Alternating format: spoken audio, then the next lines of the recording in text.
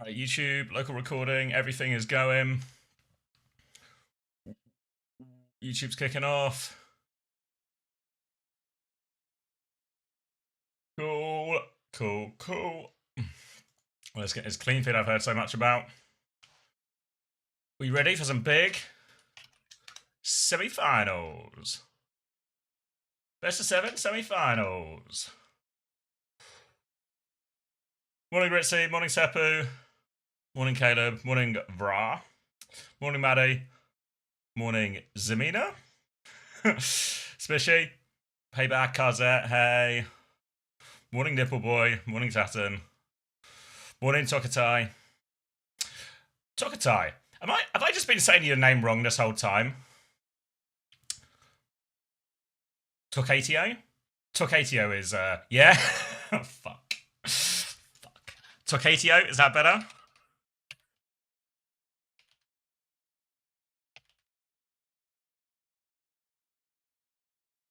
Bo Fritzies are here? Nice. You know it's going to be a good day when Bo Fritzies have turned up. Oh, chill out, clean feed. No, onside didn't really choke. T1 was just miles better in my opinion. Is Vinay something random? Okay, well, I'll see what the brain decides, you know? Some things it's just up to the brain to figure out. Alright, let's do... If I do that, you can see that, but can you see the clean feed?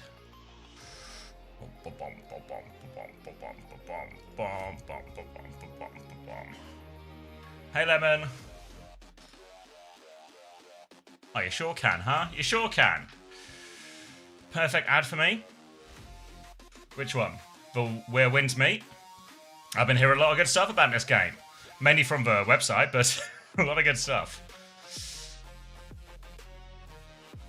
It was just fun getting Donghack over attack. Yeah, I also ditched attack. First time ditching attack so far on this stage, and I went Milgari, which feels like a safe bet, right? Zeta will just be good, won't they? Zeta will just be good.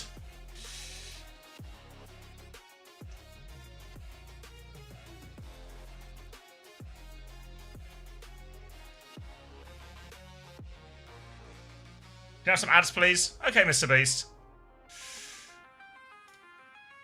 If Mr. Beast wants the ads, who am I to say no?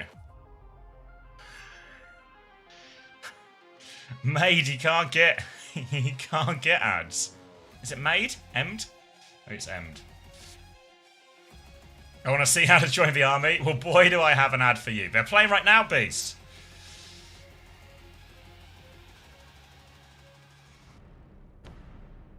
You're getting one right now. These guys are literally getting adverts, and they want more. Is there going to be fantasy for Asia playoffs? Not for Asia playoffs, no. But there will be for Champions Clash.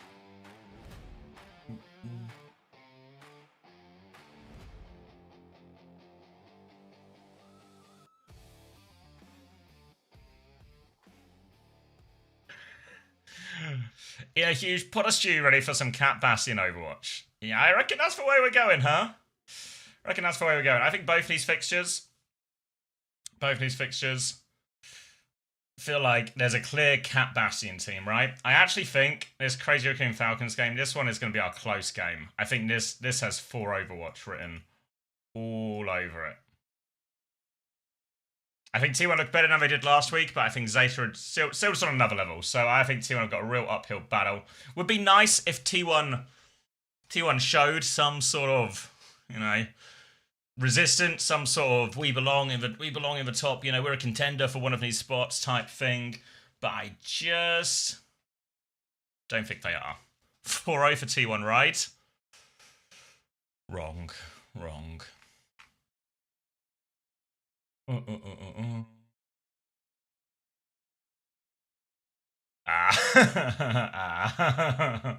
Yeah.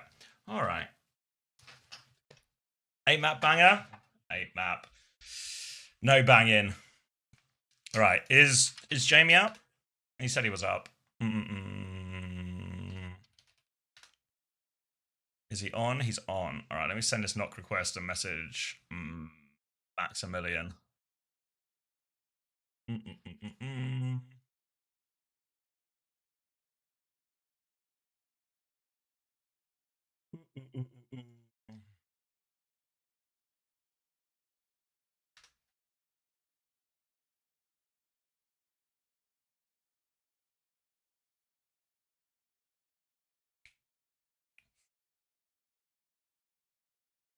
Doghat gonna dig down by himself. My worry is this isn't really a tank dick down comp, you know. It's not a Winston meta. It's not a Winston meta. It's not a Hazard meta. It's not even a Diva meta. It's all about. I don't even know what it's all about. Who wins? The better cap? Maybe the better cap Bastion win. Thank you, Tom, for the 10 months prime. If a better cap Bastion win.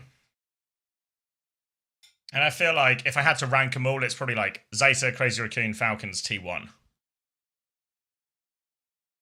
Am I choking to death? Hold on.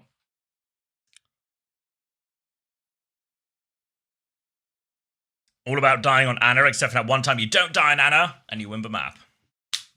Why does Team GB stream all their scrims does not mess with their competitive advantage? I mean, obviously, it will have some impact on competitive advantage. People will be able to see maybe what comps we play, how we practice, maybe some of our ban ideas and stuff like that. But ultimately, we're pretty confident in the strength of our roster and our team. And we think it's way, like, the World Cup is more of a fun event, I think, really, for a lot of players and a lot of teams.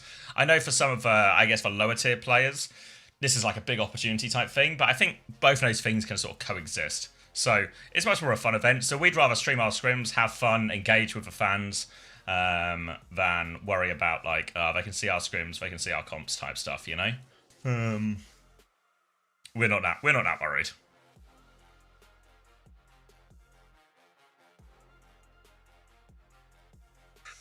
Do you still think team are the best? I don't know. If this cap batting stuff sticks in the way it's sticking right now, because I still think Korea are overplaying it in a lot of situations. I reckon it's not as strong as Korea would lead us to believe, but I think it's definitely a relevant part of the meta. So if it's an everywhere meta, that throws basically all the power rankings just into pure chaos. If it is just on certain maps, certain situations, I think TM are still. I'd still put TM as I say joint favourites with Zeta Division. I reckon that one's too hard to call. Yeah, so it depends a little bit. I don't know if there's going to be another. We were talking about yesterday. I can't remember what our conclusion was. So is there going to be another patch beforehand? We're going to get the semi-finals today. Hi, Sniper.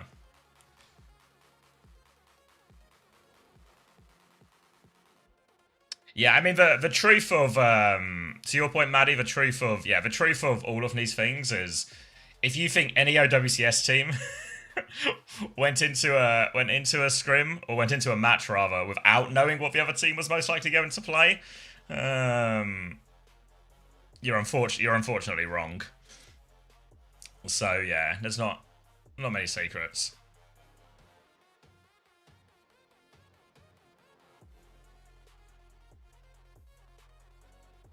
Which tank do I think is best with it? Yeah, I feel like Zarya. Zarya feels a little bit Kappa, maybe. Or Zarya feels like the most exploitable. I don't know.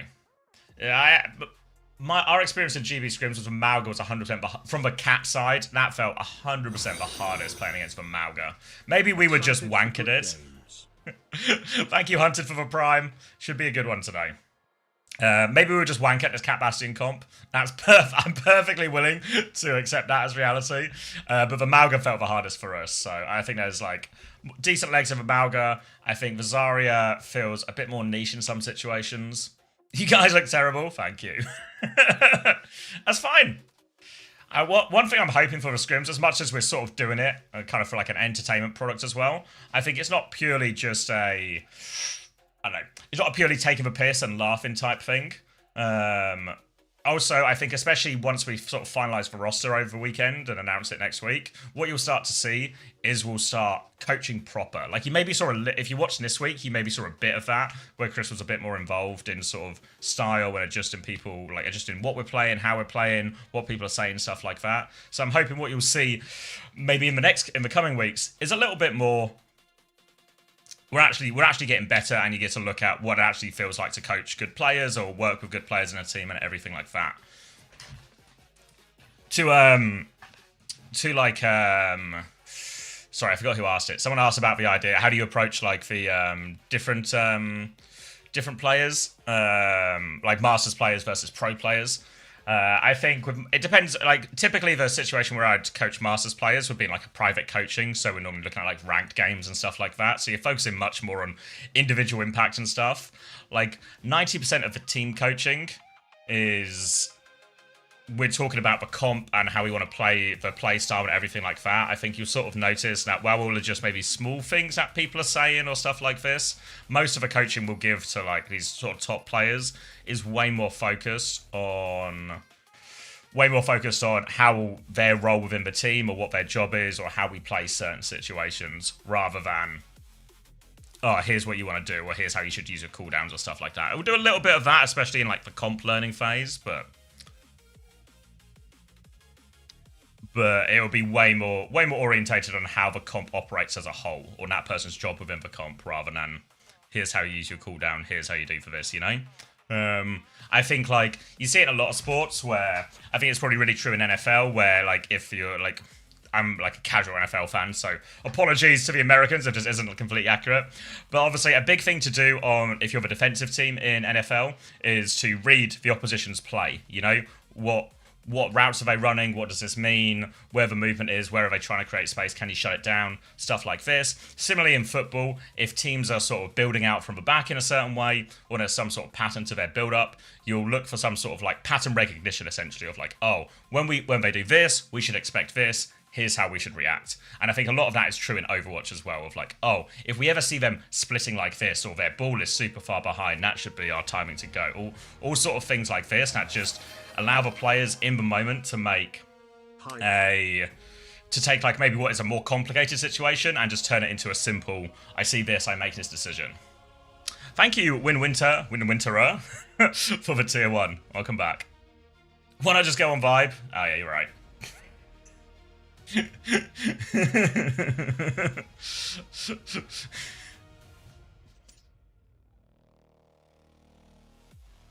And these the guys about to be the first team to beat Zeta Division? No, but they'll give it a crack. They will certainly give it a crack.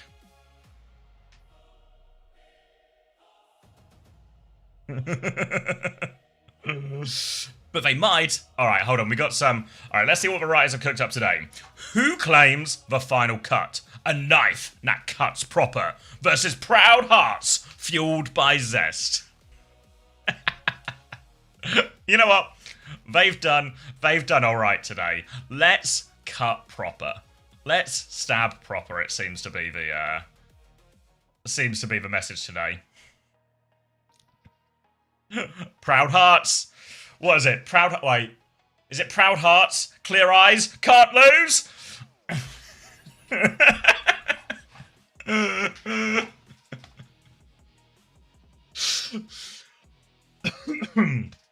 you think Falcons will step up this time and beat Crazy Raccoon? I don't think they beat Crazy Raccoon, but I think it's closer. I think Falcons are, I'm going to say, the best coached team in Korea. Maybe not like right now, but they have the smartest coaches in Korea. So I think, and Falcons have always been good at this as a team, and the players as well. Falcons are the learners, very improvers. Like I think if you compare the seeding games on Friday, where Falcons looked really wank at the Cat Bastion, they tried to counter it a bit, they played it a bit themselves, and they looked awful at it. By the time we got to the Sunday, it felt like there was a huge improvement in how they were winning those Cat Bastion duels. Now, they still lost to the big teams and stuff like this, or to the Crazy Raccoon and to the Zeta Division, but they certainly got a lot closer really quickly. That's in 2 days. Now they've got a whole week where to learn and figure these things out. So I think there's a real chance Falcons have closed the gap massively on Crazy Raccoon. Is it enough to win? I don't know. I think some of the heroes you want to play in this, stuff like the ball and that, I think especially obviously going to favour Crazy Raccoon. So I think it's still a Crazy Raccoon series to lose, but I think Falcons will now be way closer.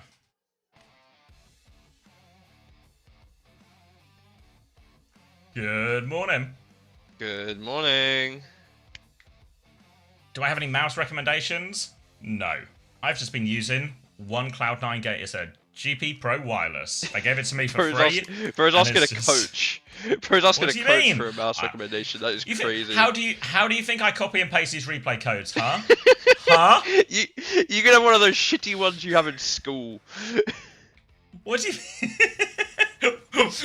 Back in my day, the mice we had in schools had the balls in them still. Is anyone old enough to remember the balls in the mice? That's a weird sentence. But you guys know what I mean. I remember once I was in IT class and I thought as a prank, as a, you know, always a prankster me, that I would take the ball out of the mouse of the teacher when he wasn't looking. And then he got really mad because his mouse had no ball in it. His mouse wasn't working. It took him a while to figure it out. And then he refused to let anyone leave until somebody put it back.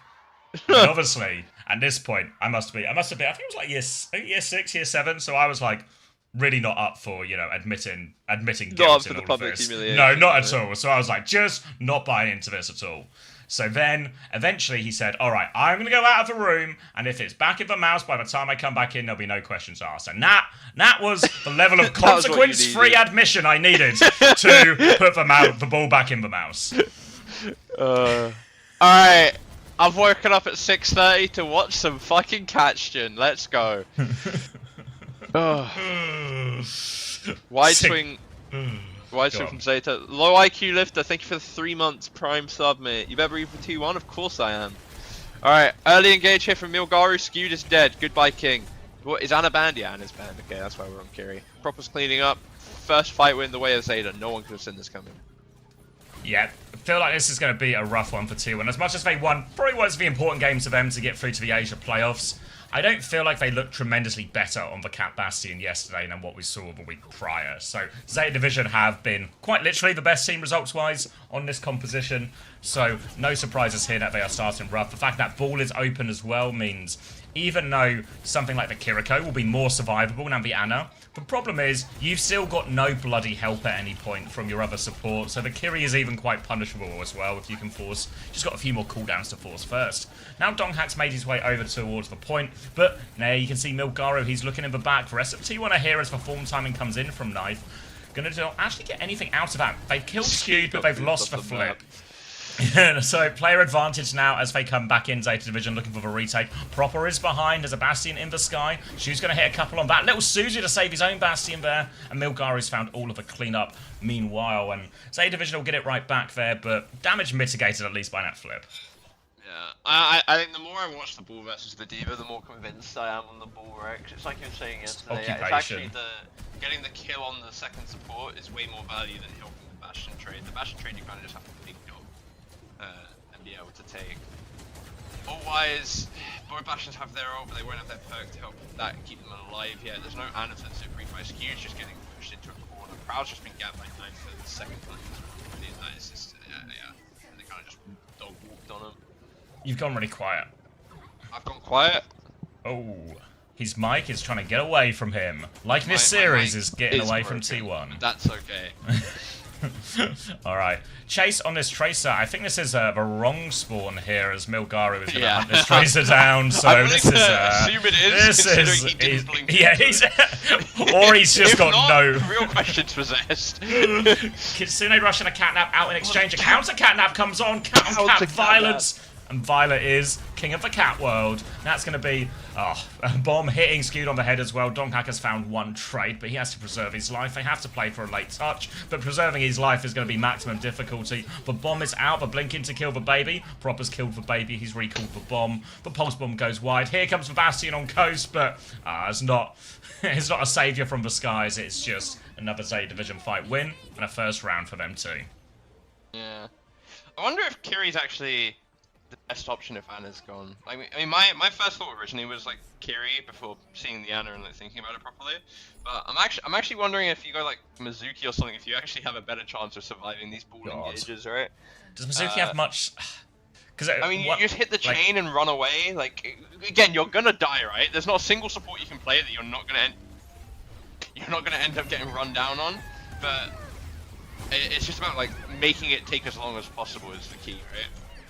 Yeah, I wonder, because one thing we've seen is Baptiste. I don't know if, because we're on Lijiang Tower, the nature of Baptiste is just, it's too small a map and a bit too easy to get on the Baptiste consistently compared to like a Havana or something. Was that one death? One kill? One kill they've mustered? One elimination. It was Donghak. Yeah, Donghak got Violet right at the end of that last fight, so, Alright. alright. 58 months, sheesh, that is like, what, like... Lifer. 4.5-year-old. Jesus.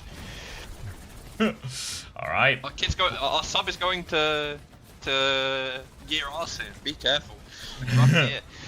Anyway, either way, Milgaru low hit putting pressure onto Skewed. Looks like he's been able to stabilize in Dojo with the Diva. Proper's been found on side, but Knife's got the better of the Bastion duel again, which should just mean that the Bastion supremacy will be able to win this in the long fight. He's up here, he's uncontested. Stop the point on 99 then. Boop's gonna help confirm it. And yeah, Donghak's just getting bullied back into a corner. Yeah, Donghak's now getting chased around here as well. You do have to wonder, actually, with the power of the Bastion and all of this, that it's not just a world where, hey, Donghak, can you play ball, mate? The answer is surely yes.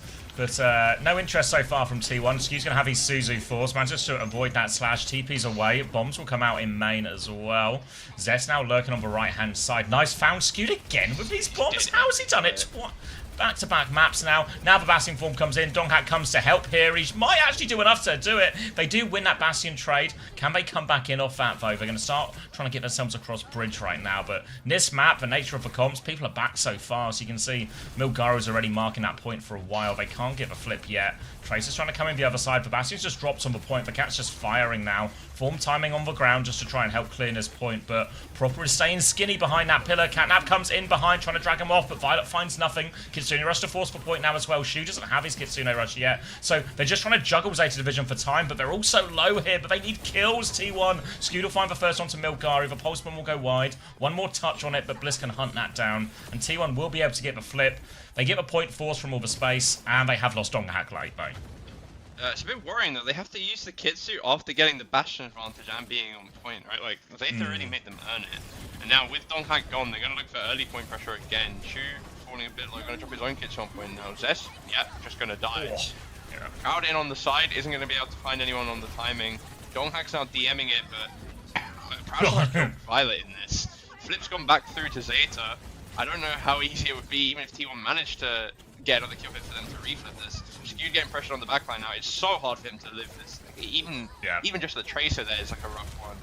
Donghak is going to help the Bastion duel again, but still Proud's going to have to pop his ult. Counter ult from Knife. Don't know if he just took too much damage or doesn't have the perp. But he's going to live anyway. He's going to kill Proud. Donghak's going to get his bomb force, and it's going to be a cleanup for T1. And point touch looks really rough there now for this last fight. Yeah, Donghak's going to die really hopelessly late. They're going to make the baby walk off the edge as well, which means even longer. Zest might have to get the first touch, but you can see Proper immediately looking for, and it's Kiri looking for this Tracer. Skewed forces a recall fairly early, though, as Donghak has now taken the reset. But look at poor old Skewed. He's TP'd into the sky, but Knife has found him. There's danger in the skies as well. Looking for the touch, but Proud's going to die just before it, and that'll be a 2-0 to Zeta Division. Yeah, very, very clean and dominant 2-0, one would say as well. Yeah, the sort of 2-0 nap makes you feel like there's no way T1 can win this version of the matchup. Yeah. I mean, on the plus side, the Anna ban's gone now. You won't have to play this exact version of the matchup again. Maybe like the Anna will be more comfortable, but you can't help but feel that the Anna will also be fairly comfortable when you got Shu on the other team.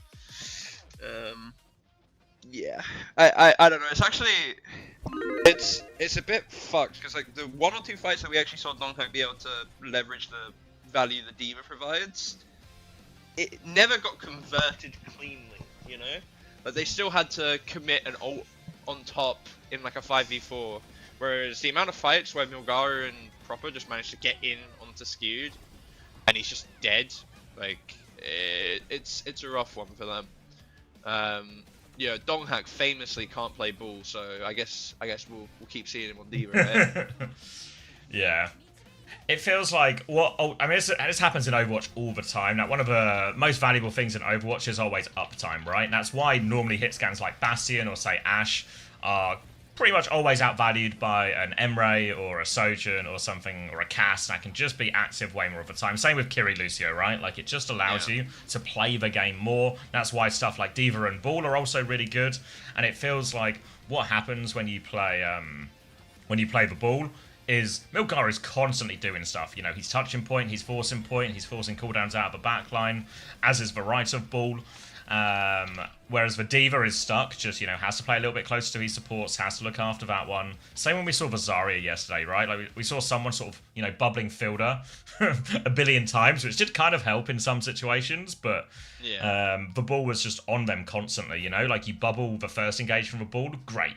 You've now got 4 seconds to try and win the game before the next ball comes. Yeah, and you're never killing Ball in that timing, right? Like, if you Ball don't was punishment. lower HP or something, it'd be fine, right? But and the ball can even actually still help a bit in the sky, right? Like, if he does, you know, like, yeah, I think it's like if he gets the the right jump in rollout, tech he can that you would do against a Pharah the or an mines Echo. are really good as well. Like in these dogfights, like the amount of times that you get traces that either die to the mines or die because they can't run because where the mines are blocking. Yeah. Or even the Diva ends up like falling into them, or even just you drop it on a Bastion when he's ulting if he's on the floor, right? It's a good it's just a good character, and then especially in the Ana version when you get the shield up, suddenly any outplay potential the Ana has like halves instantly. Yeah. I think as well, one thing we saw both teams struggle, even in their domination, the one thing Zeta struggled with the most was actually point control sometimes in this comp, you know, when T1 struggled even more, and actually the minefield, about as good an ult as you can get actually just to, alright, we can actually protect the point a little bit here without everyone having to run into a Bastion's face. Yeah. You should look at my stream real quick, I gotta show you something cool. Okay. It's a gift that Ava got me. This guy will do anything for a viewer. Let me know when you're looking. Eyes on. Alright. It's a mug. It says, I think, therefore I am. It's got that is you. A picture of the guy thinking on the side. Nice.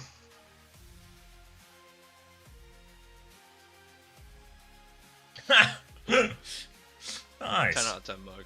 That's class.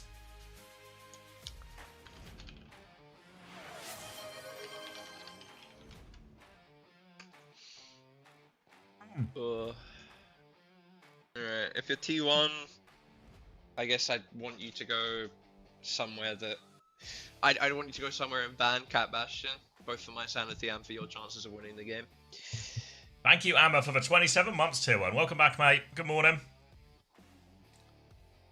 What determines if a hit scan plays Emre versus Sojourn? Is just personal preference? Right now, Emre just feels better at everything. More damage, better ult, more survivability actually as well with the pistol. So His at the pick moment, potential's, that's like, just fucked because of his nade as well, right? Like, yeah. Like, if So the nade wasn't as strong, you could make an argument that, like, oh, you know, at least Soj might get magic picks or something, but you just get him with nades as well.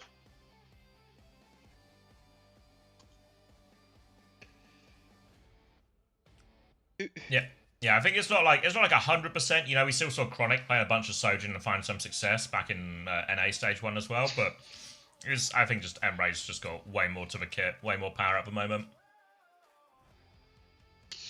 Yeah, I don't disagree. I mean, like, all of stage 1, we were kind of jumping back and forth between Emre and Soj just based on vibes. I think I've always been a hit scan, just play whatever the hit scan wants to play, believer to an extent, you know? Like, I think sometimes there is an objective correct choice.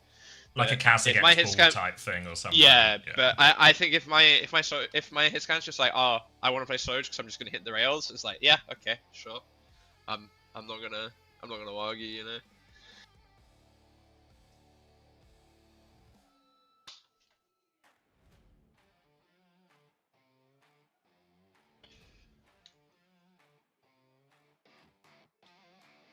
What if your hit scan wants to go 1 to 7 on Widow? Then that's his right. Sparker gets stuck on Sim Bastion. I think Spark was more down to play Sim Bastion than he ever was to play Hit Scan. I'll keep it $1.50 with you. You gotta remember, by the time we're playing this stuff, Spark has spent 6 months trying to play like Hanzo and Cass into Tracer Sombra, Winston, and just getting EMP'd in one shot 3-2-1. So he's like, yeah, if I go May and Ice Block, let's do it. This is the guy that was ducking playing Widow as well, okay? Like, let him enjoy his Bastion. Well, thank you, Turgid, for the Prime. Welcome. Torb is the solution in Cat Bastion, but no leaks. You know, I always remember when we were trying to play Hanzo into this Sombra stuff, and we were getting so desperate to survive, I was like, Spark, all you need to do is actually, like, it's easier than you think. All you need to do is anticipate where the invisible Sombra might be, sonic that area, and then we'll be safe. And it was like, he would get it sometimes. Like, we would actually fuck Lip up, because he would just be like, this is his path, right? There's only so many ways a Sombra can go behind. Just so at certain points, he can only come one way, right? Yeah, so, and it would work sometimes, but it also felt like, God, we're having to try so hard. The way to counter it is to find a completely invisible guy with infinite invisibility. we're having to see the voices. We're asking to counter it. We're asking Spark to have some type of premonition, really, and then Spark, just have an accurate premonition. 12 times in a row in a game, and we won't get hit by his Sombra dives anymore. Should have put me on Hanzo. I'd have had that shit down. To be fair, I remember doing like talking to Spark about it, and it was like, it's actually the sort of stuff that would be right up your alley of trying to mind game especially as a Sombra player as well. You would be like all over it of like, he's probably here about now, right? Find the Sonic, and then if you find him, he just dies. I've still got a full penthouse in Hydron's head. Like, I can move it any time I want.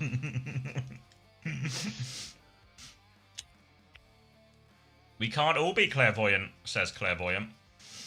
Oh, that's deep. That's deep. How much sleep did you get last night? Probably went to bed. I probably got up at 5:30. For like 6 hours, maybe 7. Fuck's sake. I'm so jealous. I went to bed at like a little before midnight. I fell asleep for 20 minutes, and I was in that half awake state where I was like, oh, my alarm's about to go off. I'm about to have to get up. And then I finally looked at the time, and it was, like 20 past midnight, but I then didn't fall asleep for the next 3 hours. I'm sat messaging fucking Unter at an Australian wedding instead of sleeping when I've got this in 3 hours. It was a good time. When Torb gets his speed perk, he's the best flex DPS in the game. Okay, Loki, why don't people play... Okay, actually, never mind. No, why don't people play... Wait, hold up. Thinking. I'll get back to you. He's having a think from his thinking mug while he's trying to think in his head as well. Actually, yeah, I'll drink from the mug. Let's see if that helps. Hunter's at a wedding, 5 AM, 9 AM.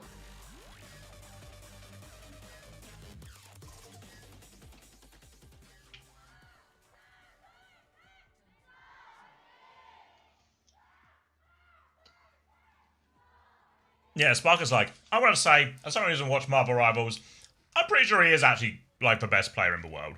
No, he is. He actually is. Like, unironically, yeah, like, it sounds like a Gassy Boy type thing, but, yeah. I think early on, maybe Cypher was the better player. Like, but he's on support, obviously, but he is the best DPS player, at least, or at least he was. That's our boy. I don't know if he spoke to you aloud about how much money they fucking get either, but it's actually insane. Yeah, I heard about their new contracts, It's actually insane. It's a good day to be Sparker. Maybe every day's a good day to be Sparker. It actually is, yeah. That guy's... What a good life Sparker's had. He's jacked, he's rich, like, how do you lose, actually? He's just the nicest guy. Anyways, just dead again. My current running, I'm hashtag noticing that the losing team is the one who's flexible. Has 10 billion deaths per 10. And whichever flexible somehow doesn't have that, wins. Nice close-up of knife there. Not looking like what I used to chop garlic, though. Did you see the preamble from them where they were like, "Will knife cut proper?" I was like, "Yes, let's stab proper." You're right. Let's promote knife crime. I could never do that if this was held in Birmingham. Just way too on the nose there. Yeah. All right. Okay, so Anyway. Donghack's... Jasmine's just long dead, isn't he? Because this looks like a full Diva series from Donghack so far. Donghack came in and reverse swept, and Jasmine got shot out back after, yeah. It's been known to happen. Anyway, Proper's dead to Proud. Can work with that. This is going to be such like an annoying matchup to play, because it feels like it's just waiting for one of the DPS to find some magic. B push from Violet is not going to help Bernard keep his mech though. Bliss is going to die during it, but you have to feel like the mech advantage plus the overclock to finish off Bernard on this repush is going to be enough to keep going. And that will be cart going back into T1's favour. 43 meters on the board for Zeta though, can't be too upset. Maybe should be a bit upset. I mean, it's a Violet beat on Runa Sappy, what do you expect? Yeah, I mean, the thing that can offset the ability for this just to be decided by who wins their duels. We saw this a little bit yesterday in T1's game, right? Where Zest and Proud kind of just dominated the onside opposition. But the one thing to offset it would be like good macro, right? Like support ult value, really importantly. But feels like they weren't able to convert in that one, and now actually T1 are pushing the corner with double support ult of their own. They just have to worry about this barrage timing from Proper, but he's still a little bit away for now. The only problem with this comp sometimes is the ability to push is hard. They're just going to beat in immediately. Kitsune Rush in response, going to be skewed layering now and over top. Now the barrage is up for Zest if he can find a timing. He's going to sneak left-hand side here. He's going to find Shu around the corner. Shu has nothing to get away. Burner has the bomb, but he will not be getting back into that mech. Bomb is traded out as Proper's done a similar thing to Donghack here, but that will be checkpoint right now. Rocket's going to ensure Proper has to go all the way back, and that's a good fight for T1. Yeah, get the lead off that. They expend a lot of their ults, but I mean, so does Zeta, right? You're going to back up and wait for whoever it was to die. I think it's Big Dongy. But now you get to play the God spot. Shoot really hard for Zeta to actually just force a walk up here, right? Really hard for the DPS to find an angle to actually do anything. And they're not really close enough to any else to force anything. They might end up just having to wait for this Violet beat and then play for that. He is farming it fairly quickly though, to be fair. And they have actually just walked up the map. Yeah, they've walked up the map here, and they need to be a little bit careful. Violet's taking a whole bunch of damage. He's got a full pressure on him. He's got Donghack in his face. He's got Lucio on his head as well, and that's going to convert into a kill right there. They catch Violet trying to push this side. They punish Knife there too, and all of a sudden, that's worst case scenario, right? They were just about to have beat advantage, and now T1 have won the fight for free. They get to win a fight with no ultimates, build up a bunch of their own, and close that gap on Violet's beat charge as well. It's a real disaster fight for Zeta. Yeah, I think it's just like I don't know, like that's the God spot of this map, right? The same way we think of Esperanza Bridge, you don't just walk up through like under bridge as the team retaking the space without anything. You're so close to the beat, and the AJ is Violet AJ and Runa Sappy. Sky is blue, grass is green. Zest is gonna fall to Proper, but Dom's gonna clean that up as well. And honestly, it's not looking too clean from T1, from Zeta here. Banana's gonna get a couple trades to at least stem the bleeding a little bit, but give him a separate wave at least.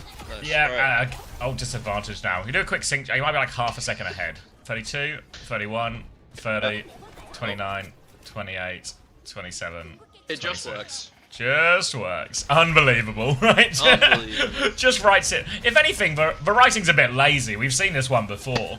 It's going to be a Juno swap now. Yeah, of course. Yeah, Juno was the swap we needed. I fuck up both my beats. Yeah, I gotta go Juno, guys. So I'm going to go... I wanted to be on Juno the whole time anyway. To be fair, it might work in the comp, but for now they're going to worry about the ult disadvantage more than anything. Kitsune Rush from T1 feels a little bit shallow and Zeta are kind of just away, but Zest has found a barrage timing on that inside. Proper's going to duel that one, does win it as well, so it's only 3v3 as Donghack gets himself onto Shu one more time. Shu's got no cooldown, so he's going to go down, and that's going to be... The cart's stolen a little bit though, but Banana's in a bit of a pickle here. He's got full pocket on him right now. They're going to fly on Donghack, look for this kill. Big health advantage right now on the Diva. Also, Violet is very low. He's giving him the jukes a little bit right now. Ankles in shambles from Donghack, actually, and now he has to go back. Both Divas going to regroup their teams. And Burners actually survived this because they pushed for Juno instead. So Zeta Division, they've managed to stabilize, and now they have 4 ultimates. Dong has been forced to bomb. Beat comes around the corner to allow them to get the remake. Now over top, no Donk from Zest. Top of his head, Proper will go down. Clock exchanged in main, or from Knife actually rather. Proud hasn't used his yet. They're just holding on to this one, but Proud's about to be ready to go. He just needs the pocket through this corner, but he can't get it. They're stuffed inside this choke now, Zeta Division, so Donghack's going to fly through instead. Suzu comes out, keeps them all safe, but Donghack is behind. Knife found a kill, a bomber's out. Knife is going all in, he swung out of that one, but Zest is shutting everyone down as they come out. Proper is back. It's a chaotic fight, but I think they still have the numbers, T1. Yeah, it's really, really messy from Zeta, actually. Just a lot of a lot of small individual mistakes along with the more macro type mistakes. Proud actually held on to his clock during that. I thought he mirrored it, but that means that T1's going to get to swing with that. Unless Proper just stinks him across the map with the help of the perks, going to finish him off there. T1 should be able to back up to the god spot now. Zest is stuck behind though, but maybe they can tempo forward if they see that they're clearing him. Can he make it around the corner? No, not quite. See, Juno, broken. Can't Ajax a beam, right? Gotta be impossible to Ajax a beam. Sorry, I was finding an emote. There it is. If anyone can do it, I believe Violet can. Now, for the first time in like 4 or 5 minutes though, they're going to have a chance to actually play the game again. T1 coming up on a lot of ults to help stop this though. Should be able to fight before cap as well. I'm assuming we're going to see a clock swing into a Kitsu type of beat probably. And yeah, it's actually a flank clock behind. Looking for this one as well. Violet's He's trying to check him. He's having a little look. He's managed to survive. Mr. President, he doesn't need to get down. He's having a look. Zest will drop the barrage. He finds 2 in the back off the tail end of that one now. Shu is low behind. Just get the Mega and get out with Violet, but they're completely separated from Bernard, which means kills on the point, can't control there, and T1 will be pushing right back. And we're entering the final 2.5 minutes now, and Bliss has a clear beat advantage. Yeah, Donghack overstaying a little bit again. Good cleanse from Q just to help him out. This beat advantage, it's going to be a rough one. Someone's just going to get one shot. Between Proper, Knife, and Violet, there's always going to be a target to go on. The only hope is that Proper somehow managed to find a barrage through this beat. But T1 also don't have to go. They get to sit back here and play the god spot. They get to force him to walk up this super awkward arch again. And then the moment anybody punishable crosses this line, they're going to be able to go. And until then, they get to just farm ults and buy time. Comes around the corner right now. Matrix there to confirm the kill. Knife can't get pocketed through now, and the beat push is good. That's a painful one for Zeta because they were actually... Oh my god, Player's going to bomb there as well. They're going to try and play for trades. Proper's found 1, but he's now just has to play his life behind. Yeah, that's a really painful one because actually Zeta Division, they were coming up to a really big ult swing, right? Because T1 used quite heavily in the fight before, so Kitsune Rush, the clock, all of this. But the beat just kills them all beforehand. Now T1 going to be adding meters with 1.5 minutes left, and Zeta still have this ult advantage, but this lead is a problem. Yeah, and T1 is going to go back to the god spot again, which is where you want to be if you're down on ults especially, right? Because the terrain of the map is almost like an extra ult. I feel like Zeta just aren't respecting this part of the map. And Zeta's just going to kill Shu with DE, because for some reason he does a shit ton of damage now. That gives T1 the chance to swing again. Obviously, they've still got to care about the ults coming. Farage all on the sky. The rest of Zeta are backing up now. Knife's just going to get killed. No heals there for him. But Nars falling low too. He's looking to just die on point to at least not get staggered too heavily. But it's actually a shambles from Zeta. Like actually just really bad. Yeah, they've got relegated coach's opinion. These guys could never get 5th, 6th place in EMEA. Zest hiding on the right hand side now as a Zarya swap is the choice from Bernard. Rest is just going to look for that one shot. Jesus Christ, Proud will finish the job. Thanks, buddy. A little alley-oop on that one. Knife will go down, and they need to start using ults now as 8th Division. Kitsune Rush comes out. Big pressure onto Violet as well. The pocket is good from Shu, keeps him alive, but Shu's in big trouble as well. Barrage over the top from Zest finds Shu. Only a 1-for-1 trade, though. Proper has a barrage of his own, but he also has ray-boosted rockets, which will do a hell of a job as well. So, did they win the fight? Yes, but they had to use both support ults here, Zeta. Yeah, Bernard's made the swap over to the Zarya as well, which I'm not 100% sure on, but sure, go for it. But yeah, like you said, using both those ults, T1 they get to come and take an early fight now with their clock. Knife's hiding for a maybe not hiding, but Knife's on an angle with his own. But even if you lose this fight, you're gonna have beat on the next, and unless Bernard farms a lot of grav, there won't really be an answer for it. Let's see how T1 manages this. They've taken the white thing. They don't know Knife's there. Knife's behind. Peeks. Doesn't quite get Proud, but does manage to find Bliss. And they have wiped this fairly cleanly. But Proper does commit the barrage as well. And Bernard's only gotten up to 60% on this. Bliss has only got to 75 on his beat, though. It was a fairly... I swear he started the fight at 66. So, pretty bad fight from him. Here we go. We need like another 3 fights for you. At this rate. Because actually, now you're in a bit of a rough position where...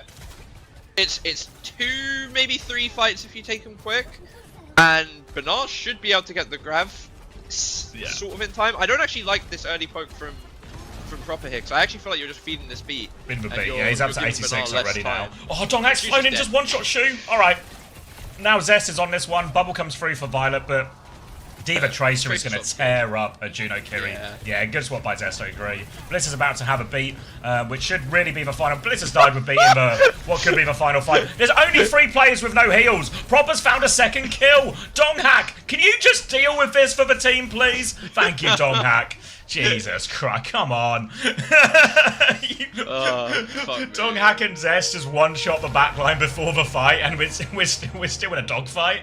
But that's a good result for T1 here.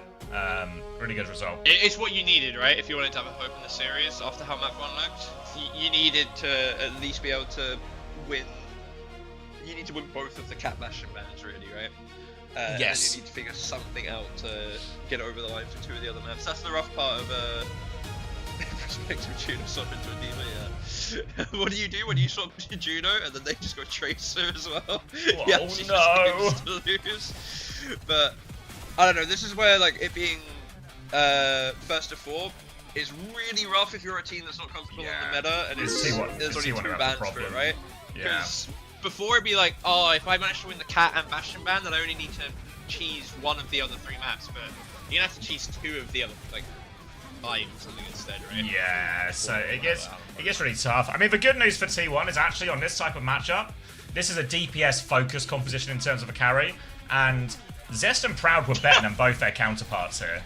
Yeah, I mean, probably got a couple nice like 1v1 kills onto Zest, but they were always like worthless, you know? Yeah, Zest I think got more barrage value for the most part throughout the series as well, or through the map rather. It looks so egregious from his point of view. Yeah, I mean, it was egregious. You know, I think it was really bad. There's like a really minimal level of cope on this one. But like even it's like the everything just goes T1's way, right? You know, they have their DPS are winning their duels, and that's super pivotal in this type of mirror matchup. They're also winning the support ult trades because, you know, thanks Violet. So it's all going their way, you know. But the problem is now we're just gonna be stuck in Cat Bastion, and T1 ultimately need a solution in some form. I mean, they still have the Bastion ban, right? So presumably, unless they to protect DPS, you're gonna whip that out here. So I think if you manage to get 2 maps on the bounce and get the momentum going your way, then suddenly like these super like chaos style comps, you know, when you've won the last 2 maps, it becomes easier to play, right? Yeah. So we'll see. Yeah, I mean, map picks like Havana and leaving it open might also be fine for T1 going forward if that's an option for them. I think. I know teams have been playing it, but I'm not convinced that it's like fully viable on that map.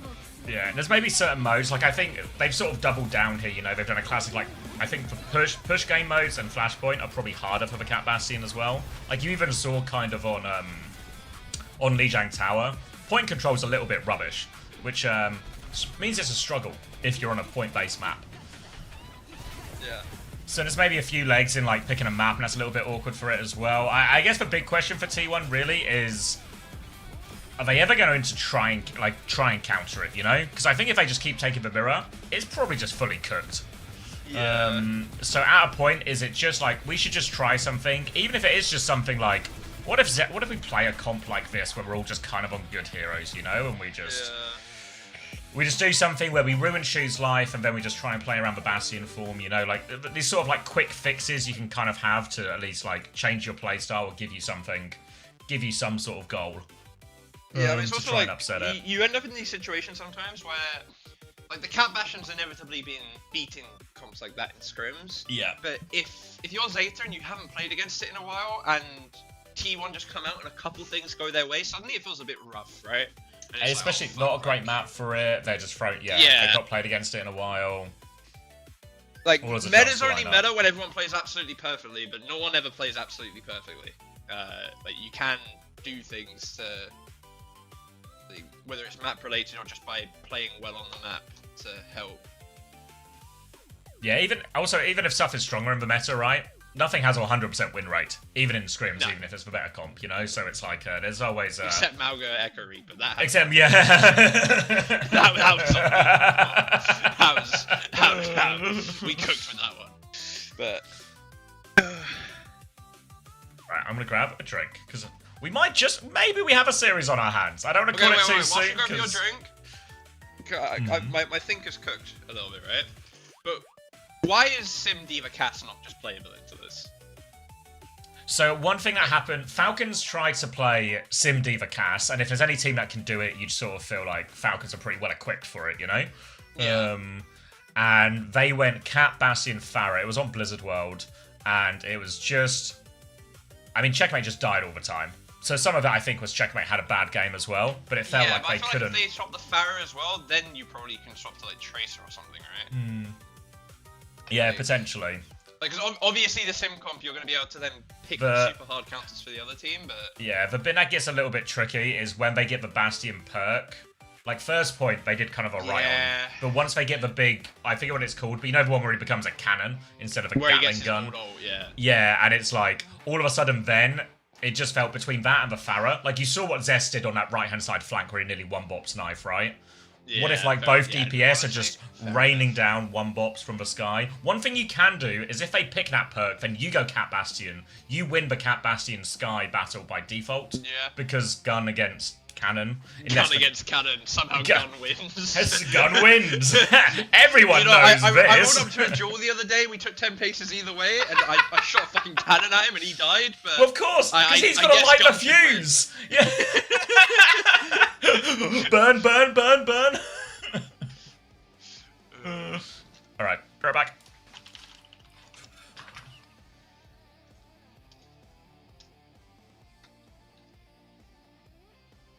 Yeah, actually, what happens if they go Ryan? So you just shield it, bro.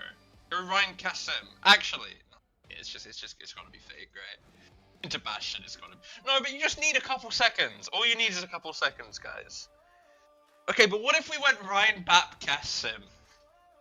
Lucio, okay? What would happen?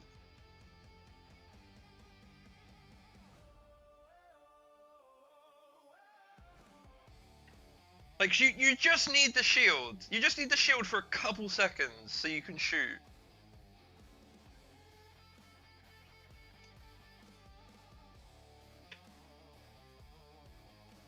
Shu fucks your backline? No, Hadi blocks those.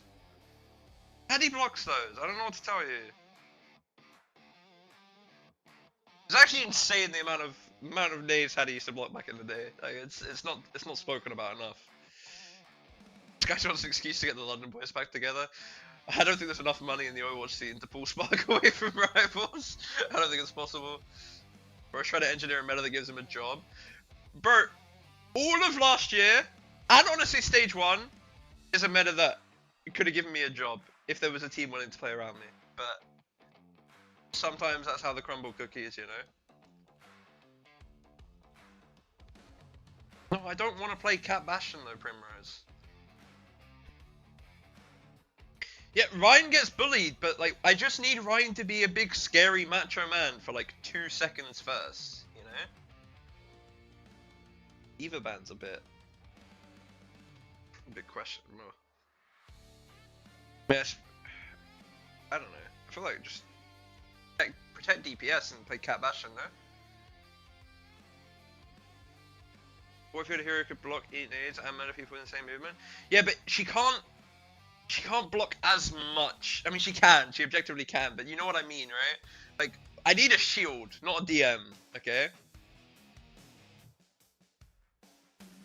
I need a shield. And Shadow's so broken against a Bastion in the sky, okay?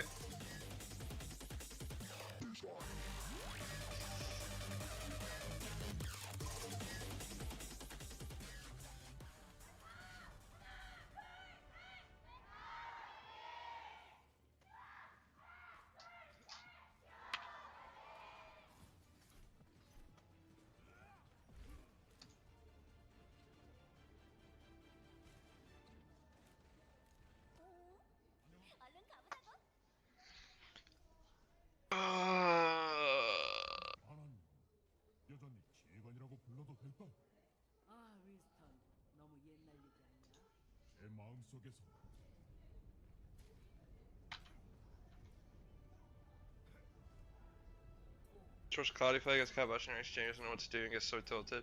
Yeah, but that's ranked, right? Like, L or Co-1 AR. Like, Ryan into it in ranked would be fucked, right? But if you have... Because the thing is, you need to stop, like, the boops and shit of the Pharah, right? Like, the Diva's fine if it's just the Cat Bastion with the Sim, but it's the Pharah swap that really fucks you. And just the boops. The different did you shave? You know it, mate. X is not back because he is not interested in doing his job. Zest is somehow already killed Knife. We're actually in Anna Ilari versus Anna Brig. Emery on either side. Kart's just moving under for Zeta. It feels like the Diva ban.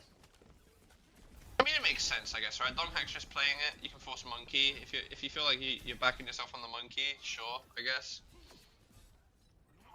Be honest, to get someone to sub in for him for a few streams. Yeah, I know this Australian guy that can do it for me.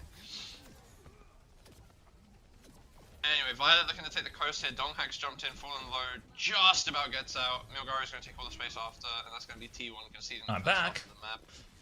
Welcome back, mate. It's nice of you to show up for work. No way they started already. I always get a billion hours break between the maps. They started. They want to play, bro. Donghack jumping to retake blue here to pressure Zeta's backline. Milgari's going to do a jump back as well after falling low. Very close to Nana here for Skewed. Massive advantage over Shoot actually. Shoot actually. See if we can make use of this. Donghack going to go in, gets in onto the Emre. Unkillable Demon King, unfortunately, has double support pocket. Shoot's falling low though. Hits the sleep to actually save his life. He would have been dead there, and Donghack's the one that dies. Fucked up world. Cart's moving during all this as well. That's actually just the most Shoot thing ever, no? Like, just should be dead, hits the sleep, and gets the kill. Yeah, it's kind of what we talked about. We were talking about like Cat Bastion has elements of this as well, as Milgar is going to try and finish. Well, should be able to finish off these players, right? Or just no, gonna stagger them. No, wait a second, that's the defending backline. Yeah. Wait a sec. Yeah, that's what I was like. All right, Blitz will get killed out of mercy here, but there's so many skill matchups here, but especially between the Winston and the Ana in terms of hitting the sleep, outplaying the sleep, finding these abilities to engage, pass for whip shot, everything like this. Yeah. So it's really, obviously, a good one for Shu. But Zest is going to do, well, one of his own right, skill expression.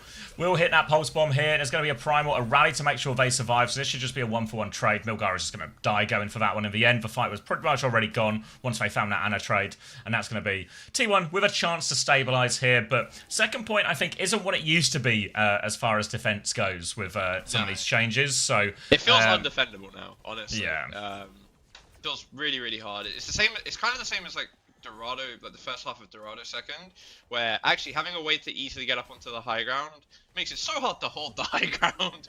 Nano Emery now over the top into the ship. Yeah, I mean, actually, how do you live that? Good sleep again from Skewed this time. Should be able to kill him. Oh my god, that was scary for Proud. He was half a second away from death. Proper's 1 HP on point now. Nano Tracer, not sure if this was needed, honestly. Like, you were 1-for-1 and you're the defending team. He's going to go and clean it up anyway to make Skewed's decision look a little bit better. But yeah, I see people in the chat talking like, is the Bastion ban worth it here? I don't know, honestly. It feels like in a first to 4 series, me personally, I probably would try and save it for another map. But also, it's probably pretty good on this map, right? Like, it's I don't see why it would be bad, honestly. Like, second would probably be the worst point, but even then, with the way that high ground is now, where it's like got this wall, it's probably really fine, right? So maybe it's really, really fine. Yeah, same with Reno Sappy, right? There's an argument that's one of the better maps to deal with it as well, but maybe at a certain point you just... Violet's gone flying in here with a Captive Son. Hold on. He's going all the way in. Proud's going to get that one triggered onto him. They can't pocket him through it. The sleep onto Violet behind from Skewed, folks, so chance to trade that one, and Donghack's got a kill on the Primal on the backline here. They'll chase out the Tracer as well, and most importantly of all, the backline from T1 still stands strong during all of this, so they should be able to stabilize off that. Yeah, Galaxy is saying maybe it's because of the Diva ban, because what do you play? But Donghack plays ball, okay? He plays ball, so surely you just ball mirror the Bastion ban at that point. Either way, moving forward, Proper setting up under here. T1 actually winning more fights than I've seen a team win on second point from Gibraltar since the change. Pulse going through onto Donghack now. Peel is good. Proud's going to get chunked, it's going to get forced back, just going to have to shoot point and bubble with the end of it. Looking to zone shoot, doesn't hit the shot. Zest misses the pulse too. It's actually a cast swap for Knife that I just haven't noticed as well. Violet getting pressured by the Nano Monkey now as well. Going to force out Nano of his own. Knife's going to get caught on the high ground. He got heck quickly as well. I don't know that. Violet running it down onto Skew. That's like go. Proud's managed to get trained in the middle of all this, but he's going to finally get cleaned up by Proper. Brady pop out Bliss. Milgari's going to pop the Primal and just clean up on point now. And yeah, they ended up flipping the map. bit hard to touch at that point. Yeah, good cart movement all the way over, so they're able to win that trade, and just kind of comes that sort of blow-for-blow nature, right, in terms of which Winston Trace are going to find the value. That time, obviously, Violet gets involved himself, taking that captive, or taking that defensive nano in the end, all the way into the backline, confirming the kill onto the backline. Actually a nuts play from Violet, just to go, I guess I've got nano. He has got, it's a speedy nano, right, so he's got a little bit of a boost, but ends up making the difference there. And then the rally from Bliss doesn't actually save him. So now, on to this next point now, and it's going to be top right-hand side now. Donghak's trying to hold that position. Pulse Bomb will go wide onto that, but Violet's found skewed in main, so now Bliss is in an awkward position, which means I don't necessarily die here, but they have to concede all the space 2-1. Yeah, we're in one-fight territory now. Violet has to capture Sun again, and we're kind of locked in up top. I wouldn't even be surprised to see him tempo it here. Shu's just going to get a nade kill onto Zest up there. Crowd's getting doinked out as well. Going to knock Donghak back. It's just falling now, apart. I mean, everyone's kind of already dead. Let's say Violet. Lucio and Runasapi. I pretend I do not see it because we got the Violet Dalari back. Yeah, just it's a fairly good cap from Zeta, honestly. Yeah, I think you can be really happy with that in the end, but especially on second, it starts to look like they were getting really caught up there. But third point was smooth sailing. Never really had a bit any response to that. Best point. Well, their worst point, sorry. It was Zeta's worst point and T1's best. Yeah, well, isn't usually the case for Gibraltar these days.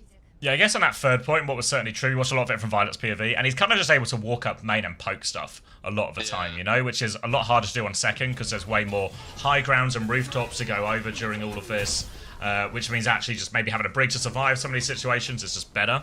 But eventually, once they get through off the back of some of those ults, all just works out, and then that captive Sun actually onto Donghak felt kind of aggressive, but he was actually 95% to Primal, so that also works out perfectly for them as well. You see domination really in the kill feed, except for Knife, but yeah. Well, I feel like this is the type of mirror where shit like that can just happen though. Actually, sometimes might be getting Kiryu on the attack from T1, which honestly I'm a fan of. I rate that more. Personally, but I'm an EU head, so that would be why. As I say, that skew's gonna swap to Hannah anyway and prove me wrong. But we'll see what can happen. Knife's actually gonna opt for the cast. I quite like the cast on first point defense here as well, actually. Like, the ability to just walk through this high ground and just hit like the 2-tap on backline is a bit underrated, I think. So big fan of that, and obviously it's good into the monkey as well. Just break the bubble instantly. He's gonna go Hazard as well here, so this is going to be it's going to be an interesting one, because obviously one of the things that Hazard is vulnerable to is just being, you know, big, wide, and Scottish, and easy to sleep in a lot of these situations. So, yeah, Jamie's been doing some on-the-ground research here and can confirm a lot of Scottish people do just look like this. It's going to be... so they got kind of two options here, really, right? T1, they have like this sort of all-in timing or something if Donghak can find a way onto the backline, and they have the Suzu to counter out the sleep or the nade if they get in a pickle. Or they can also do a bit more of this, where they just sort of wall behind the Winston, try and bully the Winston for space. They've got to be careful, though, because outside these timings, Violet will keep getting aggressive here, and you can see, as soon as they concede that space, Violet's going to take some other space on its right-hand side to start poking back. He's got the high ground here. Shoot, good dodge on the sleep actually. He's gonna get him killed, skewed. This is the danger of the house as well, right? Is it head with the Kiri, skewed can just come in and clean it up fairly easily. And yeah, obviously you can get the counter dive off after, but it's not that easy to counter dive a Kiri even if she does TP in, when she has the cleanse and the Lucio feeling. It's good. Yeah, good trades to get the trades they've gotten though somehow actually. I don't know how Milgaru and Proper have managed to do this. Milgaru is one.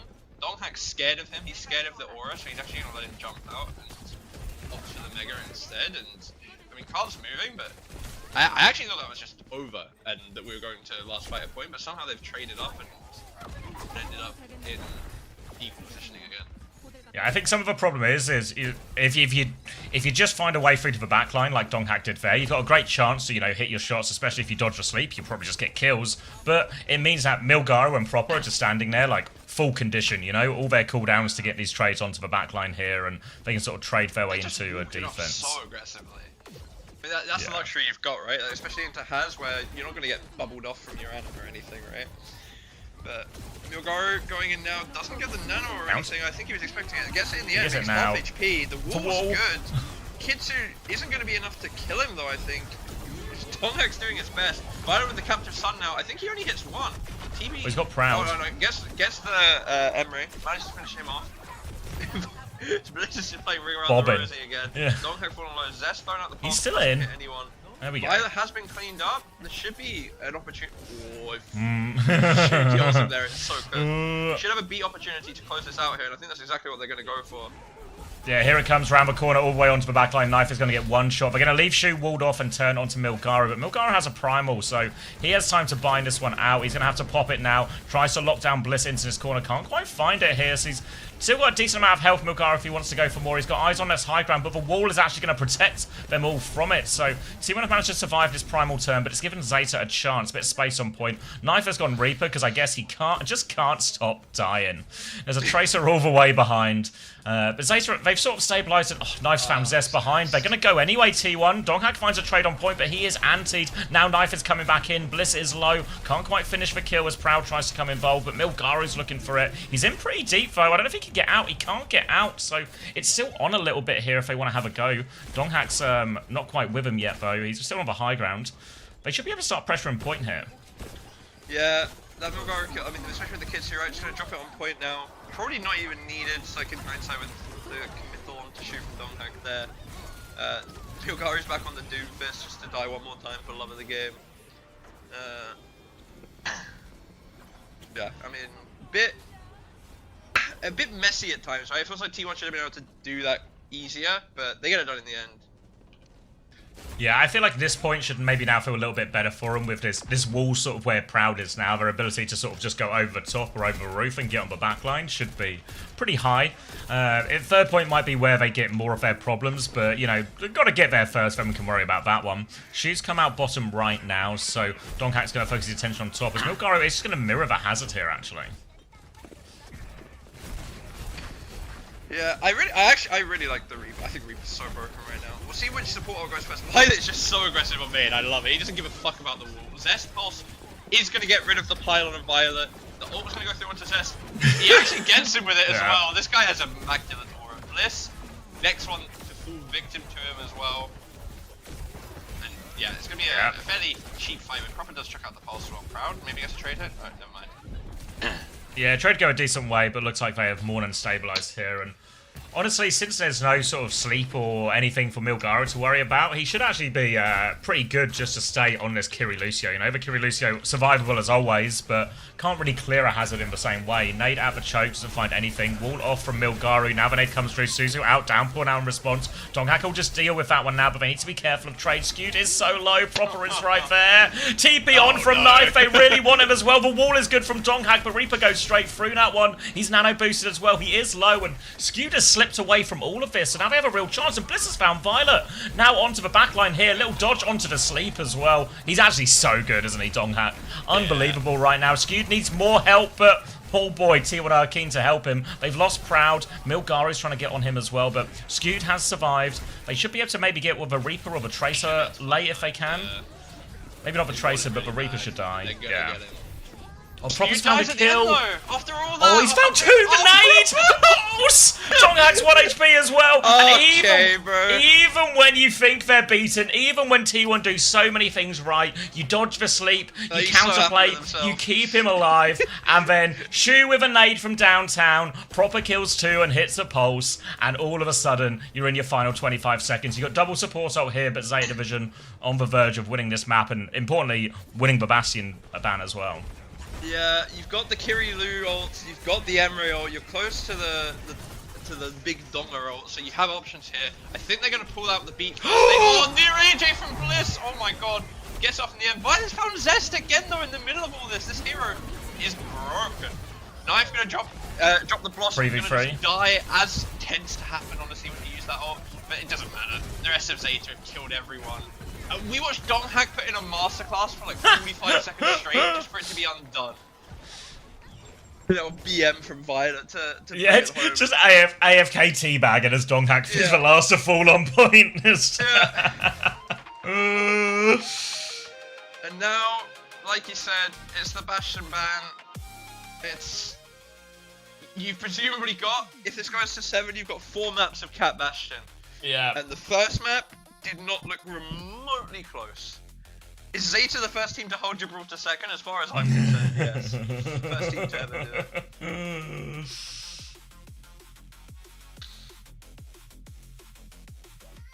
Yeah, Dong was actually doing everything he could there. He outplayed Really, every sleep, really. I think. Like... Dodged every sleep. He pulled his entire backline into a Nano Reaper as has, like, and then Skew just gets bopped. Bliss just gets bopped. It's actually a rough one. Yeah, that was actually the second time, as well as outplaying the sleep. He also obviously killed Milgara at the start of the fight by, like, hitting that downpour through the wall trade and everything as well, you know? So he's outplayed Milgara twice, he's outplayed Shu. That sleep was so good. Yeah. How much longer is this expected to last? This game, like, or the stream, probably like a... I don't even know, actually. Like 6 Yesterday hours was stream. 4 hours, and Yeah. it was a 4-0 into 4-0. Presumably neither of today's games will be... Well, at least one of the games today won't be a 4-0. For sure, at this point. So, yeah, probably like another like 5.5 hours, I guess. Yeah, I think the next game should be more likely to be closer. Yeah. Well, I do have a feeling that for the rest of this game, it's just going to be Cat Bash and Slob, and Zeta's just going to run away with it. Yeah. I'm so excited. Like, one thing I really want to see from T1 at this point is you gotta to try something different into it. Because I don't think they're going to win the mirror. I don't think we've seen anything to convince us of that over, well, in the first map today or throughout any of last week either. Yeah. Yeah, I mean, there's a chance that we go out into Cat Bash in the next map and it becomes close, and suddenly, you know, even if they lose the map, I can be sat here thinking, like, oh, maybe they'll have a chance on the next map, but based off first map, I don't know how much I'm buying it. No.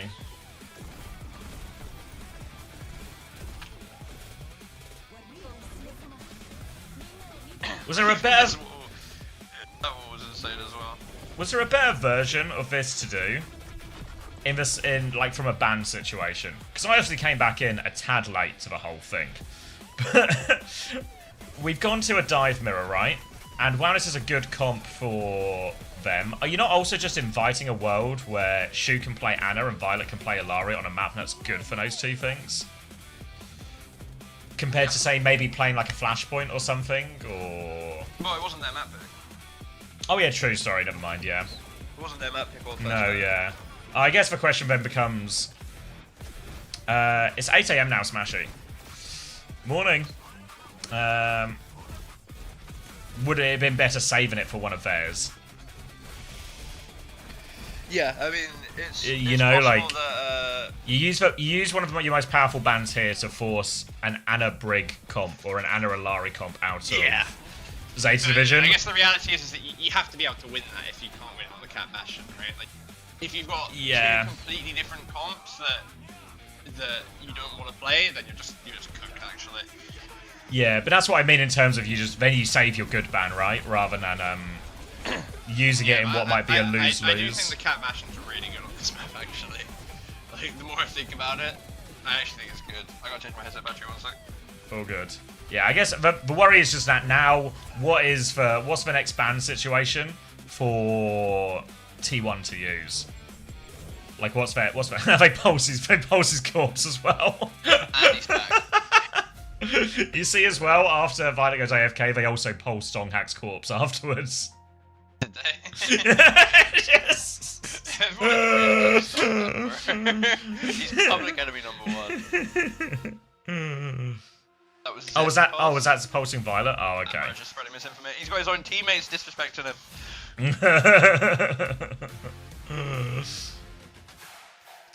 But yeah, what I was saying is, like, now if you're T1, what's the ban situation as well? Yeah, I don't know. You can go for a bull ban, right? Like, you probably bull ban. Play the catch him with ball off the table, force them to mirror the dealer or go Zarya or something. Like, that would be... Yeah, you'll know if Milgaru's in or not as well, right? Or Bernard, so maybe you can also, yeah. That would be my next play if I'm T1, but I it's guess also like the only play I've got left. Well, you can maybe do it both ways as well, right? Like if Milgaru's in, you ban Ball and force him to play Diva or something else, and if Bernard's in, maybe you ban Diva and you go Ball yourself. Yeah, but like my mate Colorhex said, it doesn't look like they want to play Ball. It really doesn't, does it? No.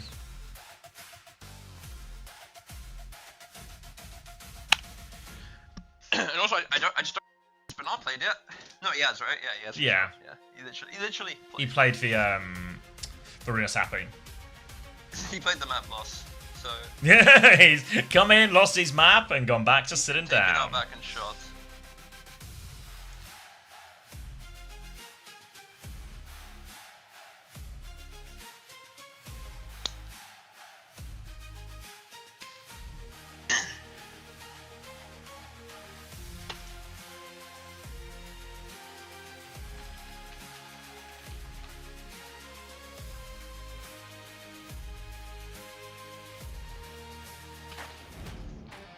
I love Don Hack and all, but we're already backing him to play D.Va. I mean, he won his D.Va map, to be fair.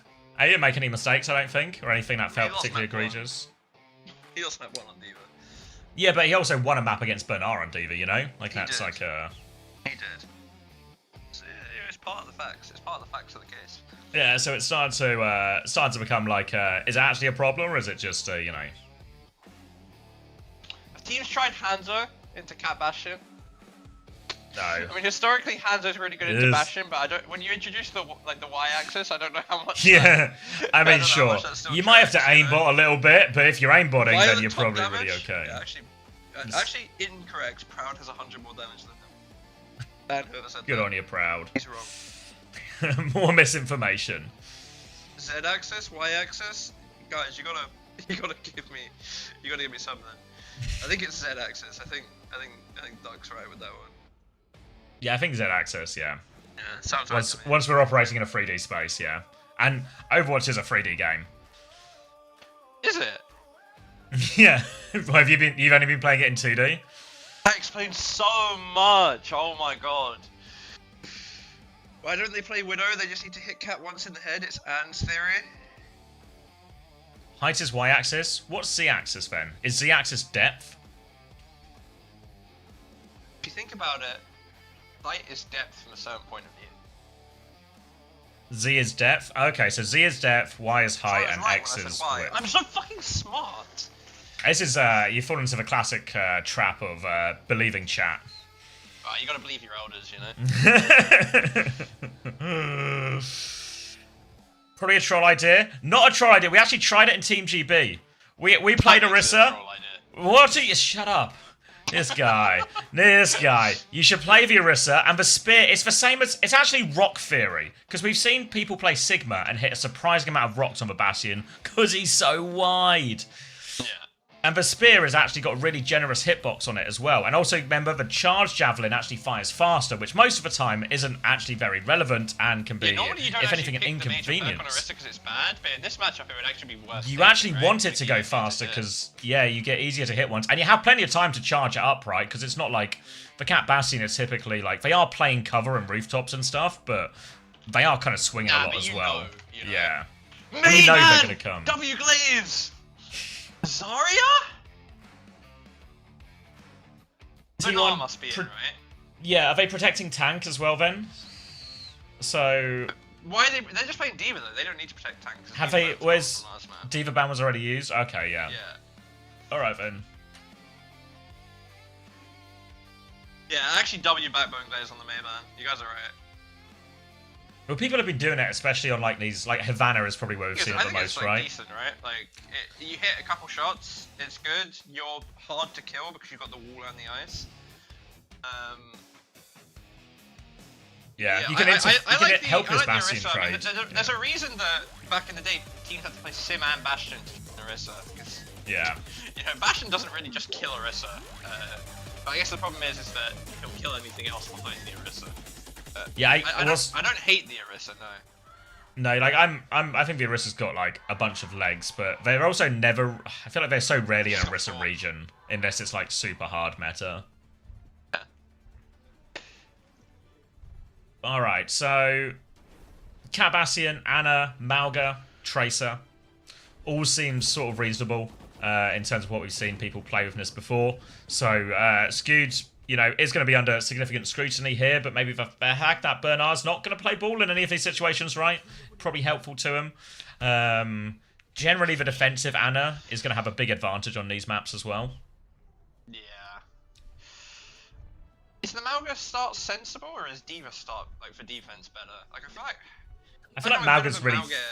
I think like Mauga's really... Yeah, we found Mauga was the hardest of the tanks to play into. Like, you'd have to think way more about your swing timing. Or if you're Team GB, don't think about your swing timing and just die to the Mauga. Both viable options. I don't know. I think the D.Va's better. I feel like you need especially on a map like this, like, because like, what does Mauga do? What does Mauga do? Whereas D.Va can actually have helped there. I guess Mauga does this. You look, Mauga does that! So could D.Va, and now there's a D.Va on high ground and he's on low ground. Yeah, but look! The Bastion's on fire! Yeah, I mean, if everyone just peeks him, then their defense is terrified! I mean, what are they doing? What are they doing? Look how much damage he's doing, Jamie! Look how much damage! we just dropped in front of a Mauga and bent over in front of him. Like, hello? Oh yeah, good job, Violet. I hate this region, I hate these teams. Look how this Mauga has done so much. He's nearly got a cage. You ever seen a Mauga get caged before any other ultimate? He's got 80% of cage in 70 seconds. Okay, but if this wasn't a fraudulent region full of frauds and they don't, like, you're on D.Va Cat Bastion. Look how much he's done, Jay. He's done so much. Why the fuck do you drop in? What are you doing? He's just, you know, something you can do. He's got 2 giant guns. These are among the top 10 best teams in the world, and you are just a relegated coach. Who are you to call them bad? Honestly, fair. All right.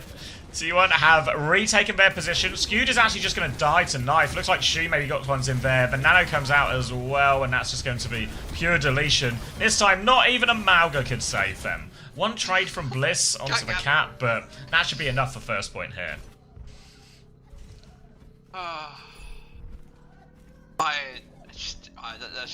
It's raised my blood pressure a bit, honestly. Thank you, Mitch. I appreciate that. To lose first point defense, just a nano used by Zeta. Bit of a rough thing to be true. And yeah, Cart is schmoving. Taking some more damage but shoot to farm nano. I'm interested to see how T1 play this, because you don't want to pull the trigger too early and waste too many ults here and desync your ults. So I imagine they'll be willing to just give a bit of space. Shu is just, he's unscouted on the flank. He's been found. Surely his time is numbered now. He's all his cooldowns. This is a problem in theory. The Bastion swinging main forces Donkhack back for a little bit, but feels like the ability to go and get Shu should be possible here with some type of Bastion swing timing. Burner's going to try and mark the Tracer away. Obviously, he has to do a lot to try and do that, but here comes Donkhack. Slam onto Shu as well. He's going to hit the sleep. He's going to get full Matrix as well. Zest can't actually find the kill, but it doesn't matter because now there's a Nano Bastion in the room. Now they can find the kill. They hit the stun onto Donkhack with the catnap. Pulse bomb as well, but artillery formed to survive that one. Looking for the Skew trade on the end. Skewed walks the gauntlet, manages to get out, but the trades means Zeta Division can keep this payload moving. They don't have any ults for the next fight, really, but she'll have another nano timing soon, which really, amongst all of these, the nano is just the most important ult, I think, economically here in terms of when you have a clear advantage in the ult economy. Agreed. We'll see. Maybe you could cheese it if somehow Donkhack manages to get the cage onto the Bastion, then maybe that'll give his Bastion enough time to do damage. But yeah, Shu just gonna get it off of Banana, feeding the last little bit here. I wouldn't even hate like an aggro cage here at this point. You know they're just farming their nano. You got decent damage on Banana. I really. The Anna's in the sky. Yeah, Anna is in the sky. Up on high ground now. Zest's flank is now worthless. They're going for it. Nano comes out, artillery formed defensively as well. Yeah, the kite looks alright. Donkhack's going to stomp away from this one as well. Zest is behind. Cage now on point. Anti onto Donkhack though, so he is in trouble. Catnap comes in, gets a stun. Shu has died on the high ground though. Knife and Proper are still up here though. As the cage fades, they have tank advantage for now. Bomb on the corner into the Bastion. He's blocked in the room. He lived! He lived? How did he live? He managed to squeak his way out of there. It looks like he was blocked in. Now they're still trading though. Donkhack is back on ball though, which means tank advantage has swung their way very quickly, and Proper's going to be forced all the way out. It just squeezed past. Excuse me. I want to draw attention to like Bliss and Proud there. They actually flip forward and around the corners to get away from the Nano Bastion, which is what lets them live, right? If you have multiple corners to break and you're not touching the enemy Bastion, you can survive it. And then with the Donkhack's cage on point, yes, he dies, but it gives them enough time to then come back in. Nano bashing here now, Skew's in a lot of trouble himself. Ult out from Knife early to try and finish that, but somehow they don't. Violet's just hiding behind, and this Nano Bastion, you have to go for the Bastion. Everyone else is too inconsistent of a target to go for, and they're going to get absolutely nothing with it. And now Zeta has stabilized on point. Zest thought he was going to get a kill onto anybody, and he's actually just going to get cleaned up. And it's undone all that good work of the previous fight. Donghack comes in for the touch, but this is a max difficulty touch. There's a Bastion form on point as well, and that's just going to send him away. So there's 2.5 minutes left for third point, but if you remember Benabani yesterday, this is where it felt like it was so hard to full cap, because your Ana would always get traded, and Donghack is on the ball here as well. So can Zeta Division find a way to outplay all of these things, actually get Shu and Violet and everyone through safely? A clean fight win to actually convert the cap here. This is where it can get really tough. Yeah, we will see. Shu has the Nano desynced again, which is always going to be better for the attacking team. Proud has his ult to try and live. Nano's gone through now, but Knife's not getting flown, and the nade on him's good. Proud ends up using his ult. Skewed's dead though, in the middle of all this. Bernard's managed to find it first. I'm not sure how this keeps happening. The Bastion nade pushes him away. Jump away. Oh, Zest doesn't quite get the line up onto Shu, and Knife's ult is going to help just keep him alive as well. It's just disastrous for T1. Like, it's small margins, but it's margins nonetheless that just makes it cooked, honestly. Yeah, Donghack's going to come out now proper though. He is standing here. Pulse bomb onto the Bastion in spawn. The form will be used. Doesn't get the kill, but he's forced for form, which means they can't use it on point. Zest has had to recall now. It's Bliss who has to get the next touch. He's going to die for this one. And well, I guess it's very easy to full Captain Barney if you're Zeta Division. Yeah. It was actually in such a winnable spot after that like Bastion flip fight on second to then just lose it. Like I don't know how many times it needs to be said, but when you are Nano Bastioning, you need to be able to go on the Bastion, okay? Sometimes you can get away with going on other stuff, but if not, you end up in a situation like that where Violet's just hiding behind a car, and Bernard's just got DM and hiding above, and suddenly you're getting 0 value out of your highest value ult swing. Probably you saw him when he was chasing Violet himself. You're chasing like the slipperiest hero in all of Overwatch, right? And he's just juking behind a car. It's so hard to actually line that one up. And you also, remember there's the added complication here as well, of it's not actually really the Bastion trying to outplay the cat's movement. It's the other cat, you know, trying to swing their Bastion into the right line of sight to see these things as well. So it's like really complicated. Or if there's just a tank you can go on, right? Like Amalga's a good example. If Amalga doesn't have Stomp, or like, if Zarya's used a bubble, you can go on her. Like, if she just keep shooting. Right? Yeah, if she's used a bit of Matrix already, just keep shooting her, right? Like what she's gonna run out of Matrix, and then we'll just shred her HP and stuff as well, you know. So that's in theory why the nano turns feel like the most powerful, the most consistent fight wins for teams, but. Likewise, if it is your most consistent push condition, your most consistent ult to convert, if you blow that one, it's a bigger blow to the economy than just a normal wasted ult. Yeah. Alright. More of the same on the attack. Dongos is going to start on the ball. As we've been saying, I think this is the best version of it. I think I still prefer the D.Va start on defense, just in case they somehow do roll out with something different. Okay. How? How is that possible? Actually, how? You know what, Donghack? Get on D.Va. Oh, Shu's here to match it. Doesn't hit her sleep, just shoots him a little bit. It's going to go back. Look at the chase! We're in hot pursuit. You know what I was thinking? Not serious. You know what I was silly. You know when you were talking about like the cornering with like the Bastion cat kites against the other Bastion cats? I was thinking it's kind of just like a car chase, right? Where you have to lose the cops, right? If you go around enough corners and they can't follow you, you gotta reduce that wanted level a little bit down from like maybe 3 stars down to like a 1 star, and then you can return. And Proud's gonna get caught in the open here, just like crossfire. So much pressure on him there. Yeah, they just push him back into Shu's line of sight, right? And then all of a sudden, it's like a very awkward and open cross. And a nade. Shu's going to do it all, right? He's just walked in main. He's walked in main and hit that nade on Skewed. Yeah. Like, that's the thing, right? Like, and I don't know how much. It'll be a bit of both, right? But I don't know how much of it is like the Ana and how much of it is the teams.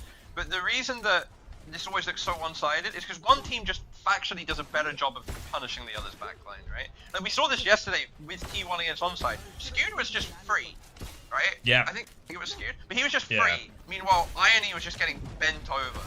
Whereas now he's the one getting dive first every fight. like, and Shoes just absolutely free to do whatever. Proud's gonna go in over the top here. I don't think you can do that in front of the D, but he's very fortunate to live. We're gonna get the kill onto Knife. Proper's gonna miss the pulse onto Skewed. Proud's ult maybe can help follow up on someone. No, isn't quite gonna be able to do it. Zest is getting chosen to be run down now by Bernard. Turning on the D.Va now, I think. And Skewed is literally having to run back into spawn because of this. Proper's hiding, so he's gonna have to deal with that. Bernard's turning back the point now to help with the duel. Shoot's still on this high ground. He's barely been touched yet. Finally, the dive goes off. And Donkhack's running at 600 What? HP. How has he killed the kill onto Proud? He must have been asleep. He was getting dived! How? Yeah, that's what I mean. There was a ball on him. This breaks for theory. The ball was on Viana. How's he slept and killed the Bastion? Thank you, Pineapple, for gifted tier 1 to Mama Hamter 5. And right now, it just seems it's a shoe show. It is, yeah. That's the thing as well, right? Like, even if you are getting pressured, if one ally manages to just hit a sleep, like live a little bit longer, increase their uptime, that can be enough to swing it. I'm assuming there's a desync between the swing last fight and the actual pressure, but again, Skewed's actually the one under pressure here first. Both Annas are going to die same time this time, fortunately. But Proud's going to get a good engage on the side. DM is good to help Knife survive. Oh, now to help. Got Donghack. Oh, onto Donghack! Actually, the target you need at that point. Zest is going to die to Bernard during this as well, and I mean they're just better. They're just Proper's off the map out of respect. But they're just... Thank you, Craft Fights, for the 17 months tier 1. Alright. Can you imagine this meta with self-nano perk? Then Anna would actually be able to live. Yeah, that's the only way. Guys, we can win this fight. I can live, I promise you. Yeah, I can survive this fight. Alright, 30 seconds left. It's looking like a full hold here if T1 can't find a breakthrough. They've got no ult. Donghack is onto the D.Va now too.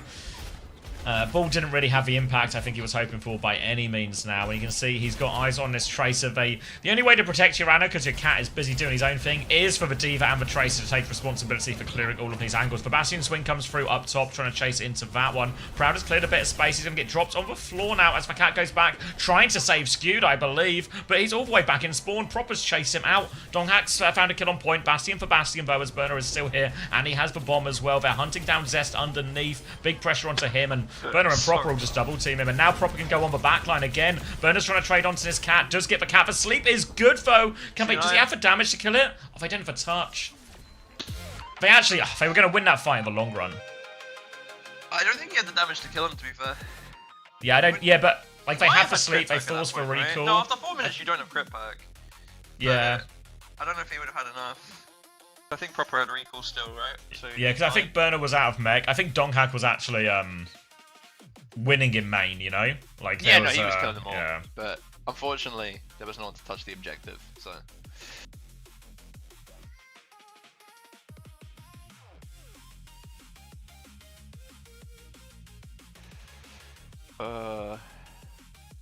Yeah, rough.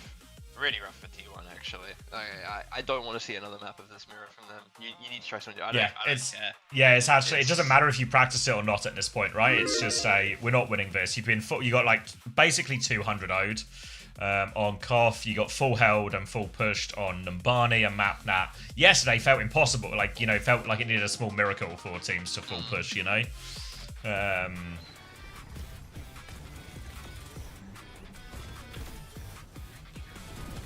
It felt like, I don't know, it felt like a lot of times, like the fact that Shu's actually able to, like, yes, obviously it's an insane sleep from Shu, that one fight receives him off the map, but there's like a desync in timings there for that to even be allowed to happen. Because if, I don't know, like to an extent, obviously sometimes you have to go and give them these 1 second timings, but it shouldn't be allowed to happen.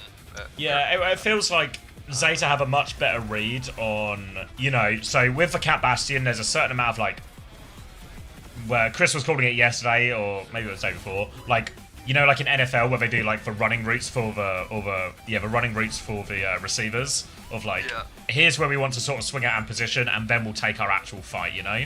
It feels like Zeta are doing a really good job of interfering with that, you know? Like, think on that attack, how many times were Proud and Bliss trying to move coast to get that off angle? And actually, every single time, they were just getting marked out of that, pressured out. Shu would make it hard. Even at one time, they got behind. Zeta didn't just let them stay behind, you know, and go kill main or something. They actually were like, we'll chase this Cat Bastion all the way out, and we'll make sure they can't set up there. Yeah, it really just feels like the opposite of yesterday. Like yesterday, Zest and Donghak were always able to get onto the backline and kill, but today it feels like they're never able to get onto Shu. It feels like they're somehow both marked to the extent that they can't get through onto the backline, but also at the same time, Benar and Proper are still always able to get through onto Skewed. You know.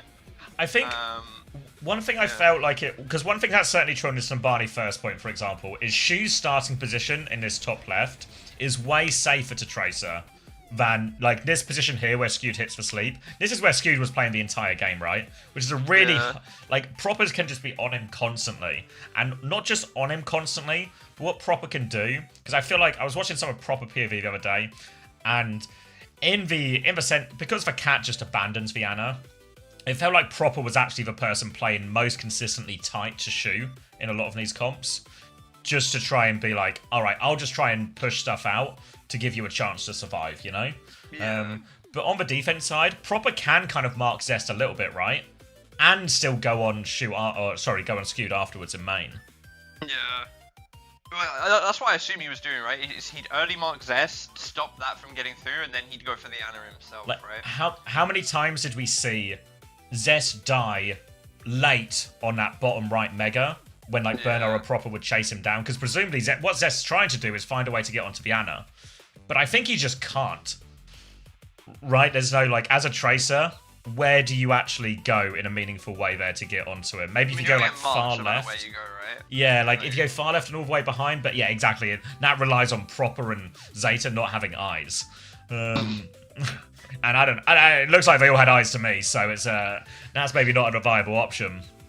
So, I don't know if Zest is actually sort of, and maybe this is just, again, like, maybe gapping comp understanding on how to play these situations where Zest is trying to get on the backline because that's kind of his job on Tracer, but Skewed's getting sold during all of this, you know? Like, in reality, when Proper is literally spawn camping Skewed and forcing him all the way back to spawn, Proper shouldn't be allowed to do that, right, if Zest is with him. They should just 2v1 him and force him out and force him to take a back step. And then maybe Skewed can walk into a position where he can actually influence the game. But also, if Zest just plays to help Skewed get in, at a certain point you're just sat there AFK, right? But yeah, well, I think the problem is, like, the main space, I don't know if that's really the space you want, versus, like, need to go coming close, coast. right? At least then he's able to pressure point a little bit as well. Yeah, and you're closer to your Bastion. Even, like, it's not terrible, but yeah, because if your Tracer just sat on main, he's not really doing anything, and he's not even going to be able to stop it, right? Because if the Diva or Tracer then just comes from above, yeah, exactly, can't really stop that either.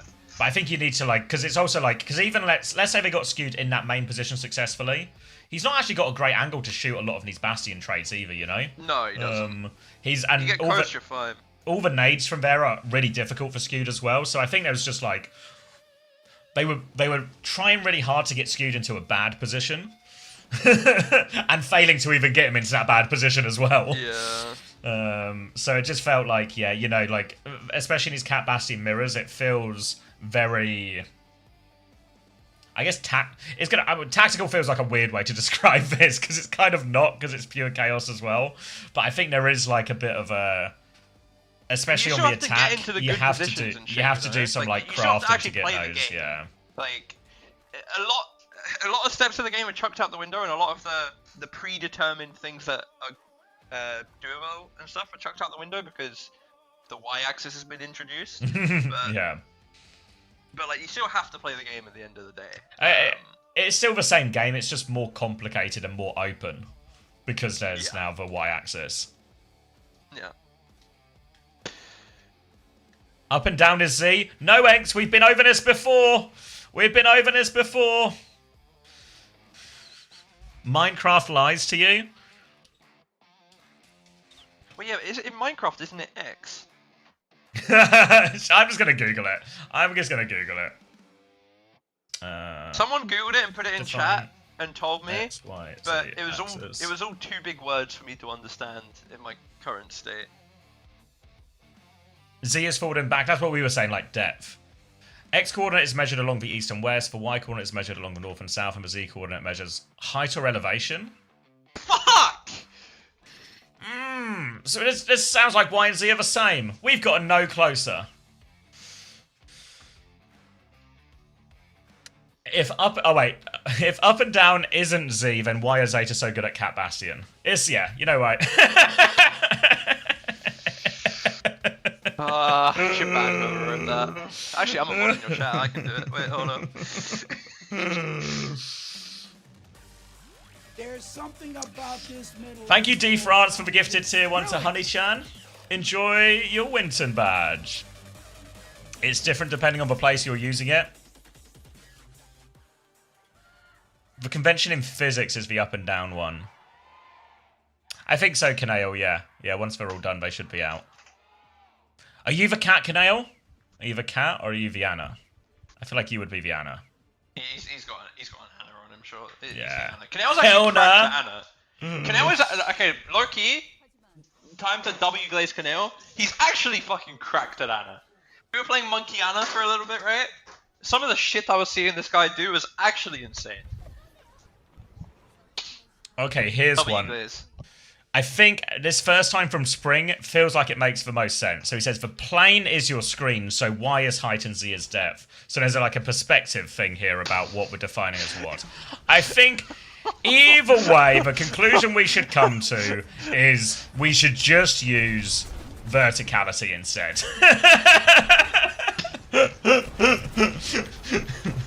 Alright. Oh my god, we've gone to Atlas. A good map, a good choice from T1. And therefore, a hard Cat Bastion map in theory. But Zeta, they will still play it. And we're on a very insidey point. This should be hard for Cat Bastion. Oh my god, Jamie. Science is happening. I swear it's already hard on first point. Every other point is... Don't worry about... We'll worry about that when we get to those points. They're on Zarya Reaper though, and their coach isn't forcing them to play it into Juno Briggs, so it's winnable. But Cat Bastion is one. Alright. Yeah, so this, I think you're right in terms of the other points do start to get a little bit, but I feel like some of the other points are also quite open. You know, like, there's not a lot of roofs or anything to necessarily play around. There is that one that's like an enclosed one, but I guess we'll see when we get there, or at least we'll see some of the points if we get there. It's 100%. Oh yeah, yeah. Like this is the best one for them. They've got the Kitsune Rush now, but I'm interested to see. You know, the Zarya doesn't feel like it would be as good as the Diva here in these situations, but Echo and Cass, not at all. These are DPS designed to fuck up a Bastion in the sky, you know? Yeah. So they're coming through underneath. They've got the Kitsune Rush. Don't want to be too shy with this one, but Zest is going to drop it. He's killed Violet. The cat is down. 1-for-1 trade, but it might be better for him here. Bernard's just trying to pound damage into Donghack now. Bastion Bomb's coming out, and Bernard can convert that one. But Proud has killed this. Bernard's half HP. They've got the flip, and Proud shuts down proper. Looked like he was eyeing up a barrage timing there, but no chance. There's a Zarya in Proud's face, though. So is Bernard just going to take over? Bernard is just going to take over, and they'll get the flip right back. But they do have another fight. Yeah, but probably not what you want.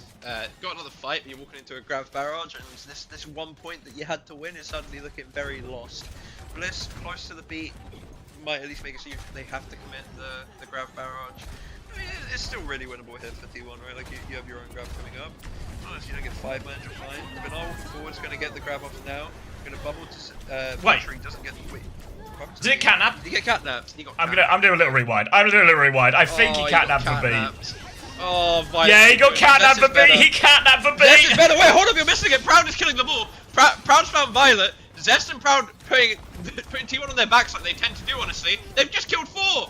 It's a 3v4 and they've just killed 4. I'm just catching up to it now. Yep. Bastion left now as well. I'll press live after this fight and we'll resync. But looks like, yeah, you're right. Zest and Proud, they're just good for it. Yeah, I was lying. Just good for it. I mean, all right. But now, 36, you've got Grav, you've got double DPS, 37. you've got Kitsu coming up again. You've got Shoes Nano coming up, but it's only one fight for this point, really. And suddenly you're back on track to win the infight. The inside point. Grav, 3-man Grav, Deadeye to High clean noon. it up. I mean, honestly, probably wasn't even needed when you got the stickies and everything as well, but aura points for sure. Would love a stagger here. Would love a stagger. Give him a different way Got to it. shoot. Have they got all of them? Yeah. Kill him slow. All right, quick sync. 77, 78, 81. 79, 80, 81, 82, 83, 84, 85, 86, Flicker pause and we're 87. good. All right. So yeah, I don't know if they can actually got a touch here, yeah. Like they're on Reaper, Bastion, like can the cat get in or anything? They're going for it, someone's got the touch. Yeah, I think Violet's got the touch, he's died for it though, so the second touch is going to be even harder. They're coming down underneath, they're going to nano for it as well. Proper thinks he can do it right now, Proper's going to find one, Kitsune rushes out, but Proper's on the backline, Skew's in big trouble. Proper's found two, the Bastion bombs are coming down, Proper's trying to chew through everyone, but the trades are good. Copy Bastion out from Zest right now, he's onto this backline, he has the bombs to throw onto him. Violet's back for one more, but he's now the last person standing, and it should just be clean up for T1, and they have won this inside point. I really like the concept of Zarya Echo cast into Cat Bastion. I really like it.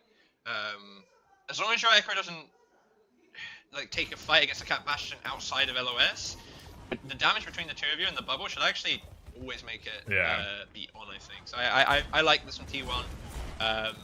The Kiryu on Runasapi was their best look as well. They have beat this fight as well, as long as Donghak and Proud don't just die here pre-fight.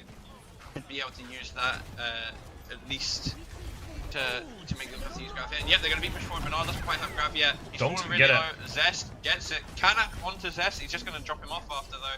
Good. I mean, is it a good sneak? He kind of just slipped down the corridor. That might just be no ways from me. But yeah, as a good fight with T1. Yes, you use the beat for not for nothing. Violet catnapped. But you've got your own Grav, you have point control, you have Deadeye, like, and you're getting to farm this kid too. So actually, pretty good. We've seen that quite a lot from the Cat Bastion teams, both in the mirror as well. Like maybe more against Kitsune Rush, just because Kiriko's been a bit more played with it. But use it to interrupt some kind of Kitsune Rush or beat. But now Bastion swing over top right now. Bubble comes through to help this one as Bernard will be throwing out. Now he has Grav as well, but so does Donghak here. He's looking at Wraith has been used, but he's just going to drop it on Zarya instead. Both Gravs are going to be traded right now. Both Zaryas will fall, as is the tradition in a Zarya mirror right now. Sleep is duped actually. Zest does that one, but they've lost everyone else in main. Zest is coming back towards the point now, but don't know if he can do much here, but just die on point for the capture percentages. Bliss will get the first touch right now. Little scratch to finish him off, and Zest will fall too. They do get the flip in the end there at the tail end of that Grav trade. Yeah, they do. Probably a bit disappointed for that for T1. Maybe it took Zest a bit too long to actually get onto Shu and kill him and turn around. Ult-wise, everyone except Bliss and the Zaryas have ult. We'll see if the Kitsu can do anything here. The Nano Reaper is so scary. Like, even like Nano Blossom or even just normal Blossom into the Kitsu is scary. So rough one for them. Deadeye forward to get point pressure on the point a bit early. Force a Wraith out of it. Kitsune Rush to keep the push going now. Got to keep eyes on that Blossom behind. The Blossom comes in behind right now. Bliss, Donghak, they're both deleted by that one. Zest has got the copy Bastion as well. He's going to force out of form and get the kill. He's going to use it to survive. Full sticks onto the cat actually as well. I don't know if it's enough still though. Proper is still on point. Burner's coming back on Doom. Is it just a 1v1? Is Zest going to go for it? They're going to both play for spawns, I reckon. No. Especially with new right click. No way you win that. Bliss is back early though to make it a 2v1. Hopefully they can get some point pressure here, but Bernard's just back. Violet has the catnap. T1 have nothing to speak of. Beat in a long fight. Zest, fucking hell, mate. Oh, here's the perk. Gets it as well. Knife's actually picked the bomber perk into this. I think that's sensible. Arm falling low on the side. Violet low as well, and they're wide peeking. He's actually had to drop him, but Bernard just walks on him and killed him. Bliss, 15 off of this beat, doesn't quite have it yet. Bernard so low, but Zest isn't going to be able to do it. Violet's going to help that, but Scoot and Donghak push onto point and kill both the DPS with Zeta. Catnap coming through now, but the beat's finally there to help keep him alive. Proud doesn't get it, maybe because he's not there to be fair. Bernard falling low now, gets the Zarya kill. Violet is good. Nade is going to help it as well. He's so low, but they managed to get it. Flip's gone through during this as well. Stagger's a king here. If they manage to kill Violet as well, gets the wave at least, but Donghak has massive grab advantage for this last fight. Yeah, she's too far back, and again, this comp isn't great at touching from Zeta Division here. They might have to throw Proper at it, or again, Violet's going to be the one who has to take responsibility. Proper's going to get full sticks on the way in here now. Yeah, can Violet go for it? There's a high noon. This is a really hard working fight. He's going to go. The bubble is good. He gets the overtime as well. Violet has triggered it. They're not out of it yet. Zeta Division. They really need this nano online from Shu, and they have to keep juggling the point. Kitsune Rush out from Skewed. They're trying to push onto the Zarya right now, but here's the Nano Reaper. Grav is perfectly timed though. This Nano's going nowhere. They need the kills. They'll get the Zarya. They'll get the Bastion, and T1 will claim a second round here as well. Great grab from Donghak. Yeah, really well played. Zest is so fucking good, actually. Like he's just solo killing backline every fight, which is kind of what you need to do if you're gonna play it here. He's actually hiding here for an early tempo. They should have seen Donghak. It looked like Bernard did, but this hiding. He's looking for the cat. Just good damage onto him. The cat's so easy to get low, such a small health pool. Copy Bastion. I mean, the point hasn't unlocked yet, so I don't know how keen I am on this fight, but he's going to force the ball, going to force the Wraith. Big Astronaut onto him now, he's going to get the kill. Bernard's actually going to kill Donghack during this as well. I'm not sure how that's happened. She's going to find, she's going to die to Skewed, sorry. Zess is finally going to get the kill onto Knife, but the trades are going Zeta's way. They have Bernard alive here. I'm not sure how that happens. I swear how did Donghack die? Out in the open. Yeah. Somehow Donghack's the one that dies. Yeah, a really bizarre fight. It looked like they had a great setup there. The assassination forces Vi to take all sorts of, you know, like evasive maneuvers. And you would expect the rest of T1 to be pushing during that period as well, trying to force something through, but not to be. Now T1 are going to have to play in this next fight. They're going to have High Noon and a Beat to try and counter out this Grab and this Blossom. Also, remember, got to keep their eyes on the sky during all of this. Blissy's going to be coming through now. 99 has it. We'll just beat into this one. Not scared at all. Burner has the Grab to try and counter it out, but it's a High Noon. Cat is low, but not dead. The Grab is fatal from them as well, and Burner will just put an end to that Beat push. He had a skull on that cat, just didn't die. Violet just said no. 9 lives. Okay, shut up. Proper has the Blossom, Shu has the Kitsune, T1 don't really have anything to speak of. Yeah, realistically, probably not winning this. They've also, they've gone to Cat Bastion. Why have they done this? Guys, we were doing so well. No, wait! I think this is genius because he's picked for Bomber Perk! Right? He's picked for Bomber Perk! Now they have the now they win the skies! Alright, I can see it. Okay, they might lose this point just because of swaps and they're having to take a pretty... but this is to win the map, you know, like play to win the map. Alright, so Reaper's Wing comes round. Really well. Donghack's low. Skew's about to get his. This isn't actually lost Triggered yet. overtime, yeah, right now. Shu's going to go down. Zess has found a kill. Kitsune rush on point. 1-for-1 trade. Blossom's invested out of this one here as well, as is the artillery strike. Skew's found a second.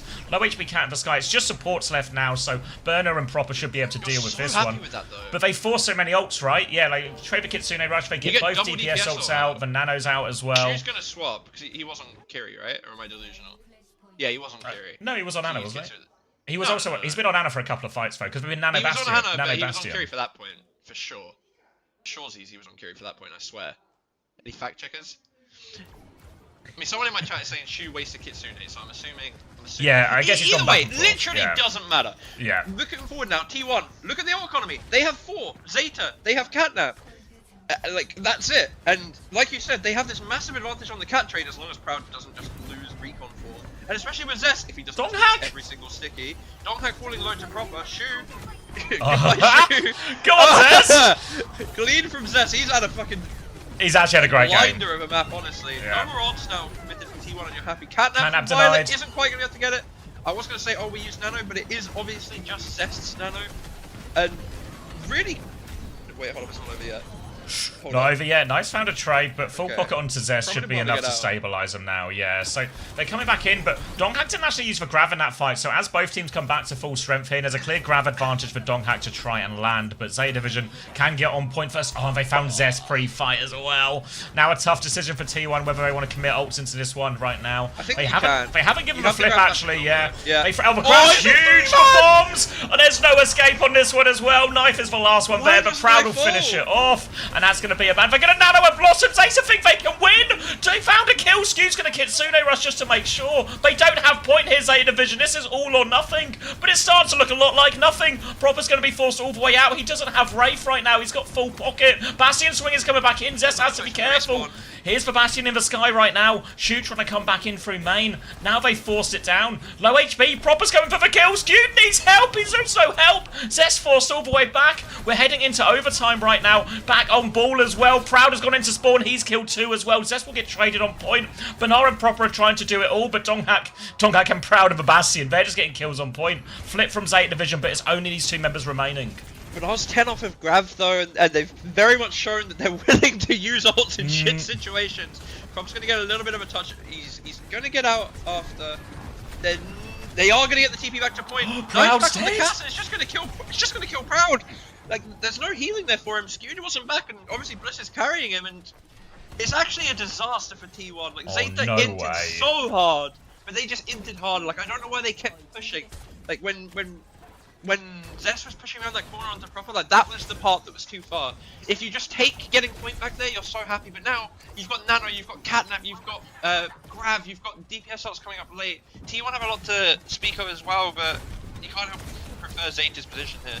Sleep dodged and Shoes under pressure has to self-nade as well. Donghack is still all over him right now. He has the Nano. He's going to throw that Nano out onto Knife. Knife's going to look for something. He's got the Bastion in the sky, but we're all quite far away. So T1 might have just forced this Nano and robbed it, but they need to touch the point real soon. Yeah, Donghack's like, oh, it's dead. Just every time he rolls in, he just dies.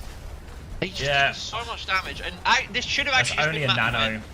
This should have Yeah, it been map win win. 3-2 for T1, but now you're actually going on to 5th point. Zeta have 4 ults. You have 3.5. but suddenly it's a bit Whoa. sketchy. Like, Yeah.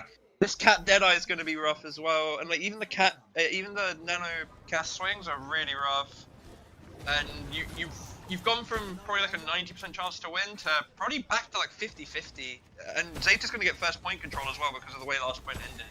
Yeah, just off the Bastion now as well as a result of this, you know, like both obviously Zeta swap off because the Bomber perk was hurting him, so Knife just goes on to Cass. Again, this is a Team GB solution actually from weeks ago, so clearly in our scrims. Zest is going to run into a Reaper early on, has to cop a super early. He's going to catnap onto Donghack as well, which means he's getting dragged off the map. Zest is on point, nearly got that copy Blossom, but he's kind of out of teammates here. He will drop the Blossom, he might even get 2 out of it. Shoes low, but it's quite literally a 1v5, so he can't turn that first fight for the team. Yeah, I mean, I hope you'll recontest, right? You get the 2 slowest members as well, you should be able to come back quickly. He's actually got something to Farah now, which... I mean, I don't know what else he can play it with the Tracer ban, to be fair, so maybe it is just best. Yeah, I don't hate it. It's good into the Zarya, right? Like, annoying for the Zarya to deal with. It's just the point. I don't like it on this point. It feels like on this point, if you're ever... Or high noon swing! Deadeye Cat over the top. He is just dead. Sleep onto Donghack's good too, and he's gonna get... Yeah. He's kept the ball for the mines, but honestly, just go back Zarya, mate. It looks so bad. Like, we could have had another grab by now. Or just Zest start is a gonna fight go with to the mines, you Reaper, know? But Yeah. he doesn't have a Zarya. So, he's got to play, like, Dive Reaper, which is going to be a bit rough. And Vanilla and Proper are going to get to decide and target, probably Proud or Zest, to just run down on Proud's going to have a really hard time, I think, yeah. But Proud's going to have a really hard time surviving against the 2 of these. It's a very early Kitsune rush from Skew to try and help him around the corner. There's a minefield onto the back line as well, so investment from T1. They have no choice right now. Knife will get taken down. That's a good start. I think Violet caught a mine, and the catnap onto the Nano Zarya is good. Okay. T1 have outplayed these ults perfectly there. Nano taken care of. Donghack gets 2 kills out of the minefield. T1 are alive in this map. And remember, 3 ults, though. Yeah, alive in this series as well. This is T1. This is match point, yeah. Yeah. Just hiding in the sky as well. Diva to make this a bit harder. It's going to follow him the entire way. He'll have a couple seconds at the end here where he can shoot. Gets the shot. No kills. He took 0 damage, my god. They're going to just back up after this, just buying time. Zest is chasing, Zest is being chased by Proper though. And now we've got Blossom and Catnap for Zeta. Nothing really speaking for T1, maybe a late Blossom. Shoe's dead though to 1 for 1. Knife's gonna get the trade. Donghack's gonna get the counter trade though. Violet's now stuck in this room, falling low as well, manages to get the mini. Blossom on the cat. Blossom, I mean, yeah, bit hard to get the Blossom kill here. Donghack! Oh! Doesn't have the bullets! Can't finish your Violet right now. Has another clip. Little boom on the way past as well. Violet's still alive. It's all going to come down to this. Last fight. Catnap and High Noon. A flying High Noon as well available from Zeta Division.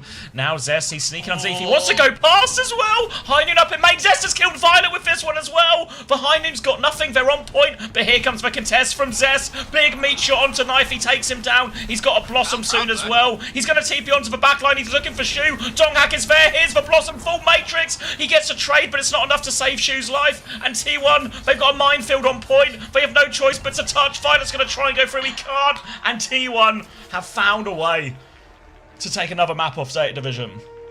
Yeah, I mean, it's a deserved map win. Like, they kind of threw it a little bit halfway through and made it rough, but like they were the better team that map, I think, truthfully.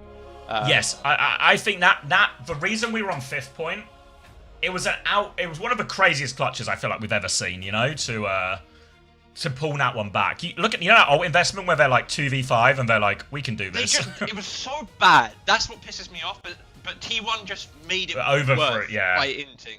Rather than just like they get the Shoe kill and it's like, well, let's just go kill Proper on point, you know, and flip it back and kill touch. I was annoyed at Knife for ulting in the grab, right? Because you're 3-man grabbed, you're getting bashed bombed. Yeah, exactly. Yeah. You know? So I was annoyed at that, and then they commit fucking Nano Blossom, and it's like, oh well, you didn't kill everyone frame 1, so this is just over. But then they overchase into spawn for absolutely no reason. Like, if they just don't chase there and then they just reset, you are so happy. But instead they overchase and then on their kite, they then die, which then gives T1 a chance to actually get back into the map, right? But I think it's more justifiable, the clutch attempt from Zeta, because it was like basically, it was getting really close to last fight for them as anyway, you know? no, they had another fight for sure. Yeah, but it would have, it feels more Grab justifiable Bastion, though, you know? Like, Bastion Nano Reaper. Like, surely you're happy to do that, right? maybe, yeah. I can't remember what the exact percentage was, but it was like, it was around that sort of 60-70% mark, you know? So, yeah. Because I don't want to sit here and being mad at them if it was like fine because of the game. I can't remember. I remember looking at it and being like, it's kind of last fight, but I can't remember if it was last fight after they'd nano blossom. Like, it was like 80% by the time they tried to clutch. Yeah. Oh, maybe not. No, yeah, they get grab Bastion with 50%. Oh, okay. No, then, yeah, no. Yeah, they had 100% at another fight. So, like, unless the only reason Proper should call this play is if he's actually got a format. Like, yeah. he's just on Dom Hack. It's just Dom Hack. That's the only person he's on. Like, and then yeah, they push forward. He TP's out, and then at this point right here, right, when he wraiths, just stop going. Like, Dom Hack is the last person dead. They have 5 before you, right? So maybe they're a little bit concerned about them coming back like that, I guess. But you can also just go taxi him. They've got multiple slow people coming back, right? Like they've. Yeah, no, you're right. You're right. They've got Bastion, have, Zarya, yeah. Cat coming back, right? Cat can't taxi both of them whilst you taxi your Zarya, and you can just play back and play for 99. Like, and maybe you have to give the flip shot, but it wouldn't even be the end of the world. But pushing like this, they just don't respect the Cat Bastion coming back at all. It's really bad. But I think the problem as well, like, you know, like, the example of, like, a team that maybe spawn camps a lot is maybe a team like Twisted Minds are, like, notorious for it, right? But yeah. when you do the spawn camp with, like, a Kiri Lucio style comp, what you also have is you have that magical insurance button called the Suzu, which means if you do something like a push into spawn and then maybe you're worried about a trade, it's actually really hard to get a trade because there's a Suzu, there's boops, there's also a speed to help you get in and out of all of these situations quite quickly. Whereas these comps are so liable to trades because everyone doesn't have the same amount of support as they do in these other comps. Now, actually, these pushes into spawn are just more liable to ending chaos than on other comps. Yeah, completely agreed. I just remembered I left my Kai out on the floor. It's been I should probably grab that. Get him a chair. He would hate that one. Thank God he didn't hear it. Something about a chair. I said get him a chair. I don't get it. Because you said you left a Kai out on the floor, so I said get him a chair. See, I told you you'd hate it. I'm gonna drink.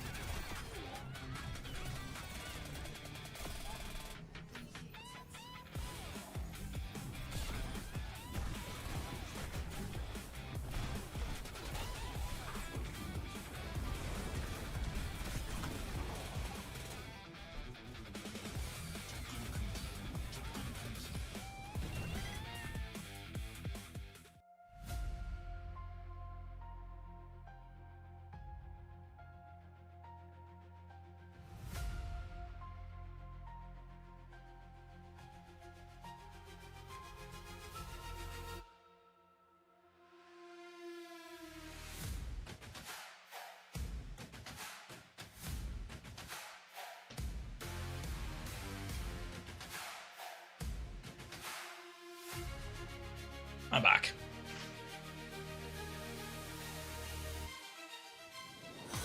Oh, thank you, San, for the 23 months Prime. Close to 2 years.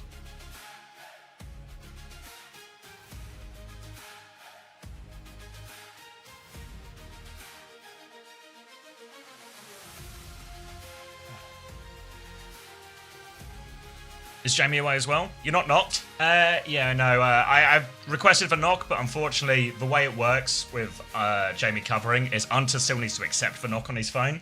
But he didn't respond when I messaged him, so.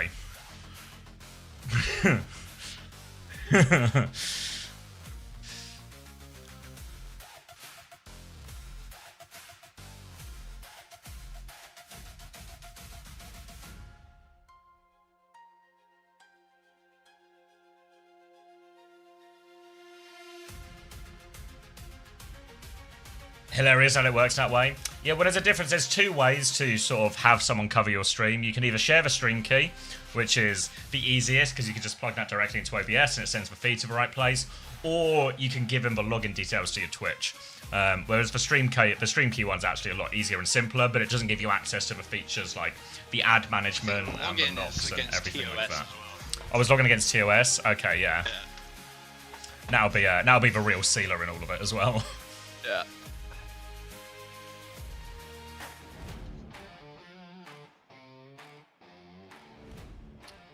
Yeah, so it combines your viewership, so it sort of boosts you up the category as well. And there's a lot of other features the Knock has in terms of we can share cams, we can use it for voice as well.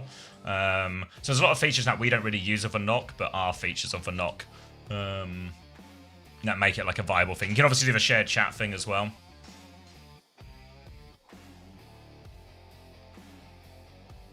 Why is Lanta here? He's at a wedding. At a wedding this weekend.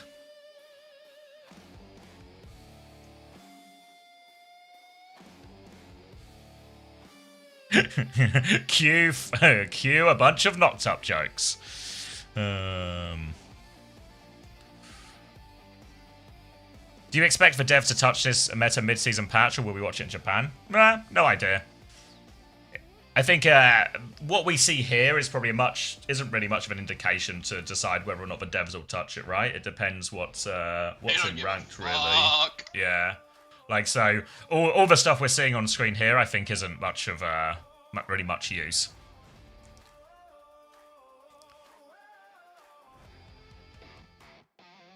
Both cams up might be cool. Would you try it? No, because it'll be really buggy, just because one thing OBS hates is... But normally with cameras, you can only send it, whichever program uses it first just uses it. So we'd have to send it up like virtual cameras for each people and everything like this. And then it probably also wouldn't perfectly be in sync because of a ping difference as well, with, you know, when we're hearing versus when we're seeing. And also, where even on... Nowhere else good to put a cam. I was about to say, where else on screen would we put it would probably be like almost actually the more prominent issue out of all of these like slight desync ones. And also, what does it really add, you know? Alright. Blizzard World. Malga ban from Zeta Division, which probably implies a Cat Bastion attempt. Ilari ban on the other side. They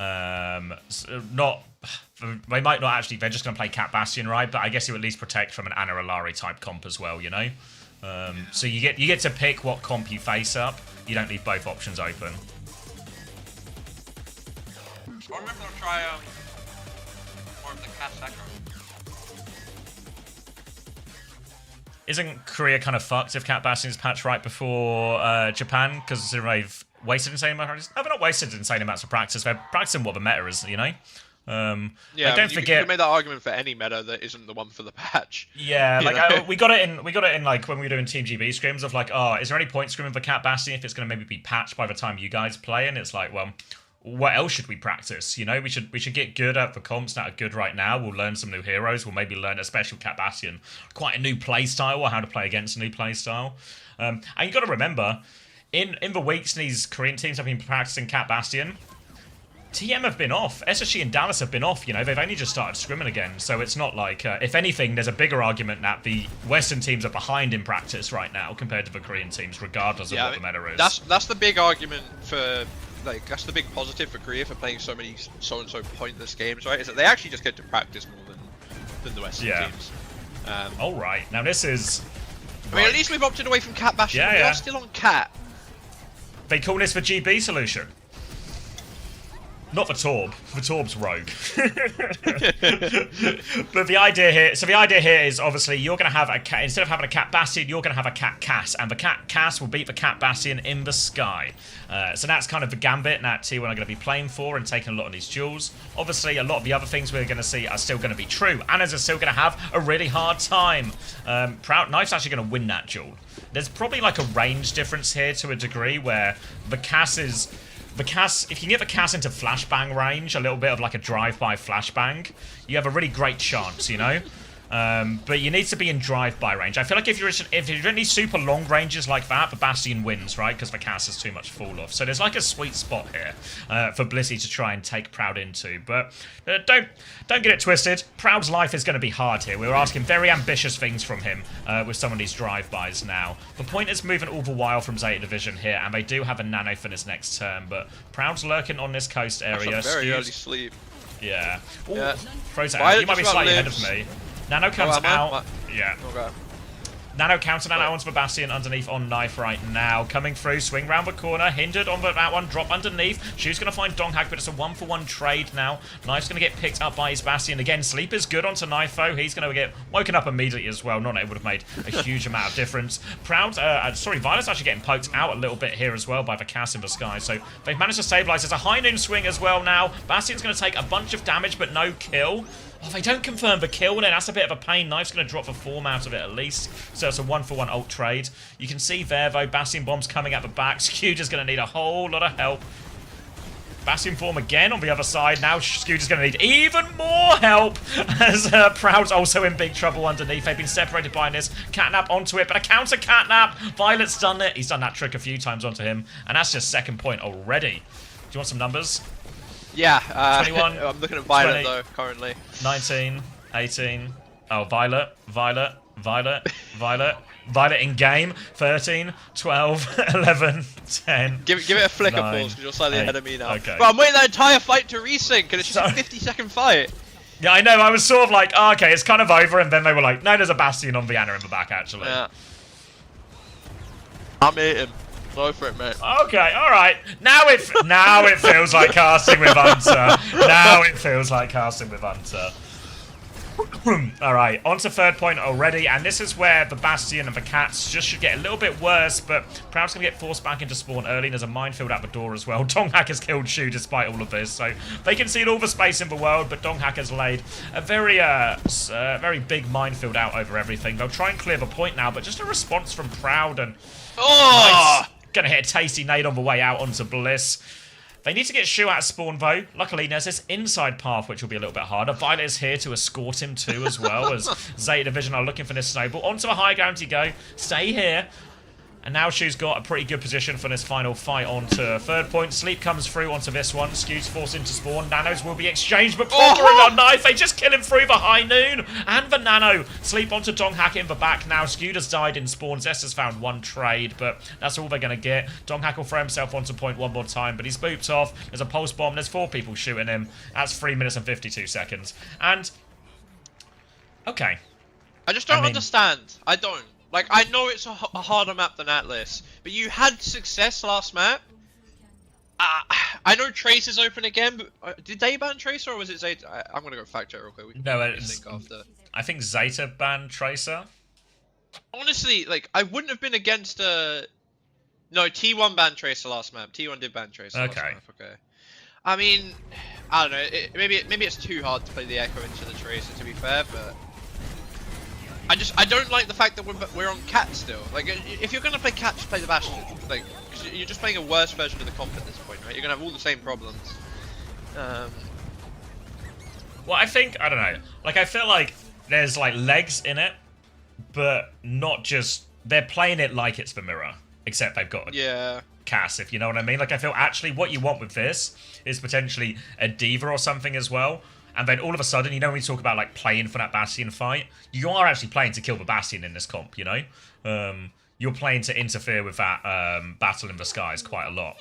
And maybe you actually want a Tracer of your own, you know, and Zest can play to get on Shu and all of this.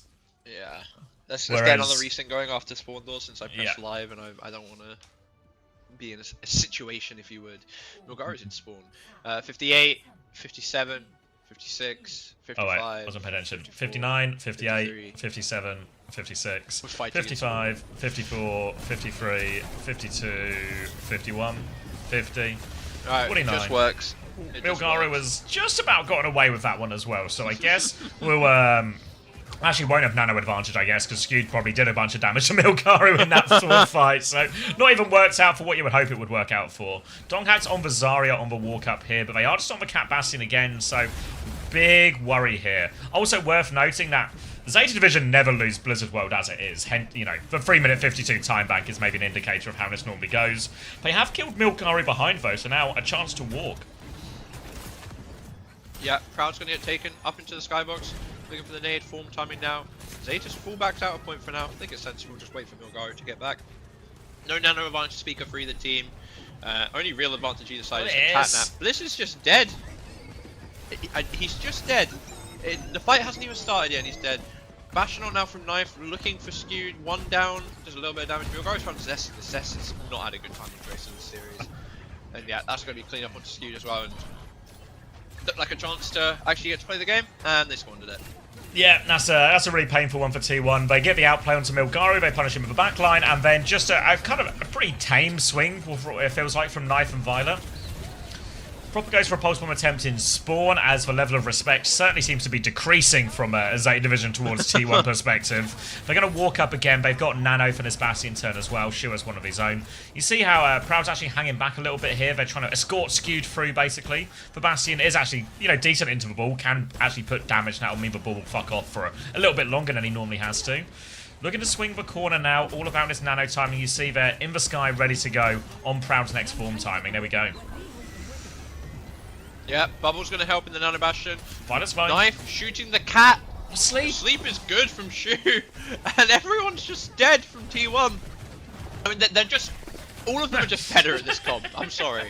Like, Yeah. Actually, like, across the board, I think everyone is better than their counterpart at this matchup.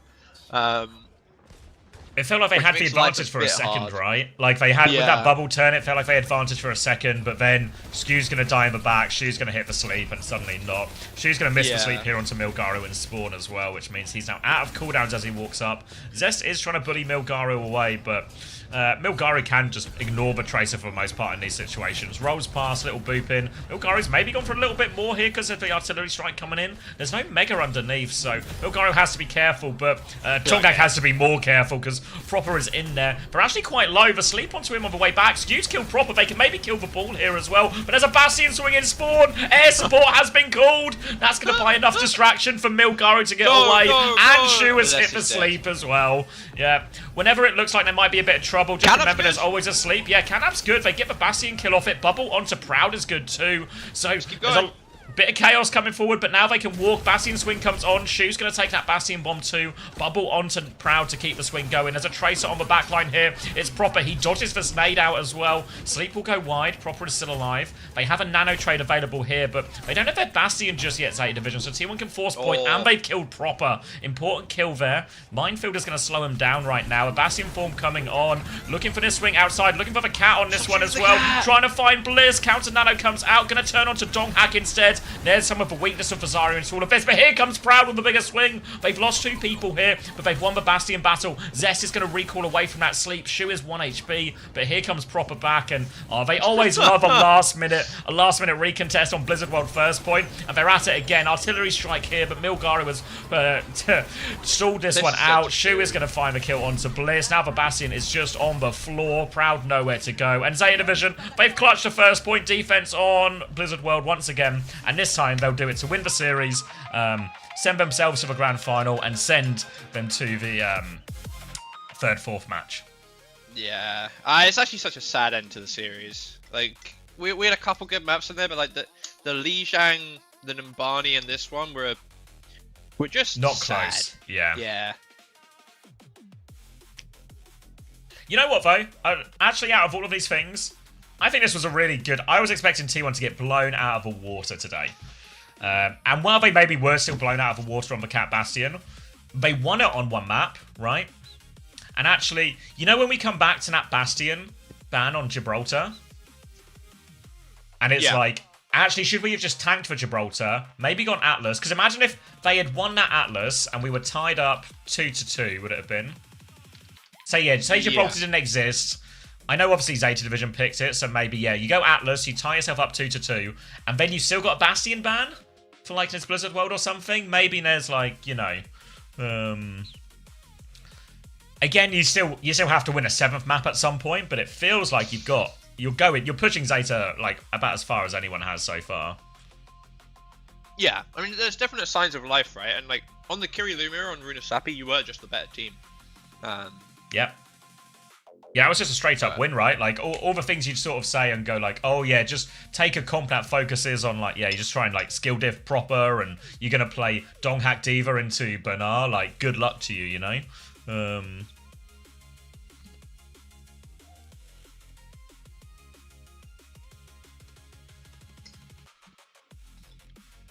Who have you got for next game? Crazy Raccoon still. Yeah. T1 use. Yeah, I know Payback, but we're saying in the hypothetical where instead of using it on Gibraltar on one of Zeta's picks, they used it. They didn't use it there. They just tanked that they would have to play like that type of mirror, and then they saved it for one of their own map picks. Yeah. So where we are now, I can show you guys the bracket where we I can show you guys the bracket and like how we're gonna work through this one, because don't worry, there's Korea, guys. There's like a bunch more steps. So where we are in terms of playoffs right now, these are the Korea playoffs, right? And these will get you to the Asia playoffs. As you can see, 4 teams have already secured themselves to the Asia playoffs. Lemon, if you're here, we could maybe do with these the standings being updated for the 5th and 6th teams as well. But yeah, so where we are now is we've got the 2 semi-finals. We've just watched, obviously, Zeta versus T1. We're going to watch Crazy Raccoon versus Team Falcons next. Those are our 2 matches for today. The winners, obviously, go to the grand final. The losers go to a 3rd, 4th match. Obviously, this will give us a sort of 1, 2, 3, 4 seeding, which will determine this prize money of, you know, medium size.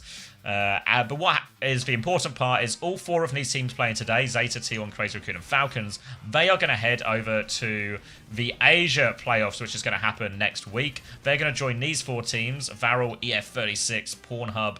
That's not what their name. Please not Hero Ban. It's just Vagados Guapos. And they're going to join these teams here. They're going to play a big old group stage. Where all the Korean teams will come out. Where all the Korean teams are going to come out on top. There'll be 4 teams in each group. Married man. Oh, you guys, are you telling me that everyone hasn't been calling this team Pornhub for the last 2 years? It's not a Freudian slip. I did it on purpose. Yeah, like Married actually. Man is a crazy. I can't. Ransangs, I can't wait for you to get married and never masturbate again. Crack on, Ransangs. Let me know how that goes for you. Oh my god. But yeah, so then we'll get 4 Korean teams in this stage here, at which point we'll eliminate all the Japanese and Pacific teams. And then we'll go to a double elim playoff bracket. And then what will happen from this double elim playoff bracket is we'll play the double elim until we get top 2 teams, and then those 2 teams will go to the Champions Clash. You guys will actually brag about anything. You guys are all saying clipped. Like, I can't believe I'm the only person in this room who masturbates. Unbelievable. Yeah, like a bunch of saints in chat right now. Yeah. Chat, can we get a 1 in chat if you're a masturbation virgin?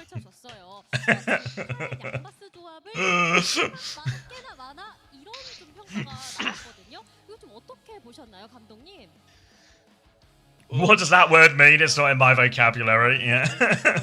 Stays quiet. I'm seeing a lot of 2s. A lot of 2s. Hey, Gedster. Does he mean meditation? Yeah. In some ways, yes.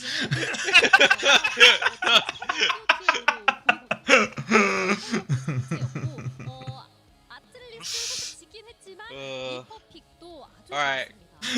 Every single game of Falcons I've watched so far this stage, which admittedly isn't much, right? I'm not fully tapped in, but they've looked a bit shit. Thoughts? Say again. You thought they looked a bit shit? Yeah, I think they've been like unforced error. There's a plethora of unforced errors. I do still have true faith in Falcons to be like the learner team, you know, and if something stays meta for a while, they will improve. To be able to be good, for sure. But they just haven't looked good. Yeah, no, I agree. So I expect the series to be closer, but I just feel like whenever you get top team versus top team, if you're the team making a bunch of the unforced errors, you're never going to be the team that wins. What might be most interesting about this series is, while in that first series, we were in quite a tennis theory, right? Where Zeta Division... Well, I mean, Zeta Division had 2 rackets in this tennis game, I think. I don't know if that would actually be a real advantage in tennis to have 2 rackets, but, you know, you guys know what I mean. So, T1 had to keep, like, actively banning away from the Cat Bastion, picking maps that were bad for it, all of these things. I think Falcons will be more willing to just go toe-to-toe with it.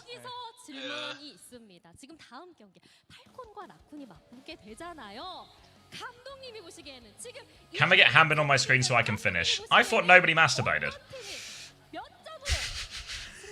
I don't know what masturbation is. Like, yes, yes. Sorry, what was... Is that word is that Italian for something? Is it Korean? Is it Yes, it is.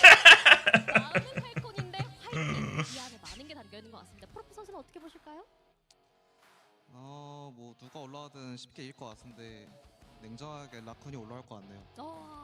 냉정함은 역시 프로퍼 좋습니다. 이제 결승으로까지 전승으로 나아가. It's Korean for proper on Tracer. Can't wait to go be saying this in Korea then. Have you guys seen masturbating? Hello, have you seen masturbation? I think masturbation is the craze. That masturbation was crazy last night, no? I love watching masturbation. Thank you for teaching us another language.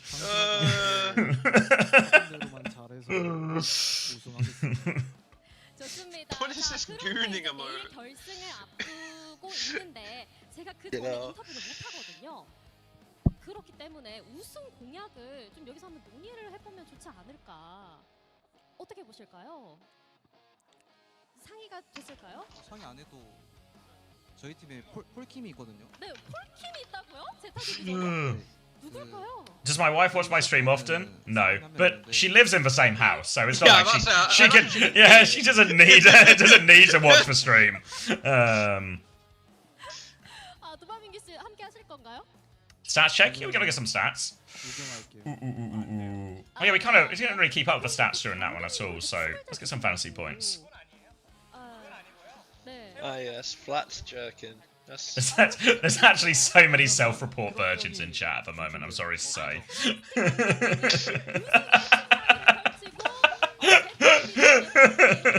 didn't know there was so many voices in your chat. That's crazy.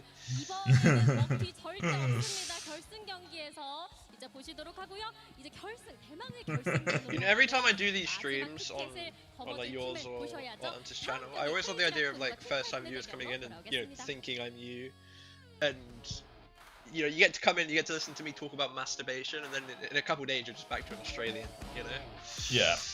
We've got it was a really hell of a series how we went from, you know, exploring the differences in how XYZ axes are defined differently in different fields, you know, in computer vision and programming, they use different definitions and physics, hence the confusion between the different members of chat, depending on where they've learnt about and used these terms most frequently, to now just, it's just wanking jokes. Yeah. As it should be, as God intended. Yeah, we've covered the full spectrum here. So I'm pretty upset in this series because I got Zest in my fantasy roster and he scored a total of 3 points. Oh, he had a bit. I mean, I don't even know, like, the same way I don't want to flame Anna's too hard on the losing team. I don't even know if I want to flame him too hard and say he had a howler. Like, he was farming on Atlas, is what I will say. But it feels like he wasn't like. I mean, it was a bad. I don't think he played badly. I think it's just a bad fantasy score. Oh yeah. But I like, for me, it's like, if you replace Zest and Proper the other way around, how much of it happens to Proper and how much of it doesn't, you know? Like, with the rest of the teams being the same. And it's like, I actually feel like a lot of it would have still happened, because it feels like he was just getting bullied. He was just getting focused a lot. Yeah, but I know, I'm thinking maybe mostly of an Mbani when I think of this, but it feels like there's also times where actually, like, the job that Zest was being asked to do was just a fucked job, you know?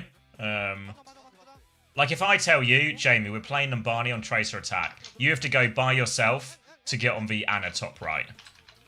You would just say, I mean, I can try, boss, but it's going to be hard.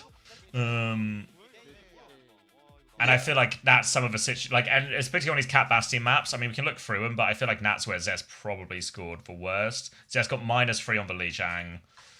Gibraltar only got 1.5. For Mbani, he got -1.5. Atlas, he went positive. Blizzard World, he got -3. He literally went negative on all the Cat Bastion maps, you know? Yeah.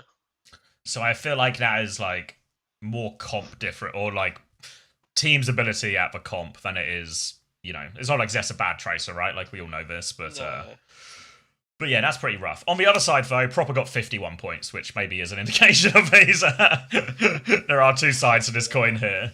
Yeah, Violet got 34.5. Obviously, I think that Ilari on Gibraltar would have been... Yeah, he got 10 points alone for that map. 20 for Bernard, 22.5 for Milgaru, which actually it would have been a monster score if they weren't sharing playtime, you know? That's like 42.5 for the tanks. 29.5 for Knife, which is pretty good. Shu on 20.5, which the Anas always score quite lowly in these comps, but yeah. I mean, it's worth noting, yeah, that's a good point, actually. Oh, wait, no, that was on Milgaru. He didn't play all the maps. What's a good point? Someone was saying, like, oh, he's only got 8 deaths, but it was Milgaru and he didn't... He still played... 8 deaths is still low considering the number of maps he played, but he didn't play every map. Was it literally half and half, or did he play 4? Let's have a look. He played map 1... Map 3 and map 6. Yeah, literally half. So yeah, actually 8 deaths in 3 matches in maps is still really good. Yeah.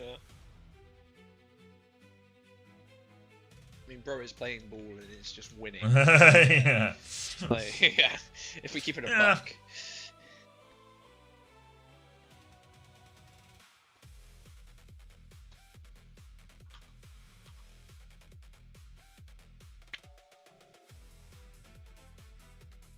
I'm not playing balloons.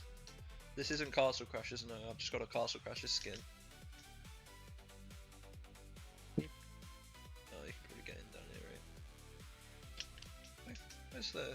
Do you expect Milgaru to play as well on Zeta? I mean, actually, last year, when we were talking awards and stuff, I actually thought Milgaru was the best tank in Korea last year.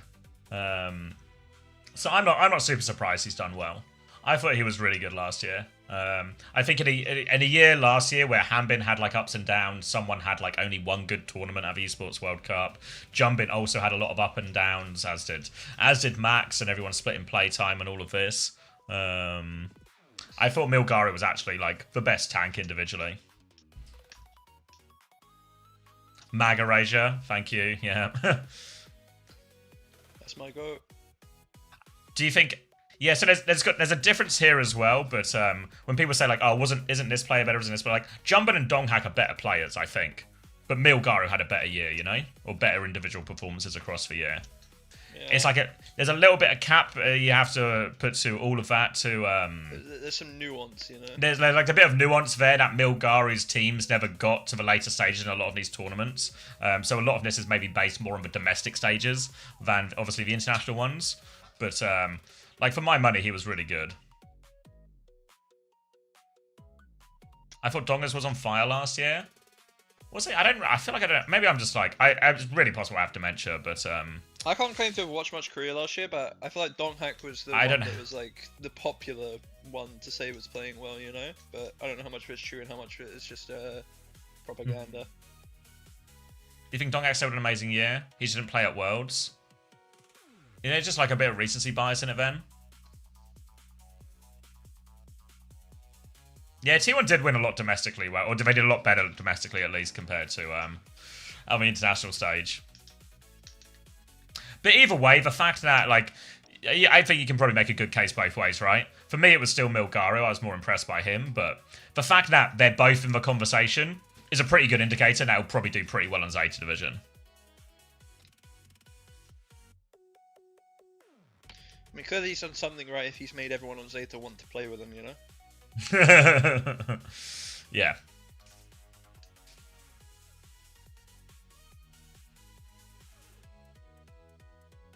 And I think you then factor in like who was actually available, right? Like Jumbin wasn't available. Donghack, maybe they could have convinced Donghack to leave, but I'm guessing he was, you know, for all intents and purposes, not available. Then actually Milgaru becomes the obvious choice. You know, like if you take those 3 players out, there's no one else, I don't think. Thank you, Baxter, for the 17 months. Welcome back.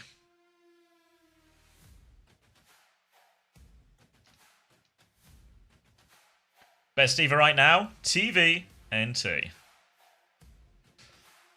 They could have gotten Farmer back. They could have gotten Heesung back. Yeah, this is making it really viable. Now we should keep Milgar on the roster. All right, let me cover VOD before I forget. Respect Heesung? No, Heesung's everything. I've never met the guy, but everything I've heard about him leads me to believe that he's just a massive cunt and shouldn't get anyone's time. Oh, the Chris Siravasa. He's just unfortunately. No. Oh wait, no. I've not seen. I was there, or not there, but I was like watching the YouTube stream. Oh, were you? Yeah, I was like, oh fucking hell. I was like, oh Chris, you mind if I watch today? I was like, fucking hell. That's a good one to watch. Fucking hell. Yeah. He's also completely fucking vindicated. He's completely in the right. Yeah, like actually, no time for that guy. If you want. It's no coincidence that Heesung has been kicked off of all of his Korean teams and no Korean teams want him. Right? That's a big indicator. Yeah. You know when you got these players who were passed around in Overwatch League days because they were just like perennial dickheads that nobody actually wanted to play with, but they were kind of good at the game, so people kept trying. I think now people's patience for that stuff is way lower.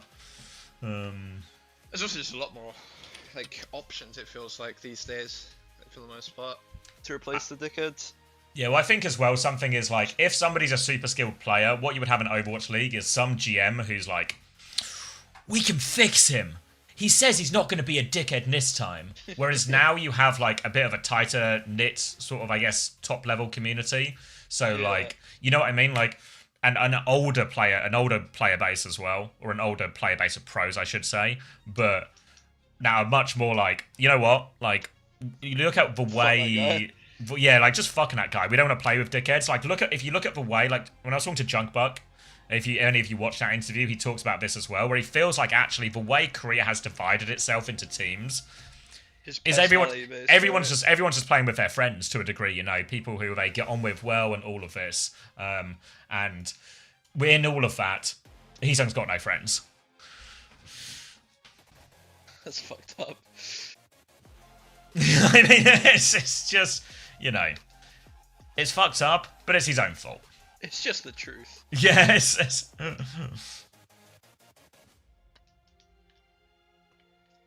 Who gets along with Lip? Well, I like Lip, Stalker, and Vigi. I think are all really good friends. And I think at this point, obviously, they've all played with like Jumbin and Max for a good while.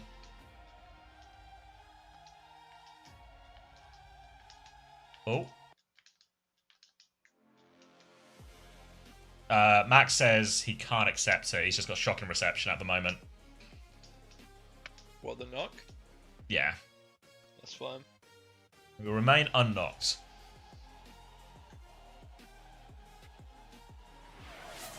Thank you, Zap2357 for the tier 1. 27 months. You've been soaking up the sun, big man. I've been trying to go outside. I've been going outside every day. Not always for as long as I'd like, but I've been getting outside every day. Because it is super sunny at the moment. It was like 22 degrees yesterday, which I feel like summer might be starting. Like amazing for the most part. The last like week or two even actually. Why haven't TM given me an offer? I think they have, Tokatai. You must have just... Have you checked your spam folder? UB's known for emailing these type of things out.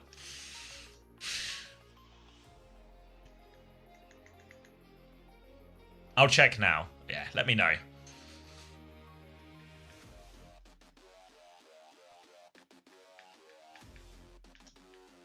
I don't even know Heesung, but yeah. To be fair, I think Heesung is a good player in terms of his like good mechanics, but he doesn't have any ears, and he's just like impossible to work with. Classic which no ears, will really both of those things really outweigh being pretty good at the one shots. Like, you know how good you'd have to be at the one shots to be insufferable and never listen to your team? Like, you know how many one shots you would have to hit? That Surabasa clip is the first thing that Sky showed us when It's just... it was the first thing we saw. Kai, can you just go hard, please? I think Kai should go hard here. Go hard, Kai. Go hard? Wait, we might be thinking of different things. No, it's not in the clip, but I remember one of the things that Chris talks about on Coachable is one of the things Heesung would always say when there would be this sort of difference of, you know, opinion on how we should play. It's like, oh no, Kai need to go hard. You know, like, Kai just needs to go hard in this situation, as if, like, if Heesung's just hard feeding his brains out, if Kai was just peeking a bit harder, everything would be fine. Right. It's all Kai's fault? I can It's all Kai's fault. Well, it's like, also one of those ones where, like, go hard actually just, it doesn't mean anything, you know? Like, and then you watch the fight and, like, Kai's peeking the whole time and it's like, no, we need to go hard. It's like, I'm swinging the whole time, bro. What do you... I don't know how much harder I can go.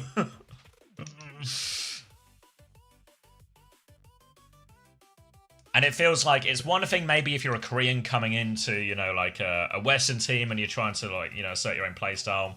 But it feels like Zeta Division had the same problem with him, you know?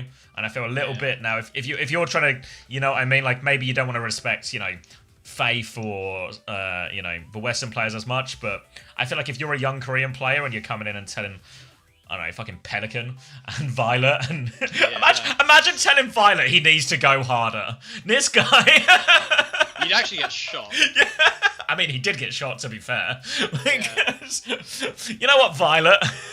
You know what, Violet? Can you just peek a little bit more in this scenario for me, please? Otherwise, I'm just dying all the time. Cried.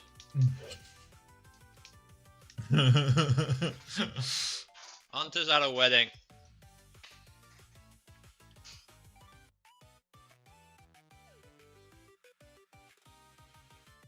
Violet went hard when he played Cass for San Francisco. Fuck me. Do you remember that first, the first, like, Violet scrim we had when he was on Cass? No. It was like, I think it must have been season 5 London. And, you know, it was when everyone had, like, the accounts with numbers, so everyone would be, like, SFS 027 or something. So you sort of had to, like, learn who everyone was. So I had, like, a spreadsheet of, like, who's who. And I remember just playing Shock for, like, the first time that season in a scrim. And, like, their cast was just on fucking fire. Like, unbelievable. And we were like, who the fuck is this? We were like, is this fucking... It was like Probe or something. We were like, is this Probe? Is Probe just, like... the best cast in the world? What the fuck is happening? He was just like walking into our backline, getting Nano just 1v5ing. And then we like check for numbers and it's like, that's Violet's number.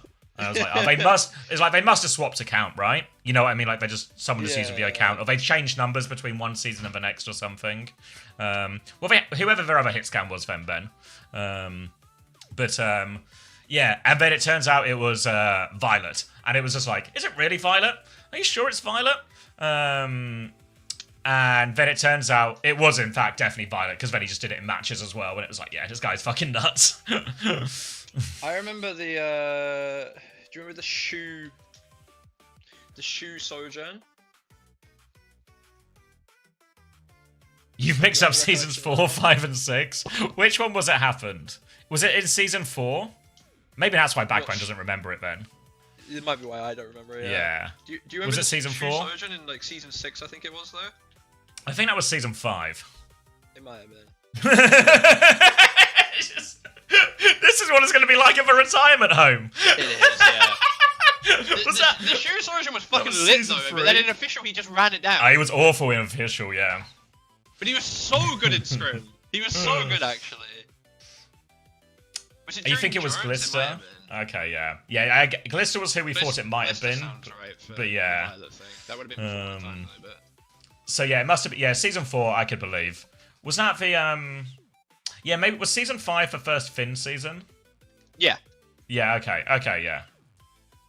Because they were also crazy at the start of that season as well. As much as it didn't transpire that way, they were actually crazy at the start of that one, playing like Lucio, Anna, and Finn. Shu was not Shu. Finn was the best player in the world for stage 1. That first stage 1, yeah, that first I guess would have been quarter, I think, of season 5. Finn was unplayable. Like best Ana in the world. He was genuinely the best player in the world.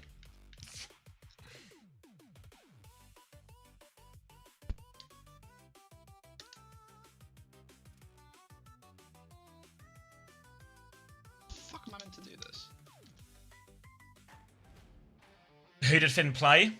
He was playing Ana. It was like an Ana Lucio dive meta, yeah. So it was like Violet Lucio, Finn Ana, and it was and he was going off. Because we were on the Rhine stuff. They were one of our first games. Because I had to play with Poco Zarya on Gib into proper Genji, and then I got death threats after, thanks to Super. Thanks, Super. Thanks, Super. You know, I told him about that at World Cup and he just laughed. Yeah, I mean, it's one of those things. We were talking about this on Uncoachable as well, because we were talking about, like, you know, like a while, because we were doing like client of the week catch up, and there was a talk about, there was a bit, you know, where Painkiller was like, everyone should be nice. And then, like, me and Wheats were just like, Wheats was like, well, I remember getting death threats on Vancouver Titans, and I was like, yeah, I remember going 1-19, and the fans weren't super big into a lot of our coaching decisions. And it's like, yeah, welcome to the real world. When's the next Uncoachable coming out? It's all recorded. It's gonna be like 3.5 hours. But it's whenever our editor finishes it. So maybe like sometime next week. I think our editor's got like a lot of his real job stuff this week. Wheats is the guest. Yeah, was that leaked, or did you just leak it just this second? No, it was leaked every time. People kept asking for clues, and I kept saying the clue is it's Wheats. So maybe people hadn't solved it yet, I guess. So maybe I'm sorry if I sort of spoilt the puzzle for people. That's a really good clue. Stop with these cryptic clues. I just.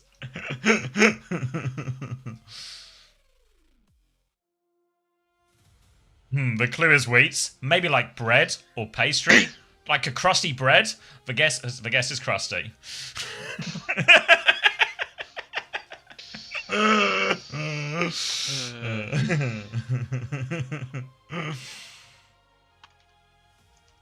Lip play the game challenge. Yeah, I think, who was it? Maybe Moon spoke about it, but I think if anyone's waiting to see Lip play, you might be waiting a while, actually. He's like semi-retired.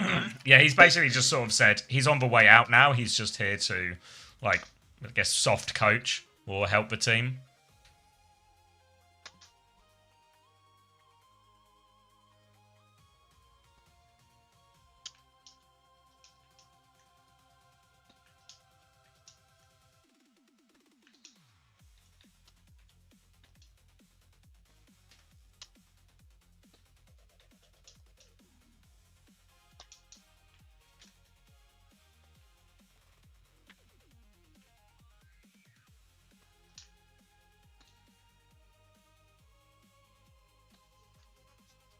Will Falcons put up a fight this time? Unlikely. Praise blocking the slop. Sorry, guys, I'll read it out to you. Let's go back. We meet again on a narrow bridge. Crazy Raccoon. Same as always. Falcons. Not this time. Who's saying not this time? Falcons.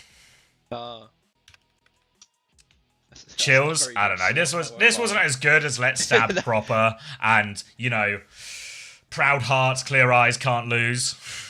As always, the production outslops chat.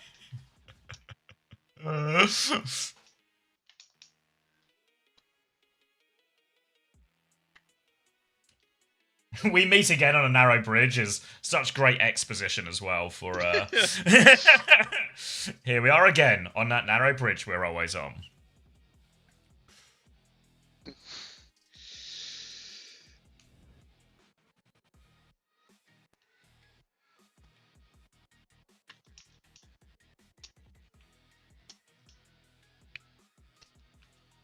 Oh. Alright, who's the better Ana, Vigi or Fielder? Fielder.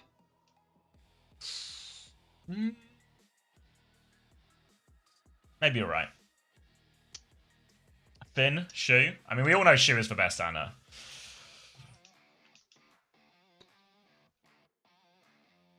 Wu-chan. You guys aren't good at multiple choice. VG on Anna, Fielder on everything else. I don't know if that's true. I mean, it's definitely Fielder on everything else, but It's like definitely Fielder on Anna everything is else. I don't think it's. Anna's I don't think it's. Vigi's best hero. It is his best hero for sure, but I think Fielder's still better. Second match of the day, we had Zeta up against T1. It was actually a pretty good series to start the day. 3 of the maps were awful, but the other ones were okay. Yeah, but that's also 3 of the maps being okay is 3 more than I expected. Yeah. All right, Hanbin in to begin as well, jumping in on the other side. Ball and Anna are the bans. Anna, the choice of Crazy Raccoon, who maybe lean a little bit closer to Jamie's rating that Fielder's for better Anna. Alright, uploading now, Panda. Swag Nemite, thank you for the tier 1, 2 months. Shoosh. You know what your backbone is? No. Guy sounds like he'd get relegated though. Alright. He's a guy who just looks like relegation. He just looks like relegated. That's actually a crazy comment though. I thought as I was saying it, I was like, I'm just sort of word associating a bit, but this is unbelievably harsh. That's to the soul. Fuck me. I'm sorry, I don't mean it, even if That's it's... okay. Even if he did get relegated. I was going to say if he did get relegated, because I realised if it was true, it was again just harsher in version. Just more steps to the same level of harsh. Wait, did I get rid of the battle block, or is it still in the way? It's still in the way. You can see. Thank you, cameraman. Alright, it's going to be a Ram up against a Mauga. 12, Bastion Cats 11, in the sky. 10, oh my god, keep going. 9, 8, 7, 6. Oh no, I don't go any lower than that. I'm sorry.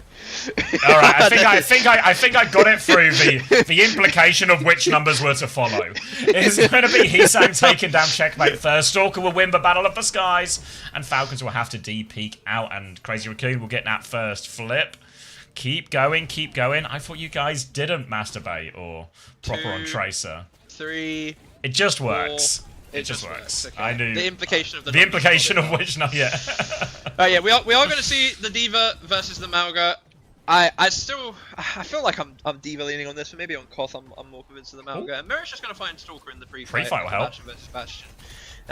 Jumbin's still incredibly low from overpeaking into spawn, so even if Stalker wasn't dead, they'd be in a lot of trouble right now. They've actually He's been taken to just the med given up. center. Yeah.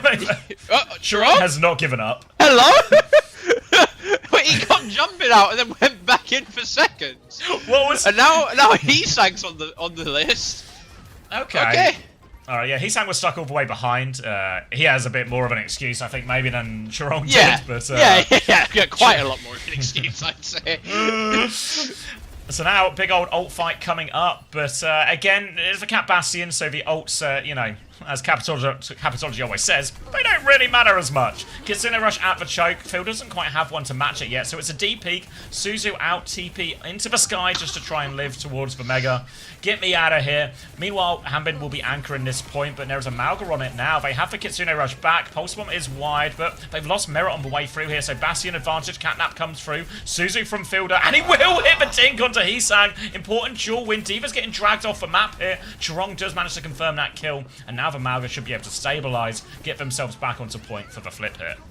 I swear Jumbin was literally on 200 HP for that entire fight. I don't think he ever went above. So supports for both teams. Jumbin has the cage, which is definitely where the Mauga is stronger, right? Because he dies a lot in the cage, but the implication of the cage tends to. The threat of a cage is scarier than the cage enough. itself. Yeah. Points ticking, gonna be lead in a second for Crazy Raccoon. Slam onto Ham is a lot of pressure. The cage is really good against the Tracer as well. Didn't even need the combo. I don't. Wait, we used the combo, we didn't kill either of them. Vigi dies to the bomb! And now Jumbin's dead. These guys are frauds! Like, this would never happen to AL. That's what I'm saying. Because they would have been out of the tournament by this point. This is a semi-final. AL don't even know what a semi-final is. Yeah, I have no idea how There's Vigi more than just died. group stage? No way. What do you mean? you just play a few regular season games when you got a dogfight against a Masters team, right? That's the whole circuit.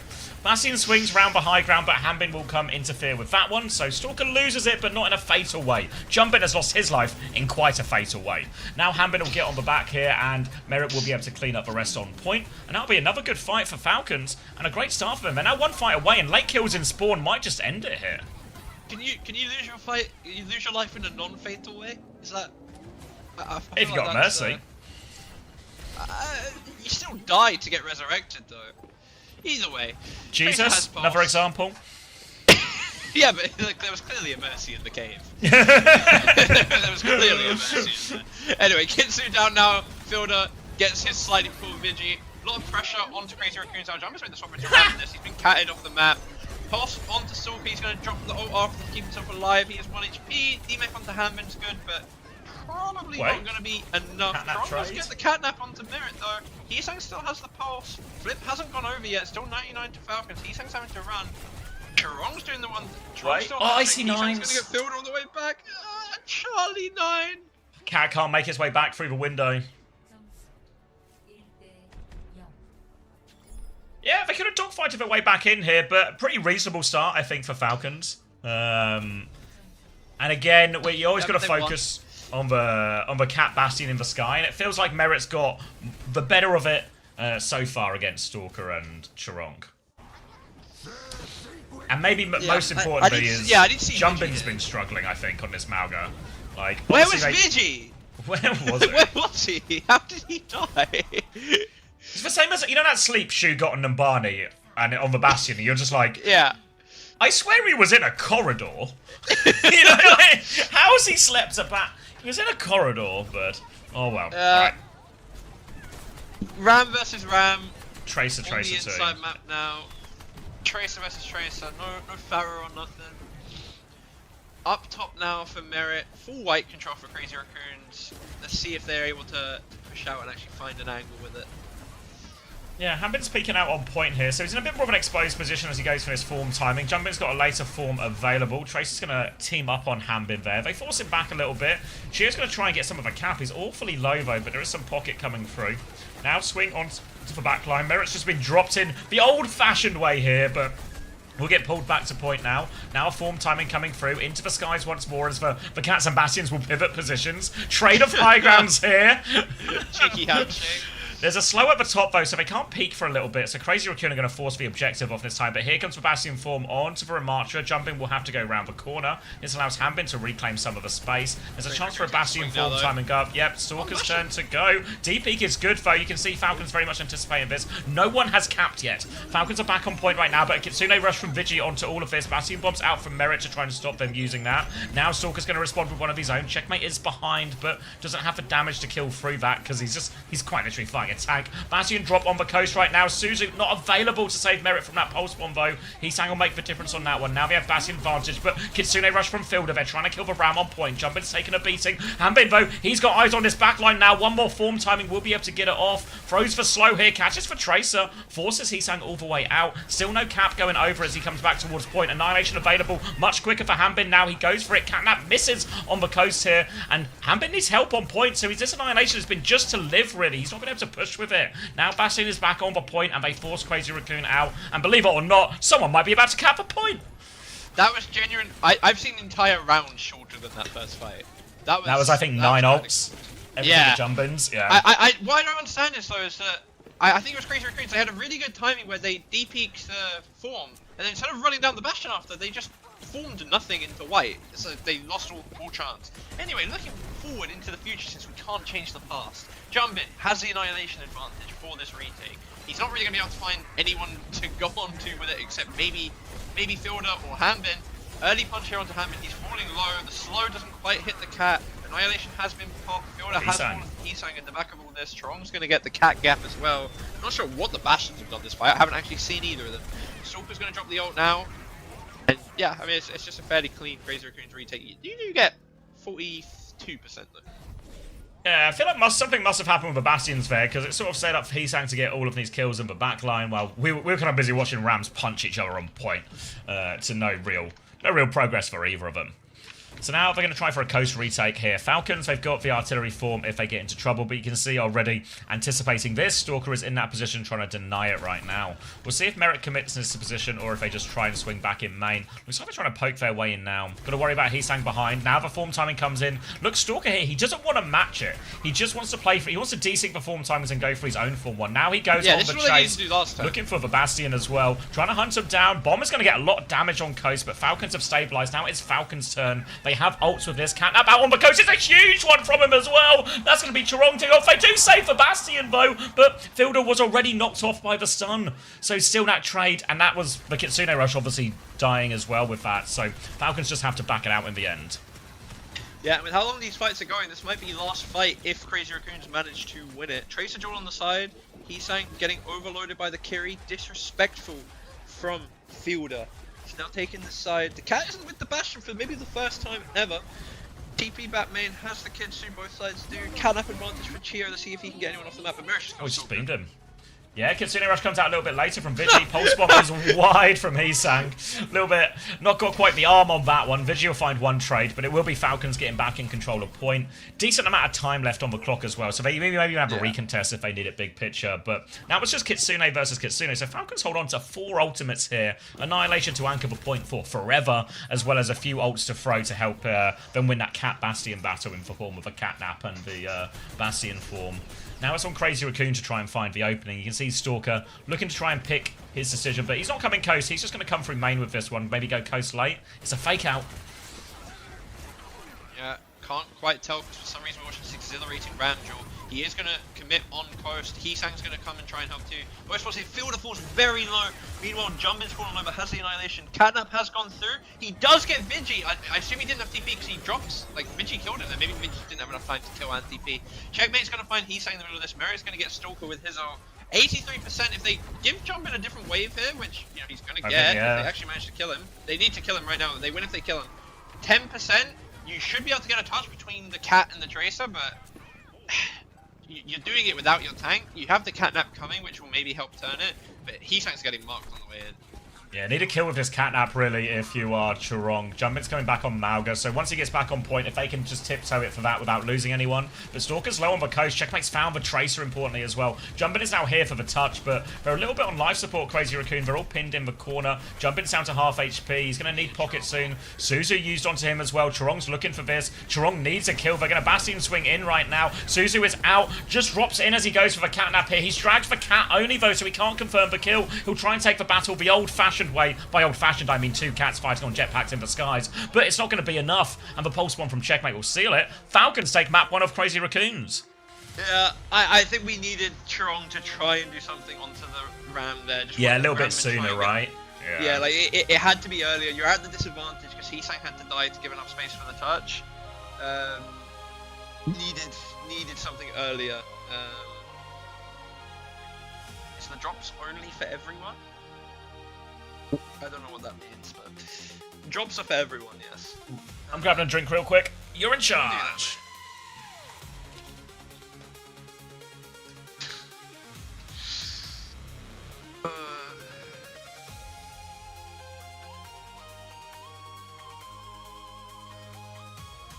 Best night Falcons have won against CR since boot camp? Really? That's crazy.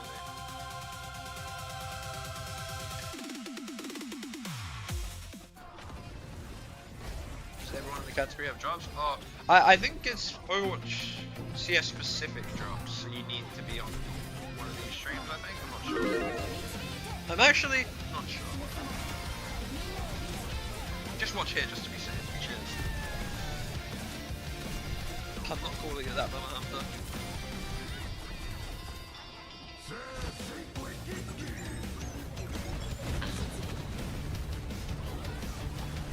On VIP artist.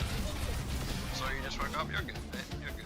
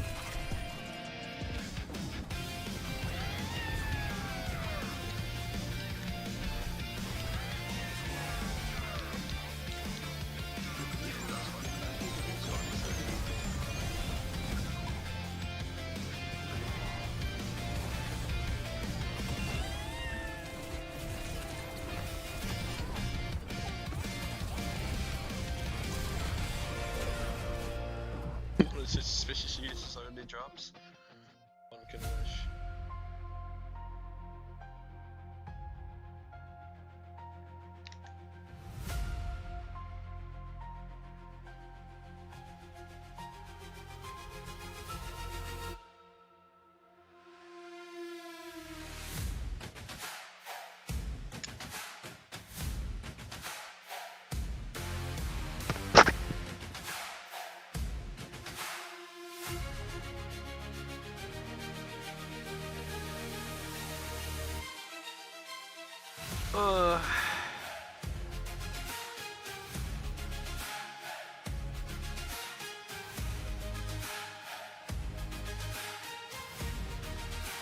No, Korea's not over yet. It's first to fourth for the series, and then it's done for the day.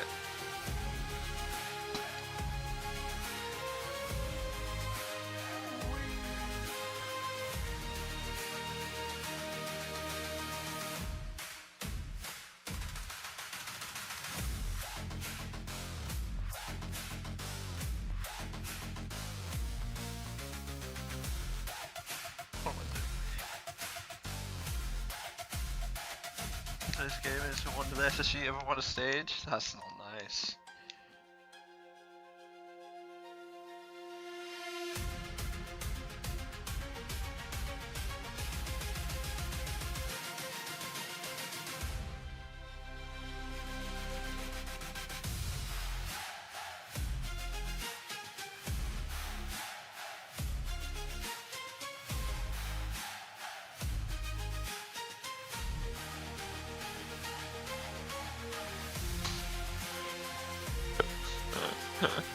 Cried.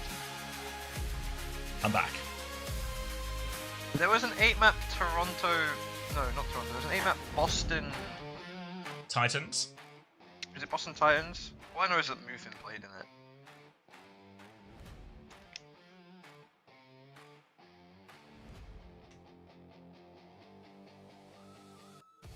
Or was that 7 maybe? Maybe that was 7, not 8. It might have been 7, yeah, actually. But it might have been it was a like best of 5 that went to 7 though. So you got like 2 bonus maps. Yeah.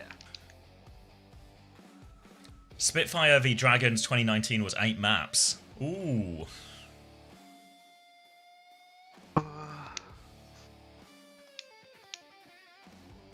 That's crazy.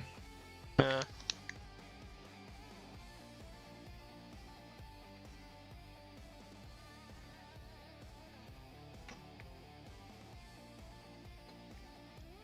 Yeah, so the Toilet Bowl was a 7 map one, but that was 5 going to 7.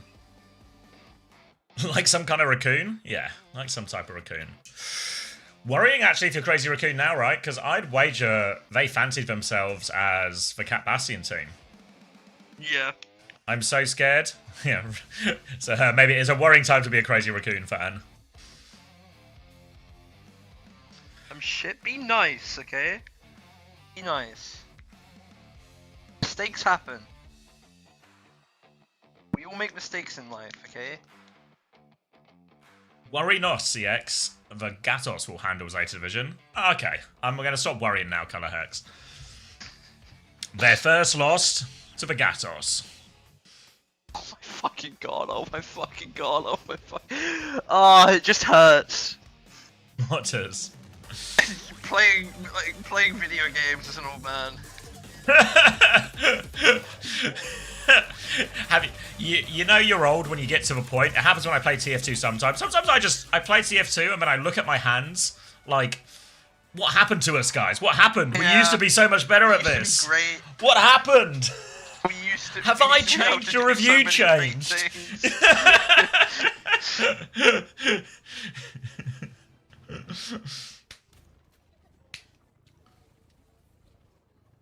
I'll be grappling at Violet as Widow. He won't know what hit him. Oh, I guess I'll watch the Overwatch. Alright, Suravasa, Crazy Raccoon have banned the Diva, Falcons have banned the Ana, and it's going to be more Cat, more Bastion, Malga's all round, Tracer's all round, and Kiri, the go-to pick when Ana is banned, will be more of the same. So it's going to be Eyes on the Skies, which will be a little bit easier because we're inside, so the sky isn't as high as it sometimes is, because that's how ceilings work. It's going to be Stalker... No, I think the sky is still the same height, there's just a ceiling in the way. No, the ceiling is now the sky. It must be really easy to get to the moon. You put a house under it. That's how they got to the moon in the 70s. It's just a ceiling. For more science talk, stay tuned. Gonna be a big bash on point now. Another form timing here. Stalker has just been dropped in right now, but he's gonna do it on the floor as well. Will get traded out, but done his job. Got 2 kills out of this one, and Crazy Raccoon will win first fight. Yeah, they're gonna do that. Jumpin's gonna have a 30% cage gap. Chio's got like a 30% cat gap. Gonna get a Reaper swap from Checkmate. I really like Reaper this match. I'll keep it a bug. Especially with the perma right click, it actually makes the Reaper versus Tracer matchup even better than it already was, to be fair. I already feel like it was a fairly Reaper-leading matchup, but now you really got it. I'm gonna retake from this right side, poking and prodding and poking. Heesang's getting prodded and poked out, and now Stalker's poking and prodding on mid. Poking and prodding going to continue now as Bastion's going to go left-hand side. Over top, the forms will be exchanged. Both Bastion's going to pivot out. Stalker's actually been dragged out of the fight. The Kitsune Rush to try and trace this one. Bastion for to live. Stalker's going to hit Chio, who came flying in for that catnap. Think he wanted the stun on the Bastion there, but Stalker a step ahead. Now a trade of pins and a later Kitsune Rush. A pulse bomb round the corner from Heesang for anyone who wants it, really. Just leaving it out there. Hanbin comes in. They're doubling down on this one. Stomp comes in. Big value right there. Checkmate's knocked down and traded, but it's just a scrap right now, but Falcons are coming out on top. They got the flip relatively early and all of that too. Yeah, like ult-wise as well, you only really use... I mean, well, it's not the only use, but you have the Cage and the Blossom coming up, which are both really, really good. Jumpin's gonna fat finger the Cage out of respect. What? Tip of the fedora of the Cage, just to show that when they win this fight, they really deserve it. Okay? This is why Milgaru's always been better. Yeah, tips the fedora. Stalker goes in, doesn't really get anything off it. It's gonna force the form for merit. Jumpin's falling low, walks into the Cage like a boss, gets cleansed, winning in their Cage like a boss, but Checkmate, you know, the Chud comes in and blossoms. And I mean, he killed it. Jumpin killed him. Yep, he killed him, so a technical Malga gap, just a shame about everything else. Yeah, it's a shame about, you know, everything else that happened. But if it was one on which Malga killed which Malga, they'd be ahead right now. Heesang's gonna mirror the Reaper, sensible I think. It's good against the Bastion when he's not in the skybox, it's good against the Malga, it's survivable. It's good with the Kitsu. Speaking of, Fielder has a 25% advantage, so if this fight goes on for long, that'll probably be what closes it out. Yeah, form timing comes round as Falcons will DP. Thank you, Blackjack84743323 for the gifted tier 1 as well. Enjoy your Winton badge. You don't need that many numbers, mate. There's not that many Blackjacks. There's a lot. And Blackjack's got to be a popular name. There's that many. There's that many. There's that many. Now Kitsune Rush onto point, but Crazy Raccoon are kind of already out of there. So they might get flipped for this, but that's all they'll get. Now it's going to be Vigi with a Kitsune advantage. Yeah. I think both sides are probably willing to accept that. Heesang's going to TP in now, Kitsu's going to go down, Pin's going to go, it's going to be almost like a flip CR here.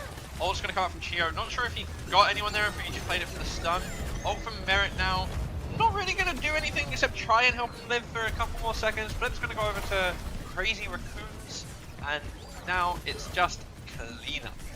Yeah, Chio's going to reset off the map here as well. A late trade from Fielder onto Heesang won't make too much difference to his ability to taxi them. You can see Stalker's already been ditched as Chirong has another job to get Heesang from spawn. Now, next ult fight, Jumpin is going to have another cage. Obviously, he's well, got a heading cage because he fat-fingered his cage before the last one. So it's he looked into the future! Pretty significant. All he had to do was concede first point for it. Now it's going to be a whole... that fight anyway, it's fine. Form timing comes through on Merit, but he's kind of just on the ground in a bit of an awkward position. He goes for this one, trying to burn through the cage, but still had a bit of form timing during that, but the Blossom over top, a Cage Blossom combo will be too much for Falcons to handle. They will try and die as quickly as possible, but I don't know if they've died in a way that actually gives them a touch here. It's going to be strained. Crazy Raccoon will hold forward too.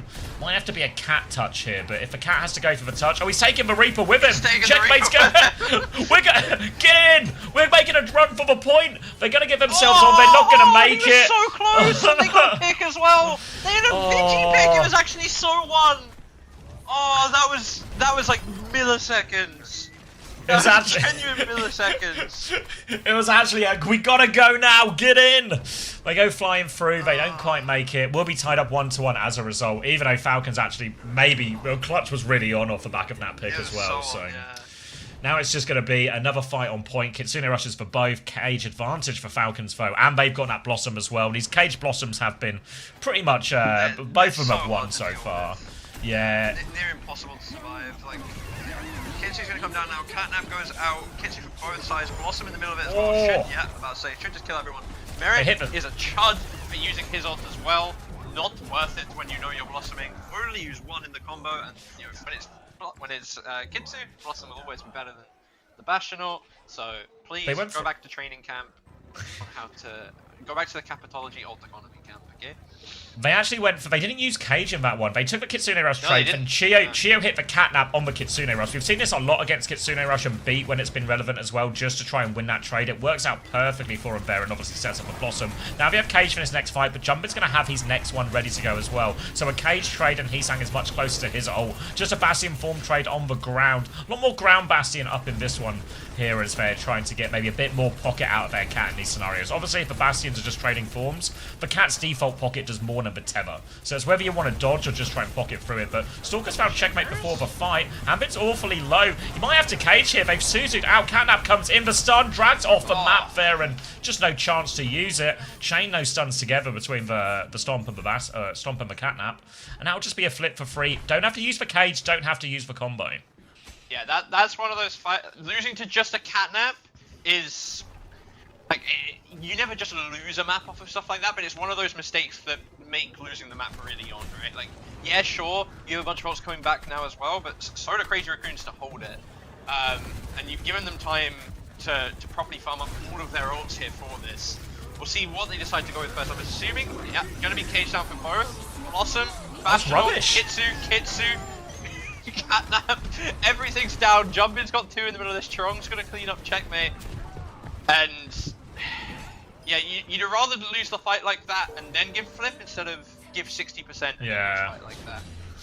So both cages were dropped immediately. Heesang drops the immediate Blossom combo into that cage, but there's not really too many people in the cage. So obviously the Blossom is very good at breaking the cage, even though it doesn't do too much damage to other people. Now, without any ultimates, they're going to try and hold close, but they run into this Reaper early. Wraith has been forced out of Heesang. He's just going to tank it in the main as well. They've got a pinch on behind from their Bastion. Blossom to try and keep themselves rotating. They've got 1 kill out of it, and they've managed to flip towards point here. So Team Falcons, they need to stabilize, but Merit doesn't make it out. They have got Hambin alive on point, but now they've got a Bastion disadvantage to deal with. No choice but to take the fight now. Crazy Raccoon either. Stomp comes in, doesn't find anything. They all turn on Jumpin. Full pocket onto Jumpin now as the Malgas go head to head. Full pocket onto Hambin as well. Checkmate's found Vigi in the back though, so we're about to run out of pocket. Checkmate's found 2 in the back now as well. It's not about the Bastions anymore, it's about this. Catnap trade onto the Malga from Chirong. But Heesang needs to win this duel. He can't. Kill TP and a Suzu as well. Catnap onto the Cat as well from Chio. Now it's just a Malga left behind. Jumpin has the cage, but he's got no one to play with here, so Falcons will take the lead on Suravasa.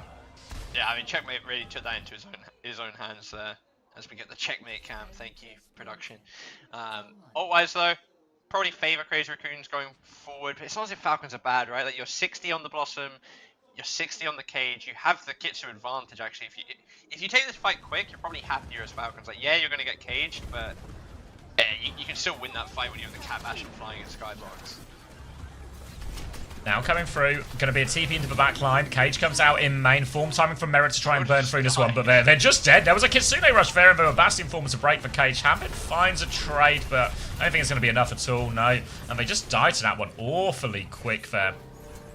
Yeah, that's I think too many of them got caught in it. I think Fielder, Checkmate, and Hambin all got caught in cage, and then Merit was actually outside of the cage, outside of the Kitsu, shooting it, which is obviously going to be slower than if he's in it. So yeah, it actually ends up being a bit awkward for them, and yeah, stuff like the Bastion bomb will do so much damage if there's too many people caught in the cage as well, and all of this.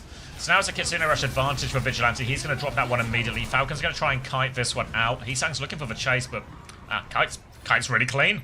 They just got that one out for free. Yeah, clearly ready for it. Very happy if your Falcons with that. You are obviously going to be in 1-5 territory now, but that's the reality of maybe not having multiple ults for it. Cage here early. Heesang is going to pull those. They're going to Wraith into it to drop the Blossom. Cleanses from both are good. Heesang is going to end up losing losing. Merit's ult goes down, doesn't really contribute to it, but Checkmate's then going to get to go and just clean up everybody here. As long as he doesn't miss his shots here on the Kiri. Hit out from jump. That's a crazy angle from jumping, actually. Yeah, jumping. The cornering on that Mauga. That's actually crazy. What tires is he using? Yeah, it's gonna be. Now it's just artillery form for Crazy Raccoon coming into this one. A cage if the fight goes long. A catnap if the fight even goes short. It'll be actually a catnap on the side of Chio as well. But if I get to Kitsune Rush here, yeah, like really comes down to I think there's a great chance for catnaps, especially on this point when we're so close to the coast as well. Checkmate is lurking behind for this one, trying to. He wants for Kiriko really. He sees the healing, but is spotted out. Now he's just going to put damage onto Jumbin from behind. Now Vigi's going to be walking up. Catnap comes through, looking for the Mauga. Goes to drag him off the cage. Not able to be used. Why did Jumbin use the cage to save himself there? Gonna be knocked off of that one instead. It's gonna be a clean fight with a Kitsune Rush. I feel like there's, you know, the cage, if you drop the cage, it just locks the cat in. Yeah, I don't know if he was too close right? to the coast, but doesn't use it. But that's just map. He had to attempt it, surely. Yeah, I mean, they should be able to get a touch, right? Like, it is. We've got Reaper, we've got Cat. Stalker's gonna just die on the wall. Sharong's not got the touch. Jumbin's gone through, someone got the touch. Cage is gonna go down now, but Merch is gonna drop the ult in it. He's gonna break. There's a trade. He's gonna find Fielder in the middle of this as well. They've got Kitsune. Kevin's gonna clean up Heesang though. You have no Kiri healing on the side of Falcons, and the Kitsune's gone down from Vigi. They are just gonna disengage it. Merit's then gonna die. They're coming back though. They don't want to give the flip too quickly because they don't have much time to give. He's gonna go in for the pin ham, but doesn't actually find anyone. Stalker's coming in now either. Chio's found Vigi in the middle of this though. Still no Kiri on the side of Falcons though, but he will be back soon. Checkmate has his ult as well. Dropping it down point. He's getting the cat at least. That's huge. Going down too. He's actually doing it all on Reaper. Yeah. He's actually doing it all on Reaper. And he kind of like, he played it on a Gibraltar last week. I think it must have been against A Division. And he actually got so much done on that Gibraltar, but huge play there at the end. And that's going to be Falcons 2 in a row, both on the Cat Basti and Mirror as well. Great result for them. Yeah, if you're Crazy Raccoons, you have to think that you want to try and steer away from it a bit now. Like, I think you need to, you're going to have to come back to it later in the series for sure, right? But you need to... Let's get some maps on the board, yeah. Yeah. Like, there's a real thing to be said of like going and getting some momentum. My favourite character is the Reaper guy. And then coming back with cooler heads. Honestly, is one of the best in the Yeah. game, and so he comes equipped with these 2 revolvers and only takes Thank you, about Hilarion, 3 for 100 shots bits. to actually Glad to hear about your execute, favourite so character, it the comes Reaper really guy. in handy, especially That's all of my chat. It's that and people saying it's an IDF comp. Things are happening. Yeah, Jumbin didn't. Yeah, I think Jumbin had like some real problems there. I think, you know, that fight on the previous map where you were like on, I think it was Garden, and you're like, why is Jumbin peaked and giving away 400 of his HP? I feel like there was sometimes he was guilty of the same thing here, of just losing that HP too early. Hanbin just lasts a little bit longer in all of this. Obviously, maybe not caging of a previous fight. Oh, thank you, Aegis, for the 24 months tier 1. Your favourite character is the Hanbin guy? Hanbin, Falcons, Mauga's in play. What do you expect? No, Catban hasn't been used yet. It's just been Catbash in both maps. It's Anabans, I think, have now been used by both teams. Believe? I mean, I'll do a fact check for you, I respect. It was definitely an Anaban map 1. Yeah, It was Anaban on map this 2 one as well. Yeah. So now Anna is just enabled for the rest of the game. Oh, I've broken the clean feed. I actually need to AFK for a bit as well because my wife's about to leave for Morocco. This guy's got a wife. Hold on, I'll fix the clean feed before I go. Is it just a holiday or what? Yeah, just a holiday. She's not just permanently, no. And that was the last I ever saw of her. 2-0 Falcons Quartz.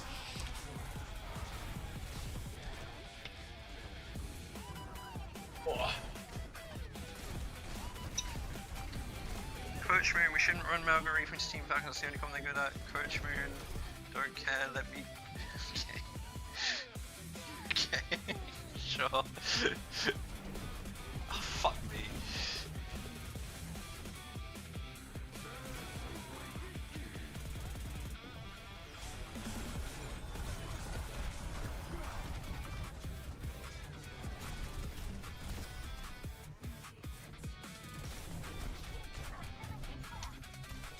Predictions still happening for the maps. If there's any mods in chat doing it, yeah. If not, no.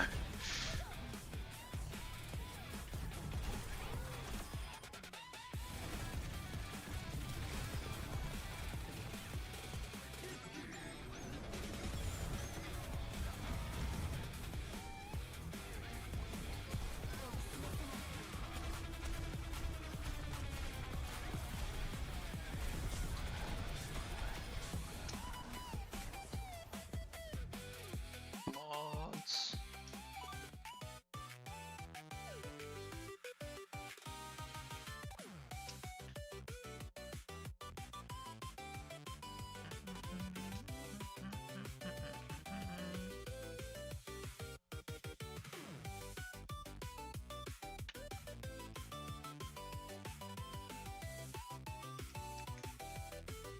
Oh, I just don't care about Yarn.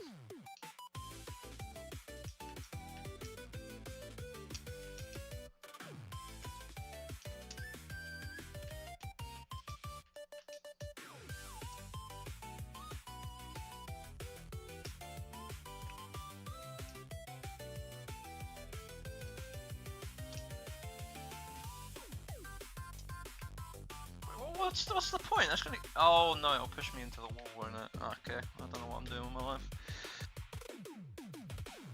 Dugout.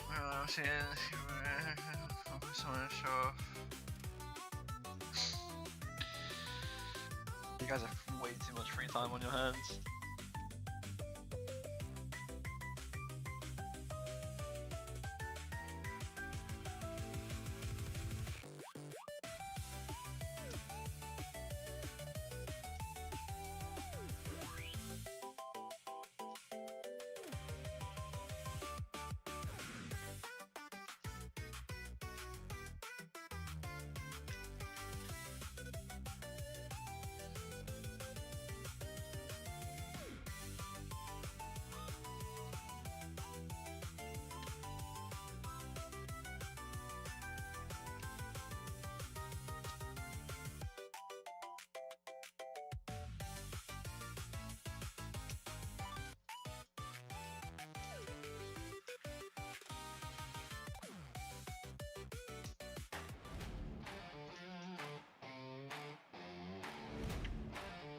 Oh no, it doesn't.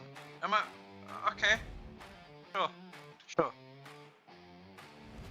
Is T1 versus Zeta after? T1 Zeta already played. It was 4-2. Was it 4-2 or 4-1? I literally watched the game, but I don't remember. Any knows? Zeta won. I suppose that's the important thing to know.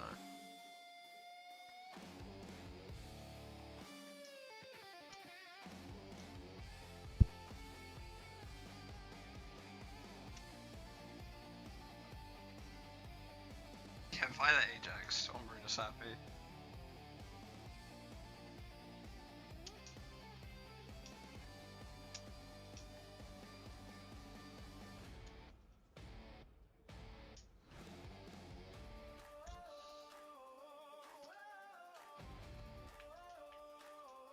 Oh, okay. You guys actually don't know how techie that was? Holy shit.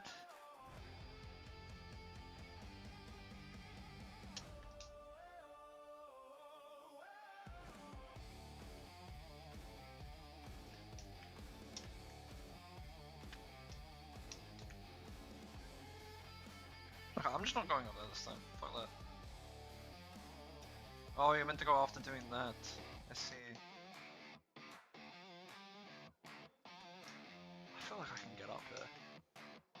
Maybe I can't.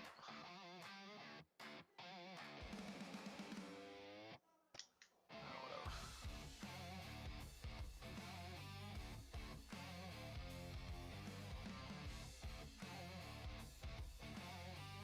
I don't understand. Huh? Wait, just think about this.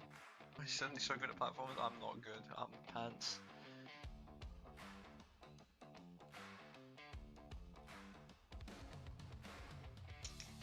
I can lock him there, but that doesn't help me. Does it?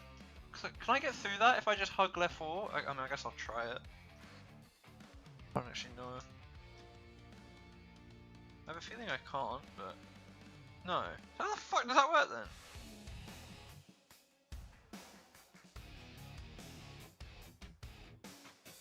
Here, King, you got the Australian fraud? Yeah. You got me for another half day. I think Max is back halfway through tomorrow. Box over the spikes. Fine? Maybe I could have.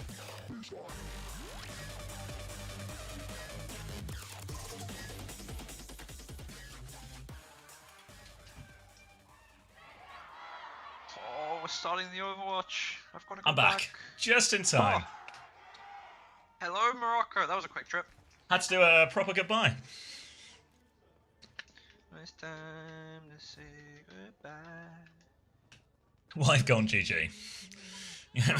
Wife gone. Time to talk about masturbation again.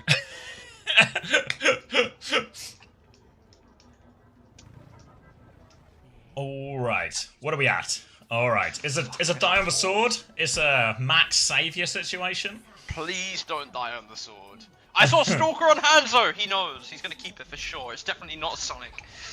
What if the Hanzo was in the sky? I mean, has anyone tried it? we can't know until we try. We're just gonna keep playing it. Like, surely we can just ban it, guys. Like, there's 2 maps that we don't have to play this comp. She doesn't play Overwatch, no. She played Orisa once for like 2 games and didn't have a great time. Too much going on. She's more of a... She doesn't really play that many games. She's more of a, like... She played Pokemon Unite for a while, like, for MOBA. That was as much close as she got to pro gamer. MOBA? Yeah! Get involved. Merit's died on the point here as well, so it's actually a pretty good opening for Crazy Raccoon, all things considered. Clean up on the point, and a nice, a clinical first fight for Crazy Raccoon. It was a jumping issue. I'm convinced. Oh my god, the nade! Downtown. Holy! Yeah, anyway. Yeah, also not TF2. And it was Overwatch 1 Orisa. She liked Orisa because she could just put the shield there and then, like, felt like she could play the game, you know, without as many things going on. Just, yeah. Based, honestly. Real? Alright. Early Another cat swing swing here with the Diva onto the Bastion, doesn't quite get anything. Max gets slept in the middle of all this, so he can't help the duel. Is then going to find Merit at the end and push him back. Hambin's flying in the sky. We're just everywhere. Both Divas end up on point. Stalker has his ult first, gonna look full field up with the help of Heesang, who manages to find him. That's pretty good if you ask me. He's fallen low now on point though, he's getting pressured a lot. Hammond's gonna get the finish. Heesang's gonna hit the pulse though. Hammond's falling low as well. Max has been demexed. I'm actually not sure who's winning here. Checkmate hits the pulse onto the baby. The Nano Heesang's gonna walk forward. Vigi's low, but Hammond's there, full HP, full mech. Still touching point. He's nearly got has bomb. catnap soon, which might help. Merit's finally going to drop his ult. Hambin is going to get demeked. Are we going to Bastion him to finish it? No. He is going to get the remake. And it looks like Falcons have stabilized a little. That's a great retake, actually, yeah. Like, the artillery strike helps him get back into mech, and now we're basically just back to a 5v5. Fielder's got nano advantage as well. Fly through as they come forward onto this one here. Stalker's going to get nanoed at the tail end of this one, so they're going to try and push him, but they might have missed their timing. A catnap counter comes out from Chirong, but he's still a nanoed Bastion. Chirong is taking evasive maneuvers. Heesang's got another kill in the backline all the while during this. Now a counter catnap comes out from Chio, just to try, I think, damage and live more than anything. He's actually managed to live for what it's worth, and Payload's still rolling forward, but there's not actually a recontest out of this one here, so Chio kind of just used that catnap more to live than anything else, and that's going to be first point to Crazy Raccoon. Bit of a dogfight, but, you know, obviously Crazy Raccoons end up getting it across the line. 3 people have gone back to push point. Can't be optimal, guys. Unless you just choose to do that, I guess if that's what you want to do, that's also fine, but I feel like probably could have held some space. Max trying to Thank you for respecting their choices. Max is now gonna... I mean, I'm literally a renegade coach, man. What can I say? Geo playing above now, has the off angle as the cat, he's deadly on it. But Cart slowly inching forward here. Feels like the Little biggest... by little. Yeah, it feels like the biggest difference so far has been Heesang's been able to get on and kill Fielder in more of these situations, but that one's going to not happen this time as Merit and Checkmate will team up on him, and now it's going to be just a full reset off the back of that. Crazy Raccoon will back it all the way out. We're about to have Nano for this next swing though, and Fielder's a little bit short, depending on how quickly the fight starts. So, just be a full reset here, and again, this is where I really feel like in this part of the map, Cat Bastion can't be optimal, you know? Checkmate's got a Pulse Bomb kill onto Vigi. He nanos Stalker before he goes, though. They think they can play this, but he's been slept! Wake up, Stalker! Heesang's found Fielder again, as he just seems to do every fight. So Crazy Raccoon are behind enemy lines. Pulse Bomb out as well. Ambitious from Heesang, but can't connect. Still in the game, though. It's evasive maneuvers from Falcons as they kite out towards the alleyway here, but Stalker's looking for a chance to push him. Merit's going to get taken up into the air. Bastion on the floor. Stalker's actually quite low in all of this. Has to form to live, I think, so there's a form advantage soon for Merit if he wants to go, but they're just trying to buy time right now. Bomb forces the recall out of Checkmate, or out of Heesang on point. That will be a brief respite now in the fight. Yeah, Stalker's going to start with his ult, which means that Fielder is probably about to be in trouble. Vigi falling low, the peel from Chio backwards is good. Nano has gone onto the Bastion, which means Max is actually going to fall really low to get his bomb force through in this. They want the Block is kill. actually good, it stops the nade from getting through, but Hammond's going to get to go through and finish him off anyway. And it should be Heesang at the very least forced out. No, actually just kill. Now, it should just be a reset angle for Falcons here. Just chill and go next, yeah. Stalker's going to get flown out because that's the thing that happens in Yes, 2026. easy to kite. Easy to kite when you have a cat Any attack other you point out. in Overwatch history, if a Bastion is in that spot, in that situation, he 100% dies 100% of the time. But we are in a new era where we are on an axis of some kind, depending on who you ask. Depending if you learn from computer vision or if you learn from the world of physics, that was either the Z or the Y axis. It was certainly one of the Or axes. if you're a Minecrafter, it was the X axis. Okay. Stalker's fucking Big Stalker's trouble. fucking won. Holy shit. Yeah, they managed to pocket him up. Nair, Max is going to meet the position now. Hambin's actually the one who might lose mech out of this. He's getting pocketed through. He's not had to bomb for this, though. So Falcons are losing the HP, but they top Hambin all the way back up. Still have control of the choke. Now going to be on the next one as Strong's going to go for... Yeah, just needs to pocket him again. Catnap here onto the cat, but on the back. It's a Diva. Drag that Diva in. Counter Catnap into the bomb. See you later, Stalker. Who is on who? Now back in control of this choke. They've got the kill on that Bastion as well, and Hambin got his mech back. So they will be able to stabilise again here, Falcons. And we're down to 30 seconds for Crazy Raccoon. All really going to be on this next nano turn.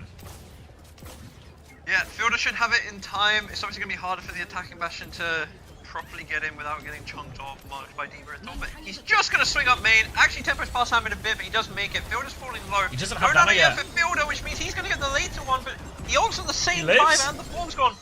Tracer gap both ways from both Tracers there. Nice pass from Heesang to make sure that happens. Merit, the bomb He's moves been knocked him down. down, but the body block from Hambin accidentally just on his engagement. we've C9'd! We've C9! Oh, we it was fucking actually... C9! Oh, like, it wasn't a one fight by any means for Crazy Raccoon. But it Like, was they were winnable. they were out of mech. It was so on there, actually. It was going to be like a full Chaos dogfight type situation. Yeah. And that's a great result for Falcons. A stop, like, that wasn't very far for a second we got at all. No, that's not to go all attacker's advantage, but you know that they're going to get the attacker's advantage and only need to win one fight on second there. I don't know. It just like they're just right there. a bit better than Crazy Raccoons today, you know. Yeah. Now, whether they're always better or they're just playing better on the day, it doesn't really matter, you know? It's the day of the official. Probably just ban Cat or Bastion for a map and play something different and try and get momentum back. Chirong is actually deathless, which I feel like you don't often see anyone deathless after a round in this matchup. Thank you very much, Lumos, for the 5 community gifted. Thank you very much. Enjoy your winter badge if you didn't already have one, and congratulations to everyone who got them. And everyone who managed to stay nimble and dodge it all. Alright, and this, yeah, like... in attacker's advantage, they now have a clear win condition here, but these fights are never straightforward on the Cat Bastion. A TP out of spawn from Checkmate for actually no good reason. Yeah, just absolutely not. Just fun to press buttons sometimes, isn't it? The rest of Falcons will just be moving the payload while Checkmate gets himself onto Tracer. We'll get up to his first corner, and then we'll see our first exchange of the swings. I think this one does really favour the defensive Ana in terms of how much they can influence this first swing. So, difficult fight and difficult difficult corner for Falcons to try and break. They're going to go for it now. Now the counter swing comes out, leaves him on the ground actually there. You see Hanbin, he's not just matrixing, he's blocking with his body as well. He's really trying to soak up every piece of damage he can to just get these fine margins. And these are the type of things that Falcons are always so good at in terms of finding these small advantages and cooldown trades. Now another Bastion swing comes around, both D.Va's going to get involved. They're going to keep swinging onto this one. Yeah, it's a body block, then full matrix from Hanbin. And now he's going to get onto Stalker as well at the tail end of it. He's found a crucial kill. He's behind enemy lines right now, and he can just really just wants to go back and make sure he's team no trade at this point. He's cleared everyone else out. No late kills though, so there is a recontest for Crazy Raccoon. Yeah, Hammond's definitely striking? getting the better of the trade here. I assume it's just going to go towards an Ana. Vigi loses half And that's his been HP taxied for a lot though. of the game. Yeah. And a lot of pressure as they're getting through to point here. Max is going to lose all of his armor just to get the touch. Might even just straight lose the mech. Cat Bastion on point now. C9 guys, I'm a little bit scared for you. Max, Just a D-Mech, baby. just going to get cleaned up now. I mean, everyone else has gone past trying to get kills.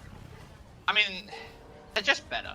They are just better at this comp. But there's this thing that happens, I think, really early on in a lot of the series we've seen recently, where the Cat Bastions go, and there's just somebody's just slightly better at it. Whether it's they've got like maybe an extra trick, like we really saw Hanbin like min-maxing his HP and his Matrix or there. just like hit some sleeps or something. Exactly, and what happens invariably is the nature of this comp, as much as it's very chaotic and there's always trades and everything like this, the most consistent bit to have the advantage on is that Bastion battle, and right now Falcons are winning it every time, which I think is why we've seen, you know, a bit of to and fro in all of these maps, but they ultimately won all of them. Stick out from Heesang though, who has probably been the shining light really for Crazy Raccoon on this map in terms of the impact he's had. Catnap comes out now onto Stalker as they drag him back in. That's going to lead to his kill as well, so all equal 4v4 fly onto him, but Hammer's just going to keep this payload moving. We're pretty close to the yellow box already. It's one fight territory, and now Hanbin has taken a lot of damage though, more pressure on him. They've lost Chio in the back, which means harder for everything, right? Harder for the Ana to walk up,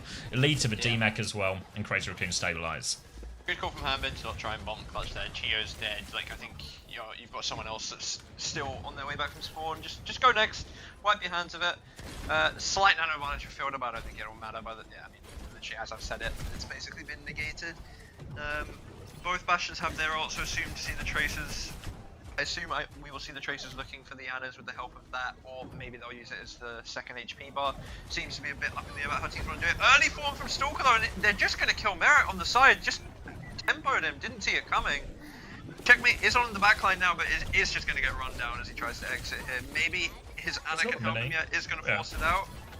And meanwhile, having Precious Point, and it'll just going to have to wait for Merit. 4 ults for Falcons, 5 ults for Crazy Raccoons nearly. So yeah, then he got the Catnap as well. This will be the big one.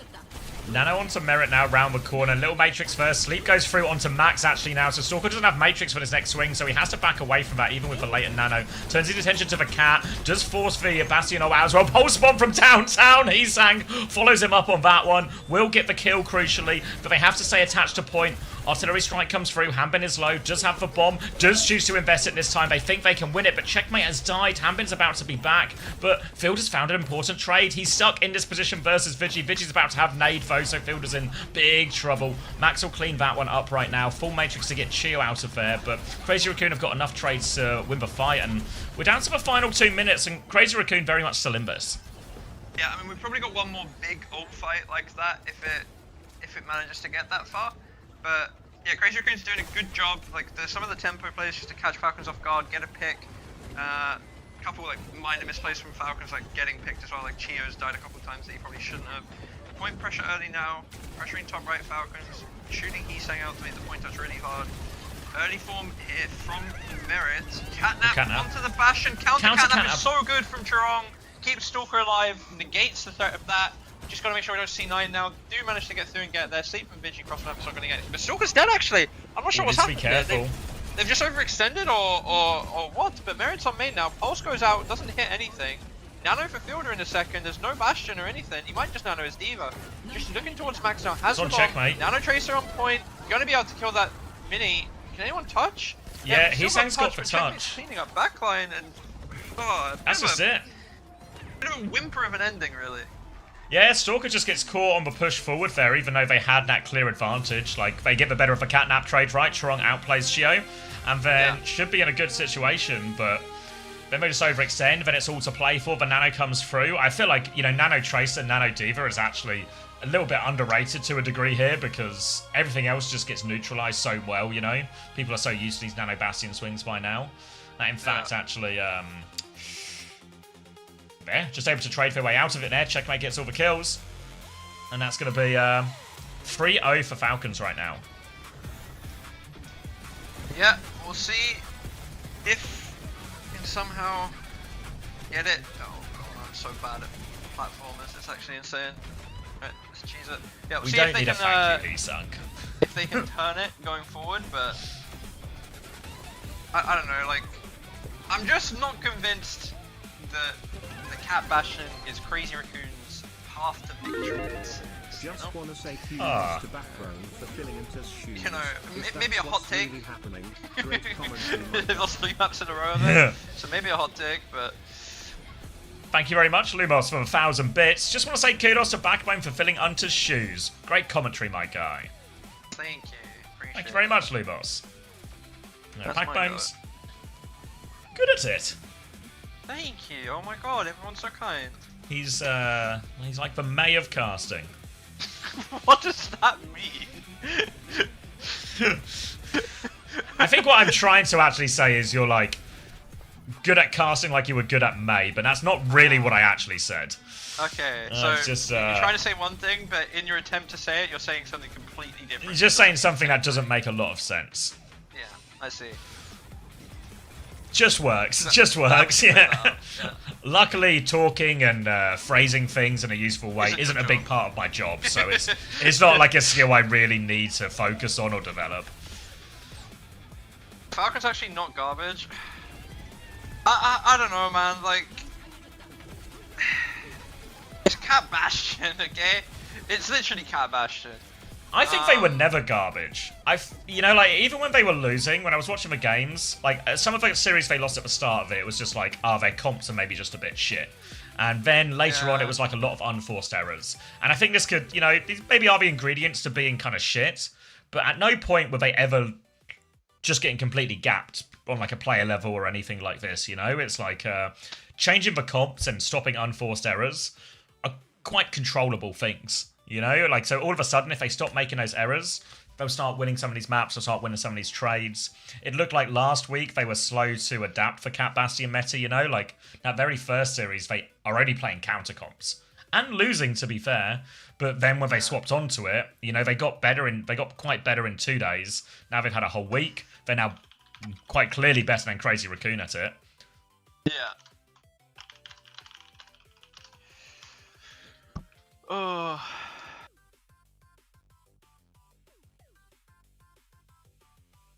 I don't know.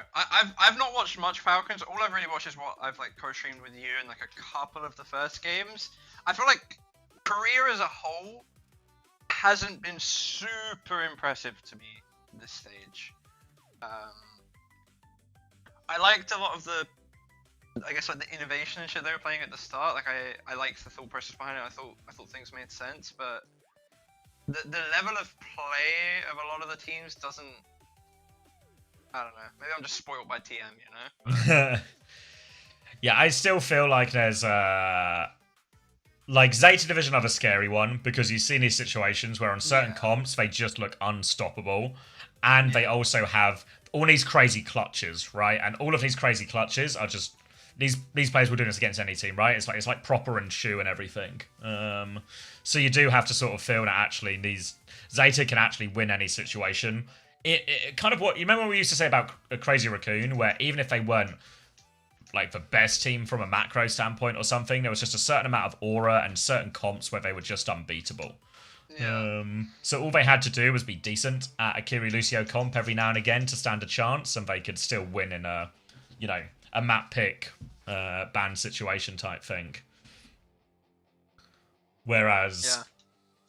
That's now all true about Zeta Division, but actually probably maybe even more to like a more nth degree, because not only do they have Shu, they have Violet and Proper, who are basically in many ways the biggest clutch players on their teams when they're on their good heroes. Yeah. So I feel like Nat's like a really, you ask me like who's better, Zeta or TM?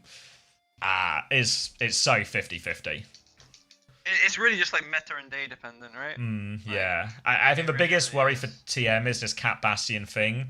We currently have no idea if they will be good at this comp. The fact they that definitely wouldn't be bad at it, right? Like TM are too good of a team to like ever be bad at a comp like this, I think. But like whether or not they'd be able to play it at the highest level, like is a question mark. It might not be a question mark that ever needs answering, depending on the patch, but time will tell. Yeah, I think it's would they even mirror it? Well, I think nobody knows right now, you know? They're going to have to play the meta, see how it feels when they start scrimming now domestically, and then they're gonna have to see how it feels when they go to boot camp in Korea, and or sorry, I guess in Japan they'll probably go, or maybe they still boot camp in Korea then fly over. But either way, right? But see how it goes in boot camp, and then make an executive decision based on how those things go. Yeah, I love an executive decision. Says they're going on the 9th of May. Is that just after Saudi E-League, I guess? I guess they'll probably go directly from Saudi E-League to the boot camp.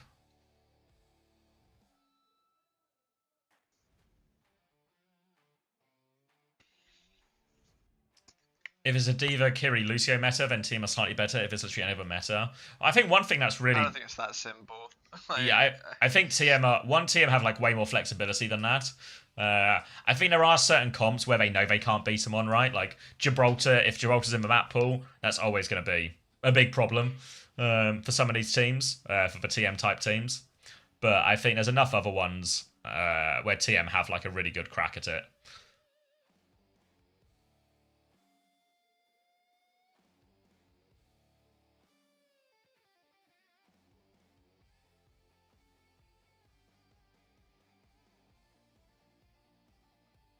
Yeah, like I think you will be pretty tennis theory in the TM Zeta series, and it will also be tennis theory, and you got to factor in does the Cat Bastion enter into who's got serve and who's got advantage on that comp. Seems like a quick look at stats so far. Looks like Fielder's got 24. Is he the highest scorer? Seems that way. Hambin on 22. Checkmate on 23. Glad I sold Checkmate for Heesang, because Heesang has 11.5 points. Yes. Damn it. 20.5 for Charong in all of this. Cheers on 18.5.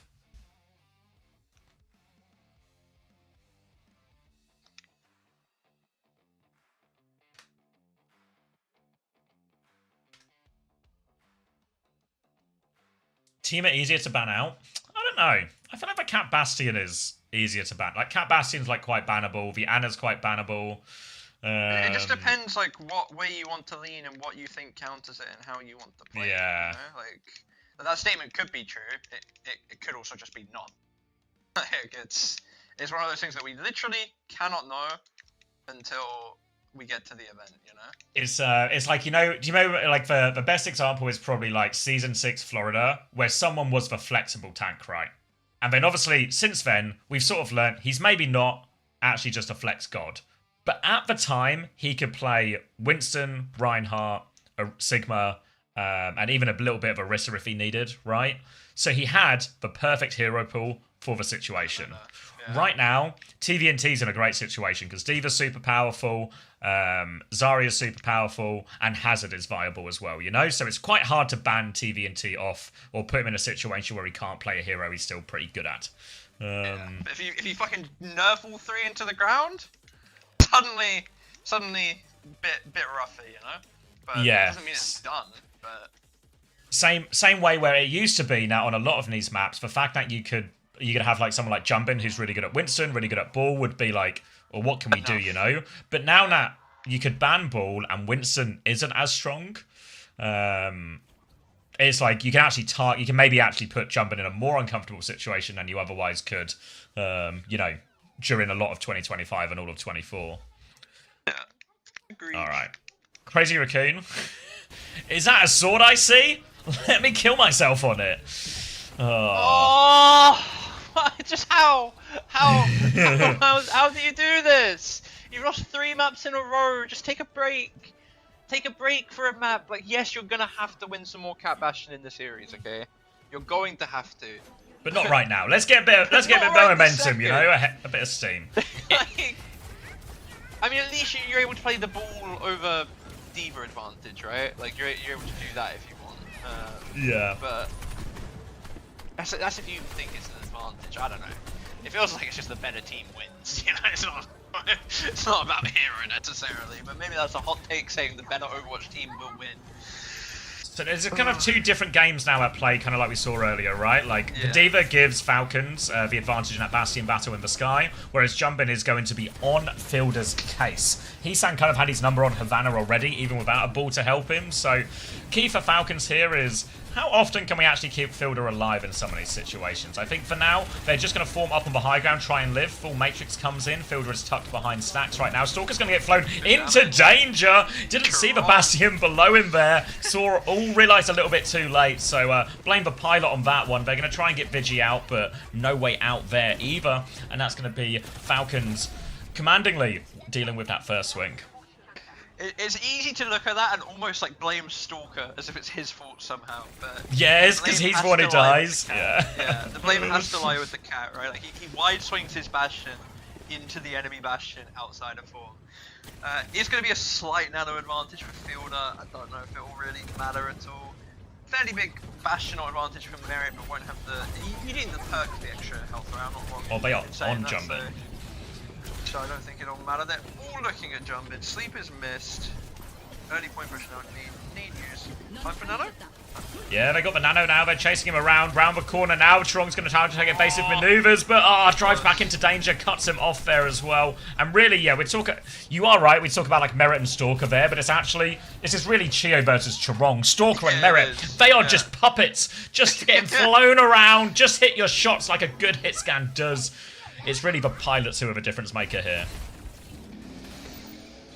Yeah. Also, why is Stalker the one on Bastion? This guy's the best Tracer on the planet. Get him on Tracer. Come on.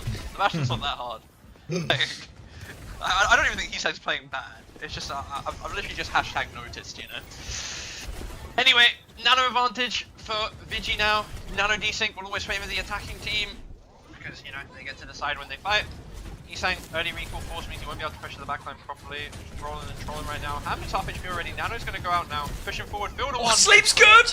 He dies anyway! Jumbin hits the slam, so they still get the kill. Stalker will wake up after this Nano, wondering where he is, but his driver has taken him home safely. Bombs will come out from Merit as they try and retake a little bit of space here, but there's a 4-1 point which forces the Bomb. Baby's in big trouble. They deal with that one. Bomb finds nothing. Merit will form one more time, but completely outnumbered and outgunned here. And Crazy Raccoon will get first point rather, on the third time of asking. Like the weaker Cat Bastion team, they always eventually get it feels like, right? But it just feels so much harder than the team that is winning every single time. I know that sounds a bit forehead, right? But it's like, they have to work for that. Like, even after like getting the ults and using the ults, it's still a bit of a dogfight. Moving on to second now, the ball should be even better on second realistically, right? It's going to be harder for the D.Va to properly match the Bastions on this wide point. But Fielder also gets to sit back at map a lot more conveniently, I guess would be the word to use. Carl's just going to move up this first part for free. Fielder does have the Nano if Falcons decide they want to go for an early Nano engage, but both Stalker at least just chilling around the turret for now.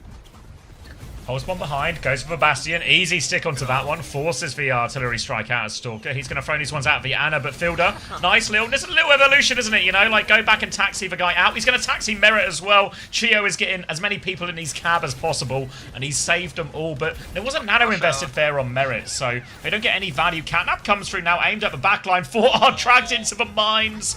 That's going to be Merit going down now, so Falcons, they either need to play for trades or just concede all of the space now. They got to worry about Hesan behind, though. Cat's in a little bit of trouble. Per will keep him alive, and Falcons will just manage to kite the rest of this.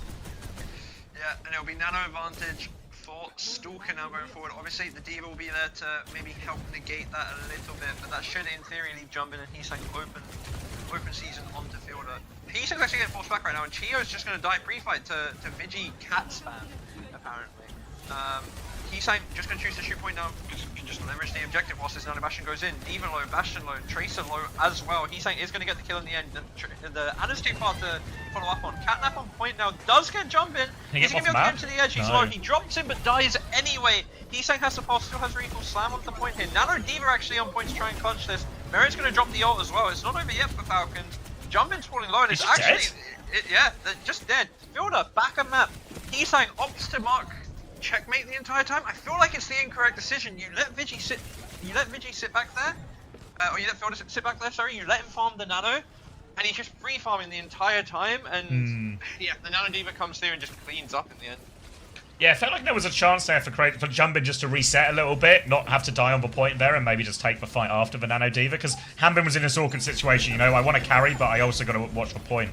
Now the artillery strike comes through from Stalker to force some pressure onto the backline, but there's Cheer with a taxi, make sure Fielder lives in that situation again. Really consistently outplayed Nate at this point, but now pressure onto the Bastion. Heesang's looking for another stick as well. It misses, but he'll just do it the old-fashioned way. Takes care of both of those. That's player advantage now. Pulse Bomb goes wide from checkmate, but Hanbin is here. Sleep goes wide. Now it'll be checkmate converting the kill. They have to stay on point as well. The last 30 seconds as the bomb is going to be forced. Can they find the baby? They can! Crucial kill from Stalker. Checkmate has his recall force as well. Shio needs to get the next touch, but they're just all out. Just checkmate left now, and Crazy Raccoon will cap second.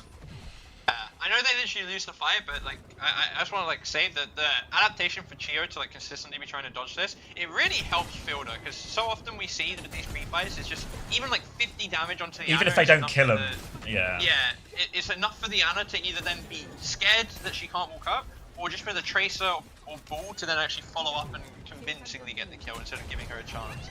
But checkmate, already picked Heesang here. Good start to the point.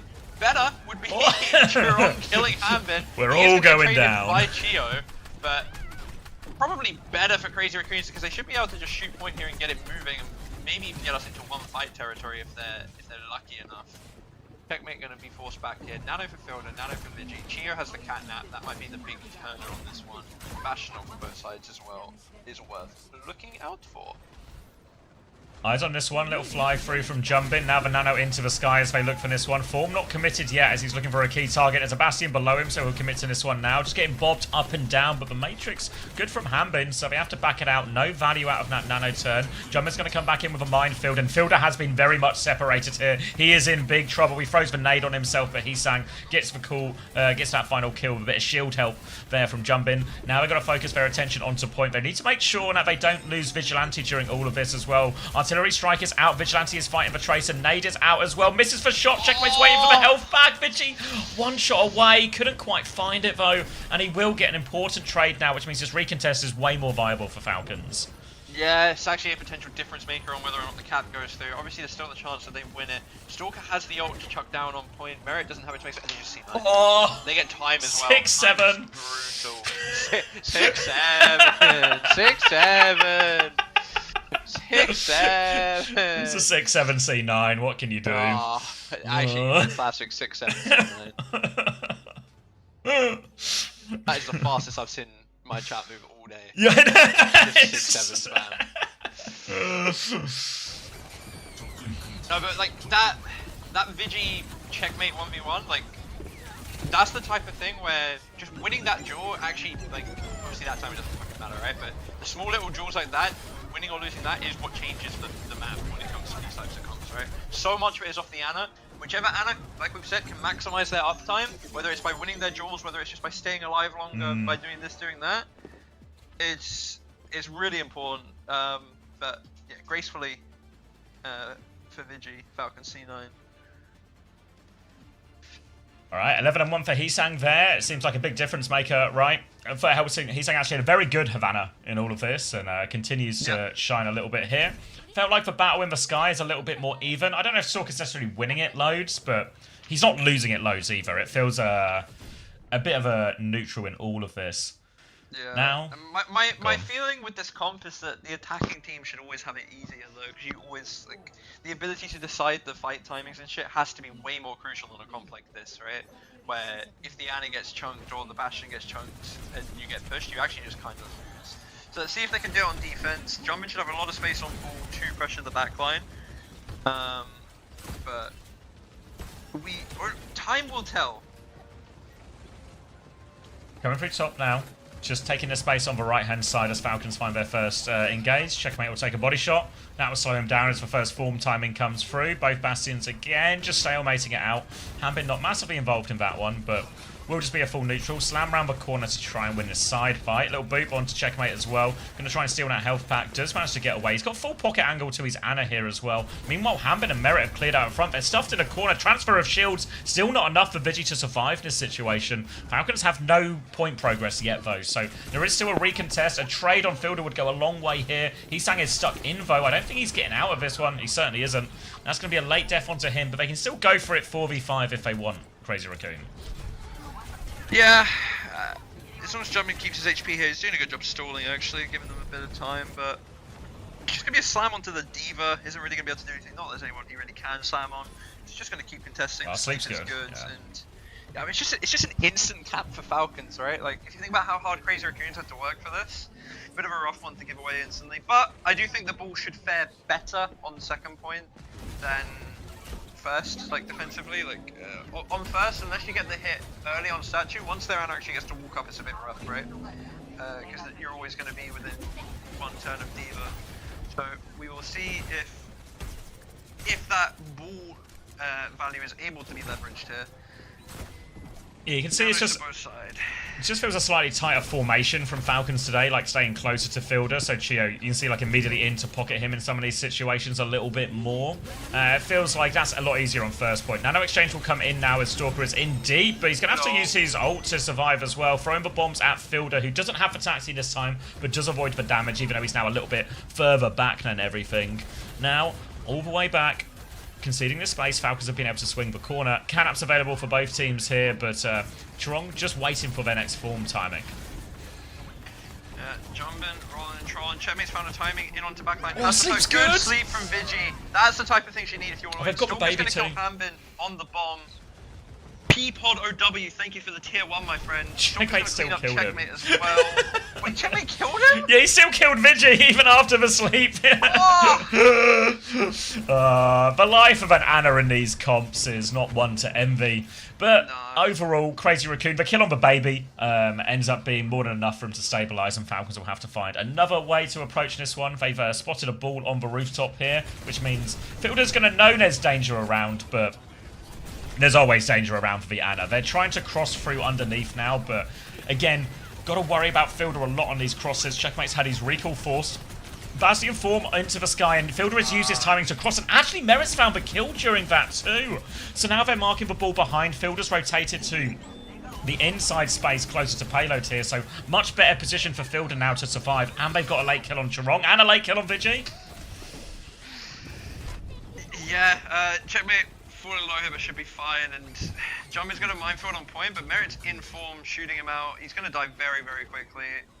Gonna need them to courtesy walk into the mines to really win it. Catnap, they're dragging him in. Probably who you need. Pulls him into There's the a bombs. form. Hammond's falling low. They've They done just it. got Checkmate in this. It looked unlosable. It actually looked unlosable, but they kind of just, I don't know, the minefield I guess just bought them enough space. Nano Demon now to try and clutch it. The cat is going to carry him out very nicely. Heesang's going to kill Chia in the back. Okay, and now Crazy Raccoons are really back in it because you've got the Nano out as well. You're going to have to care about point pressure, because Checkmate's now going to have the ability to both pressure your backline and pressure point, right? And that can be a bit awkward, but really happy with that if you're Crazy Raccoons. Yeah, and that Nano really hurts them as well. They thought they could maybe turn it with Hambin, and obviously a Nano Diva's scary, but the evasive maneuvers from Chorong to just airlift him out of there means no kills for Hambin to hunt down, and then Fielder gets traded. It's all over. Now 2 minutes left, and all of a sudden it looks like rather than they wanted to live or die by the sword, but it might be life for Crazy Raccoon. 2 minutes left, and Nano turn here, and Merit is in all sorts of trouble. Not even close to saving him on this one. Hambin is forcing the point, but now they're all come back to deal with this one. Hambin just has to run, and that's going to be, should be another good hold for Crazy Raccoon. Yeah, I mean, I know we've got third point, so it's not the end of the world if they do end up losing second, but I'm a bit like hesitant on the. Nice, Chorong, go off, I guess. Late kill on Fielder too. Go on. I'm a bit hesitant on starting the fight with Nano the way we did there. I'm okay if we have to use it, but the reality of the situation is you're 45% behind on this next Nano now, right? And yes, it helps you win that fight, and obviously winning fights is good. But this next fight, with the Nano coming in, with the Catnap, with the Bastion ult, it's a bit rough, right? Like, you got to worry about points move back a bit, so you're not super worried about that. But I guess we'll see how they deal with it, see if they can make it work. Needs to This kill was interesting Fielder, I solution. think. Yeah, just Yeah. needs And to play maybe they trades. will. But yeah, Fielder's in huge trouble right now. He has no chance to use for Nano. That's one way to counter a Nano. Never let him use it in the first place. Now Chio's going to die. Yeah, rest of them are stuck in now as well. They can stagger Hambin out a little bit too, or not. Stalker just nice to shoot stuff sometimes, isn't it? Hit markers are fun. So it's going to be a final fight either way, I think, for Falcons on this one. They do have the Nano, the Catnap. They actually have all 5 ultimates, but Crazy Raccoon, look how close Vigi is. He's only 20% off now. Yeah, and really good really good situation for Crazy Raccoons ult-wise. Jumping gonna go early and spawn again. This time Falcons are waiting for him though. The Avengers came around the corner. They're escorting their boy in this time. Want to make sure he's able to get the Nano off. Do they know Stalker's top left? Yes, they do. He's gonna Nano around the coast here. Stalker's gonna back up. The sleeve's so good! It doesn't really matter because he's getting shot anyway, but we still have the Nano crucially for Vigi. Ult goes wide. Nano finally comes out now. Catnap Don't wide. have form for it though. Catnap doesn't hit, but Chio's gonna die for the attempt. Merit is now in Stalker's sights, gonna fall low, has Where's he form in a going? second, has his own He's all ult. in! It's actually a masterclass from Crazy Raccoons. It's well played. Really good second point. Just Yeah. a bomb left now, but the bomb's not going to win this 1v5. And I Crazy think Raccoon Jumpman did his will job get the hold. perfectly as well. Like I think he really did his job perfectly on second. Like I think, like I said, on second it becomes a lot easier for him to. Is this a new song? Is this for reverse sweep track? Oh my god. Yeah, it's easier for him to on second. He's given more space to do it, but he's still got to actually do it, right? And do it, he did. It's a Skrillex reverse sweep. This reverse sweep sponsored by Skrillex. You know, they give a little your halftime brought to you by DHL.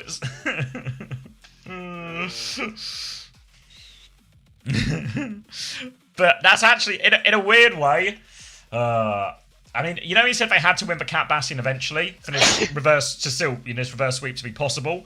They've risked dying on the sword here, and now they've won it, and they've gotten away with it, right? They won the series, and now maybe put an element of doubt. Series. Oh shit! Not the series, the map. Sorry. Yeah, they went 3-0 up, but then we played next goal wins. So unfortunately, golden goal. Yeah. But means they're actually right back in, and now Crazy Raccoon, they can just sort of feel out every map, right? Yeah. Yeah, I mean, yeah, it's one of those things where if they lost that map, we're flaming them for it, but, you know, if you manage to win it, you know, good on you. You're going to have to win it eventually anyway, so why not now if you feel like you got it? I am a bit worried about the future of it, though, because I think that's one of the better maps for the ball, right? Like, especially at second point, I do think it's one of the better maps for it, but, you know, I don't think it's bad on, like, push or anything either, so maybe it's still really on. What's been used ban-wise as well, I guess, is a crucial bit of this in terms of... Both teams have done Ana, right? Falcons have used the ball ban, actually. They used it back on Lijiang Tower, so... Yeah, because they haven't... Jumpin hasn't been in until this, right? Or am I... Yeah. No, he played... No, Jumpin started. It was only Havana, I think, Max played. Yeah, you are literally correct. I'm rewriting history. So, Anaban is out of the way, so Vigi can keep just playing that. Ballban's out of the way, so Jumping can just keep playing that. Obviously, we are now... Falcons do have the option also to just send us to a non-Cat Bastion stage as well, if they want to mix it up and maybe target them in a different way. Try and force a different backline out of them. Like, one thing that's been certainly true is Kiri Lucio has not been a strong look for Crazy Raccoon. I guess you've used the Ana ban, so it's maybe a little bit hard to force, but maybe if you go to like a Flashpoint map and you ban the cat or something, then all of a sudden maybe they do just have to Kiri Lucio, or even if they do want to play like an Ana Ilari or Ana whatever, it's a hard map for it. Or Atlas would also sit in the same category here too, so I think if I'm Falcons, I'm thinking about Flashpoint or potentially push. Just to try and send it, maybe a cat ban or something as well. Not that they should give up on the cat or anything like that, or they can't, you know, win it like they did the first 3 maps, but is your pick and ban situation, make it even harder for Crazy Raccoon. I don't think there's really like an incorrect choice, right? If they want to keep going Cat Bastion, I think it's fine. If they want to swap it up, I think it's fine. End of day, you're on match point. You got a couple maps to fuck about with if you feel inclined. Yeah, but they get to pick all of the maps now, just for the rest of time. Tends to help. Yeah.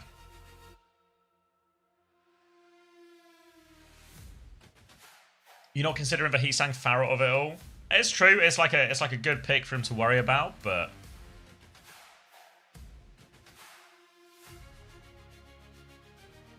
yeah, I feel like if I'm Falcons, the series is still very much in their control. Yeah, it's one map at the end of the day. Yeah, one map and you get what 3 attempts at it. Push is for one they haven't played yet, but I think I can't remember. Maybe we had this conversation yesterday. I just can't remember. But there's they do map reset normally on map 5 in Korea. So I don't know if we're doing the same thing here. If it's different because it's map 7. Or there's a 7, best of 7 now. No, I think they still do it. We spoke about this yesterday, right? It's like yeah. For you to play 6 maps, you have to replay 1 map type anyway. Yeah, so I assume it still just resets on map 5.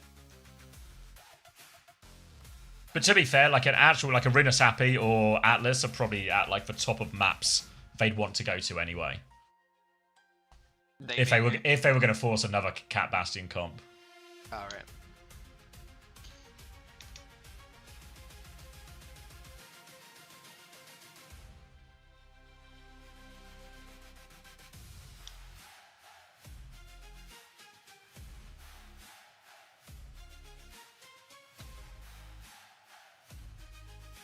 I don't know if it's the 750 milligrams of Benadryl talking, but Hunter looks different.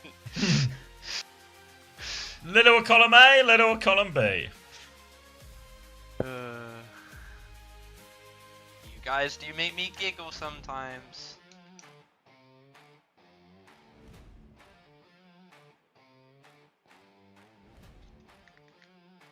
Ooh, thank you, Storm, for the Prime. Welcome back.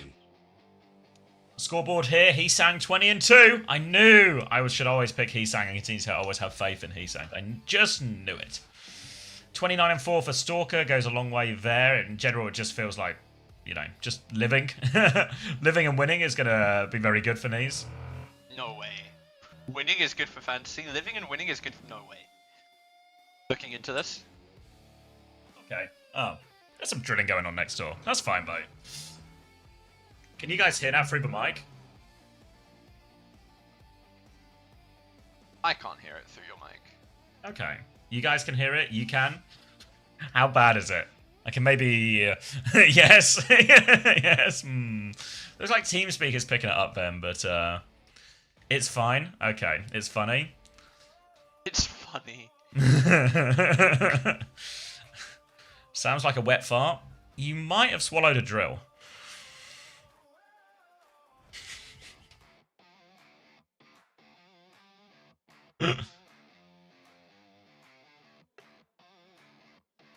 Shit, I might. Yeah. All right, Gibraltar. Gibraltar. Map 5. Okay. Yeah, it's map 5. It's 3-1 in the series. That tends to be how math works. Map 5? What? After map 4? What? In this economy? No way. All right, Kiriko ban. Oh, they gave up first ban here as well? I mean, if you're open to play whatever, it's fine, right? Yeah. Are we going to get like a Ham Binston here as well? I might crank my volume a little bit.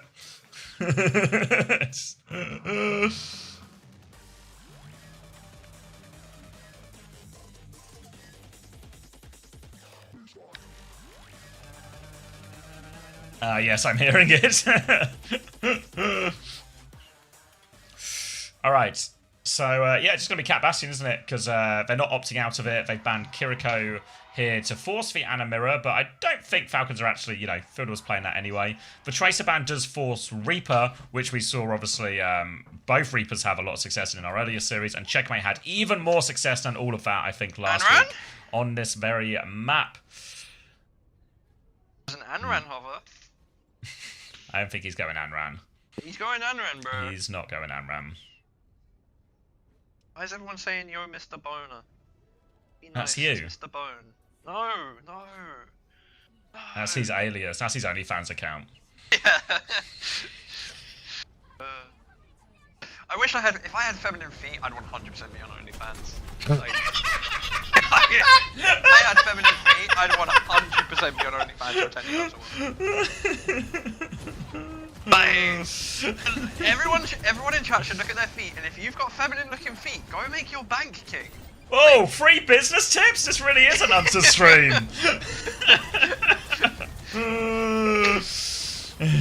Alright. Anyway, people are dying on the street. Stuff's happening. Thunder. Crazy Yeah. Raccoon's a reverse sweeping. Crazy Raccoon, yeah. It's a May pick, which I'm sure Jamie is a fan of, but now Jamie has to pick. Does he prefer the May pick or the Reaper pick? He has to decide, but he's probably busy looking at his feet. I actually don't know which one I prefer. May doesn't fare super well into Reaper, but it's also just like the May is obviously good into the D.Va as well, right? So it's probably whilst he's on D.Va, it's probably maybe. Nah, honestly, I'm a Reaper head. I'm a Reaper head in current day. Anyway, Stalker's just gonna kill Merit. Don't need to care about the other DPS if the Bastion just kills the other Bastion. Has the ult as well if needed. Does he have base damage reduction in ult as well? He does, right? Like outside of the perk. I think so, yeah. And then the perk just supercharges it, yeah. Alright, bomb's coming out on point, and that He's should... just killing everyone. God, they're going to mine the point as well here, just to make Hambin's life really hard, as if he wasn't, like, a quarter HP and zoned off the point anyway. So, maybe on the verge of overkill here from Crazy Raccoon, but it'll be a very quick first point nonetheless, and we are straight on to second right now. Nanoturn's going to be up for both of them. Also going to be a Blizzard for Heesank here, who probably doesn't have great options, really, in terms of it. Maybe he can catch the D.Va outside of a shift or something like this, but might just be... it's going to have to be very opportunistic for him. Yeah. Hiding under, I do like. Look in your chat, because that's what's being spammed in my chat, and I think it's very disrespectful, and I want you to make me feel better about it. Checkmate through onto point now. Jump in. Nano Bastion going through. Just a good kite, actually, from Chio there, helping Merit out. Fielder is in the gulag. Sleep is good. DM on him now. Trong's found Chio in this, but Fielder is going to end up dying in the end. Cart has been moving during all of this as well. Checkmate's going to fall low. Merit's going to kill Stalker in the end. There's just going to be a couple staggers maybe onto Falcons here. Merit's going to pop the ult, but I don't think it's going to save him. He didn't have the ice block again yet. He'd already had to use it, so it's actually just good. It's actually just good for him. Yeah, well played by Merit to survive there as well. Holds them. They should have won that fight long term just with respawns anyway, but gives them a quicker stabilization and a cleaner hold in this forward space. Now it's going to be another nano turn for coming up soon for Vigi. Fielder's got he's ready to go too. We are on a more enclosed part of the map for now. You know, we've already discussed ceilings and sky and all of that, so you guys know what we mean. Gonna be Nano versus Nano. Eyes on this one. Onto the Bastion right now. Big swing round the corner, just out in the open right now. Stalker's getting it. Matrix coming out. He's shooting the Bastion. He's taking it down. Now the pocket onto Fielder as well, but there's a Blizzard on point, and Merit seems to have been left behind during all of this. Checkmate will break through the wall and regroup with his team. Heesank still has ice block if he needs it. For now, though, he's happy just to bully Hambin away. The whole team is there, though, so Heesank now is a bit of help too. Can't find the Ice Call Connect while Jumping continues to try and force point with this. Oh, and a little drag onto Fielder! Warp 10 into the minefield. And this payload is still moving. Hambin's half HP. Merit's going to drop and clear him, but a Blossom in the backline takes care of the cat and helps Hambin confirm that kill. So they will stabilize off the back in that Blossom, able to hold on. If there is anything to sum up playing Anna in this comp, it is that 5-second clip there. Hit the sleep, you're gonna After die getting anyway. dragged into mines, Fielder's life, man, you know? Fielder's life. Insane back-to-back there. And now they're gonna push the advantage forward. Presumably Vigi's feeling a lot safer right now. They're gonna come up. Good disengage though from Charong. They should have their own form timing forward now if they choose. What is that angle from Merit's forward now, 4-second advantage. Is it going to be enough? Merit's falling low. The self-heal plus the cat pocket is going to keep him alive. Merit's going to have form timing again now, but Fielder's in trouble. Oh, the sleep's going to get blocked by the shield, I think, or just miss. Either way, it means Fielder's in a whole heap of trouble. Needs more help. There's a May wall in front of him. The cat is behind. Slam is going to be in this, actually, right now. Going to get dragged out of the bombs. Fielder is now on the high ground here. Blizzard is eaten by Hambin. They've killed Heesank for that one, too. They clutch up on the point. And fair play to Fielder and Shio. They've done a good job helping him. But Fielder, he still needs more help. God damn it. He just can't save this guy.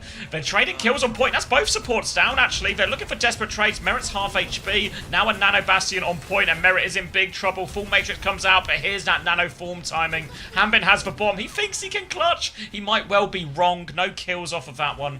Cat, one more touch as a Nano Reaper. Checkmate's going to try and do it all. He nearly has Blossom if he can find it. Wraith comes out. He's just going to kill Heesang as well. What if Checkmate does it all with Nano? It's a low HP Cat as well. Minefield on point. He has to TP away. Can anyone touch? Hambin has to do it. He's catnapped away. He's catnapped away from it. Huge from Chorong to force for C9 because Falcons were clutching that. And they get away with it. He had to ult the minefield. Yeah, just to clear it immediately. Yeah, just to clear it. Like, it doesn't matter if you die after it. If you want any hope of winning the fight, like, you know your team's back, you have to ult the minefield there. I mean, to be fair, I think Hambin touches if it's not for the catnap.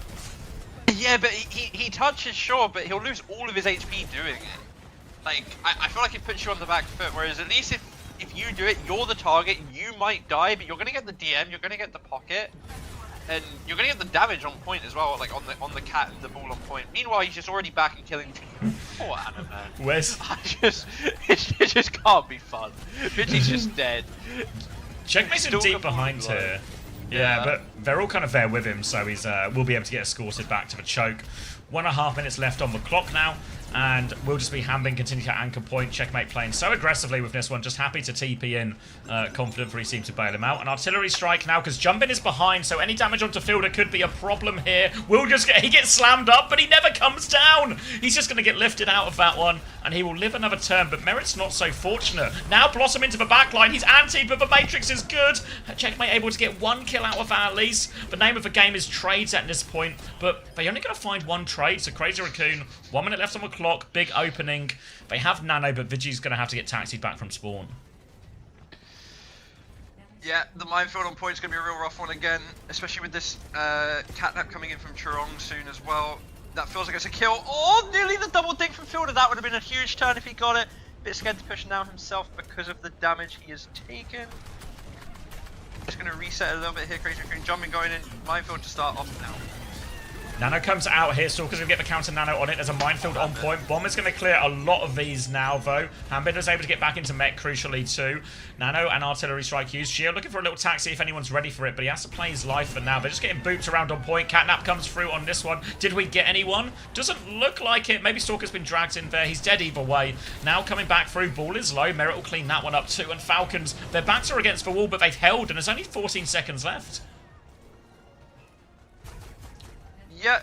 Should be fairly hard to touch him. If they manage to make it, they've got the odd advantage, but they should lose enough position getting through. Chorong's got to run the gauntlet here to get this touch. He's going to get it, actually.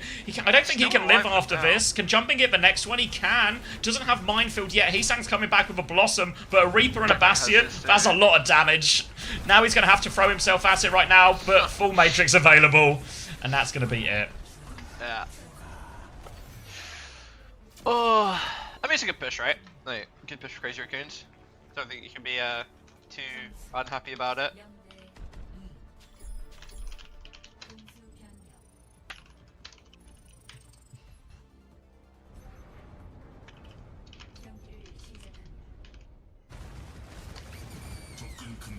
Alright. Winnable though, right? Get the stop before the end of third point. A full push will get you over the line. Do have to wonder a little bit big picture if we're in like a... Is this not a good ball map again? I guess yeah. Gibraltar I think is one of those, like... It feels better for ball on paper than it is in reality sometimes. I had Color Hex in here earlier saying, you know, it's a bad ball map. Yeah, I mean, GP doesn't like it that much either, you know? Like, there is a... in the mechanical region and he knows. So I feel like it's... take the soul perk? He did, I think, yeah. I think he's been doing it... Did they do it in the earlier series? Does anyone remember when, like, Proper and Zess were on it? I know that Havoc was taking the soul perk at some point. Like, back in the day, but... I don't know, I feel like movement speed's pretty broken, but I guess healing's broken too. But... Tell this dog to stop yapping? What do you mean, Kelsey? I have the codes to the missiles. What do you mean to stop yapping? Stop yapping or I'm mass banning unto I've done nothing but gas you up! Alright, I'll stop gassing you up. Fraudulent region! Anyway, Cat Bastion, we're flying in the sky. Alright, Diva going to try and interfere with that one as well. Going to force it. Stalker's died for that one though, so that's going to be Falcons breaking this first hold. Surely no you don't problem. force playing there as the team without the Diva. Like, you can only go one way, no? Like, it has to be an int from Falcons for you to win the Bastion trade there, because you're always just going to get DM'd, and Jumpin isn't going to be able to get the same value. You are playing the ball version, you have to sit back and give your ball space. Why are you on the first corner of the map taking the Bastion jewels? Color Hex says he wasn't really listening, he just heard his name and resorted immediately to, you know, using the codes. Threats. WMDs. Fucking hell, do not let this guy in office. Yeah, do not let this guy in the Oval Office at any point here. Heesang's in big trouble on point, and Vigi's in big trouble in the back of the map. 2 opening picks and artillery strike to chase him down, and Checkmate will run him over. This is a very quick first point it's looking like for Falcons here. They could recontest if they want, but I don't know if I'd recommend it. Yeah, you keep talking, mate. I'm adding Alright. cards to this chat. A man of action. Sombra Hat makes for Cat drop Bastion or no? I think if you hack for Cat, I presume it would Quartz, but not if you hack for Bastion. Yeah, that sounds right to me. Yeah, so it's the same with like the spear and the sleeping stuff. Like, yeah, you have to hit the Cat, so you have to be really good.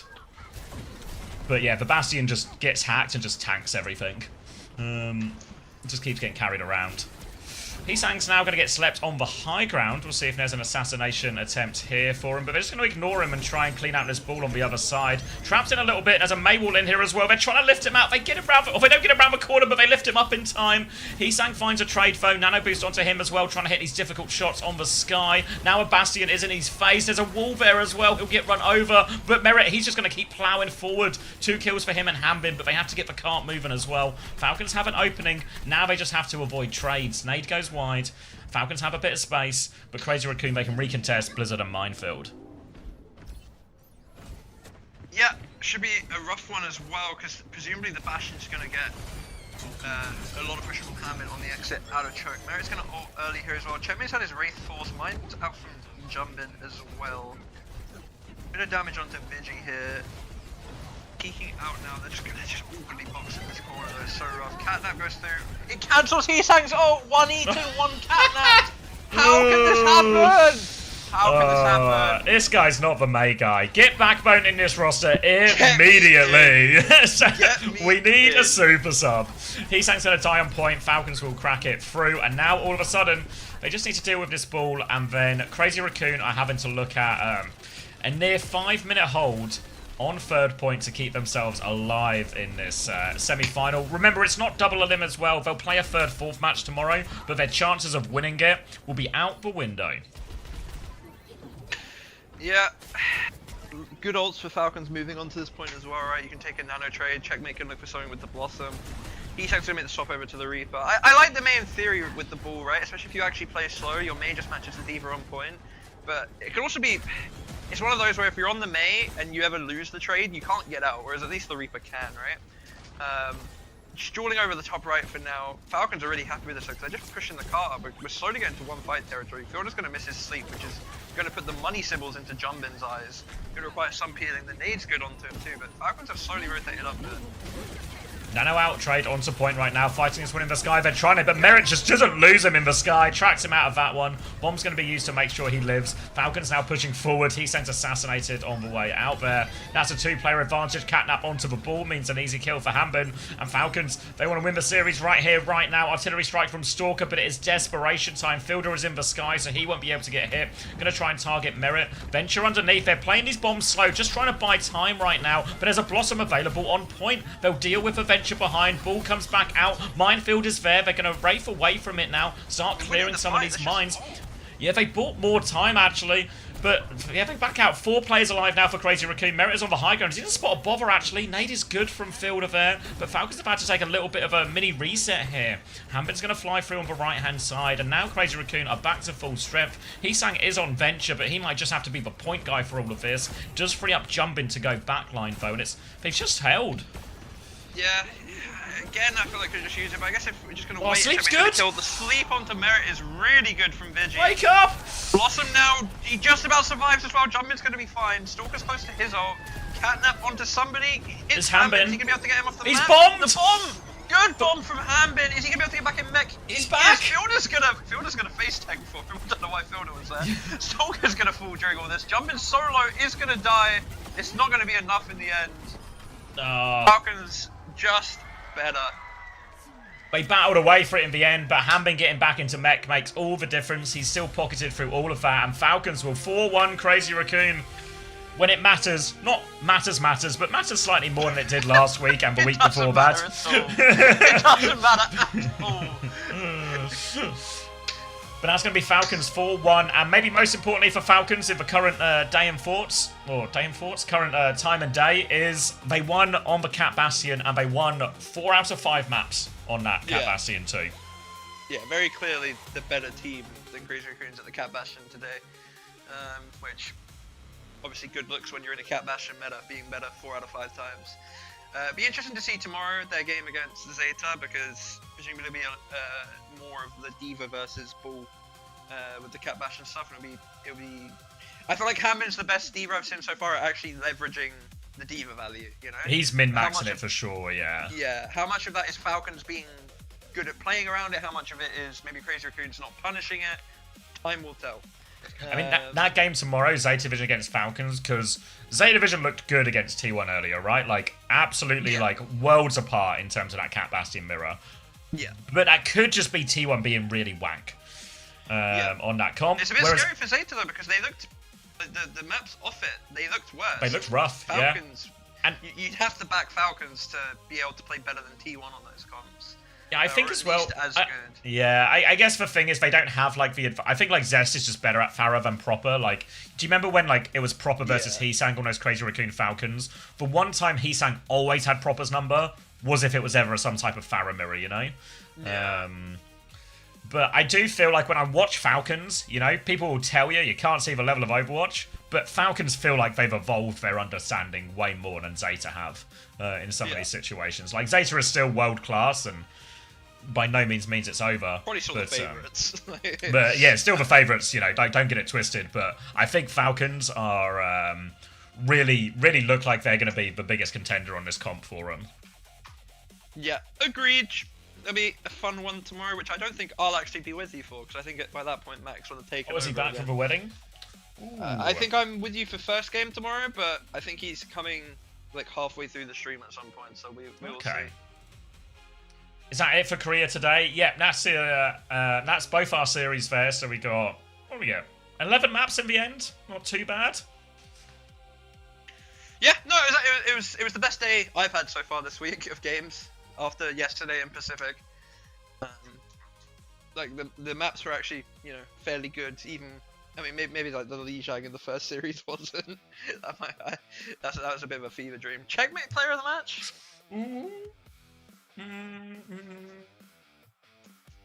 Yeah, maybe or Hanbin, honestly. Yeah, maybe Hanbin. Checkmate was really good on like a couple of these ones, like decent enough plays on the Reaper, but I feel like it was actually his Tracer that was the biggest impact today. Yeah. You need 5 more hours of jobs. Are you cooked for tomorrow? You'll probably be fine tomorrow. Oh, you get 5 hours, no problem, if you're here at the start. Yesterday was 2 4-0s, and it was like a 4-hour stream. So as long as like 1 or 2 maps get taken in the series from the losing teams, you should be fine.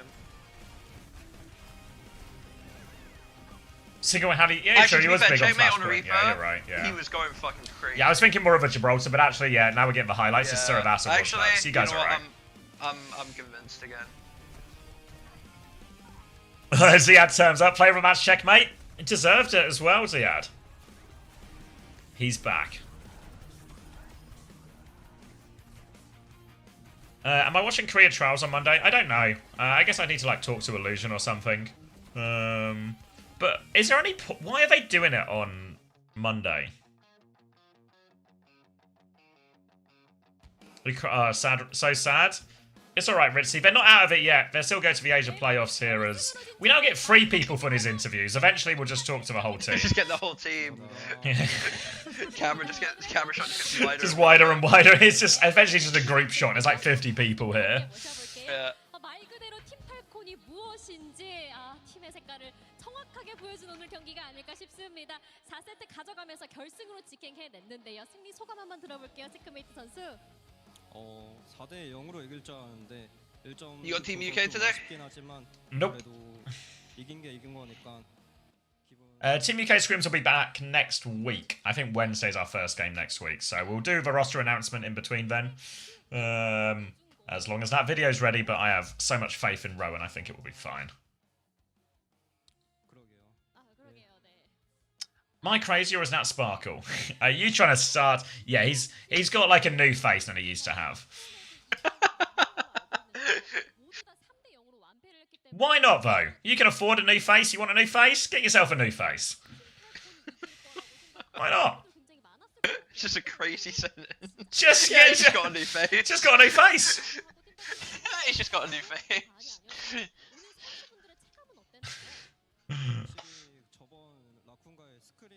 You know, me and Sparkle are boys. Like once every few months, we join like a Vaxter together and we just talk for like 20 minutes. just like in broken English, we're just talking in chat. Yeah, that's the bit why I'm confused about it. Sorry, not because like why are they playing when they've got other games and stuff on like Tuesday and Wednesday, but yeah, the roster lock is on Monday for World Cup. So why would they do the trials on Monday? Seems a little bit like leaving it to the last minute, you know? Like, oh, fucking hell, let's...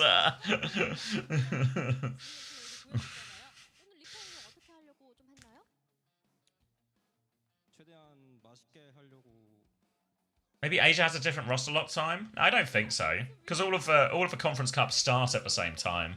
So I don't see why they would get a different roster lock than us.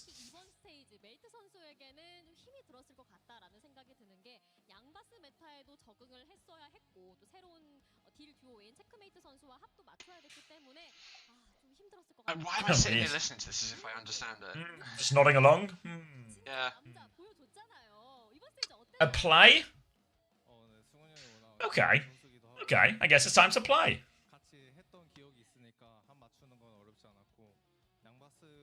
They already know who's going on the plane? I mean, I wouldn't be surprised if they've already picked the roster. But that still raises the question of why we're streaming a trial on Monday then.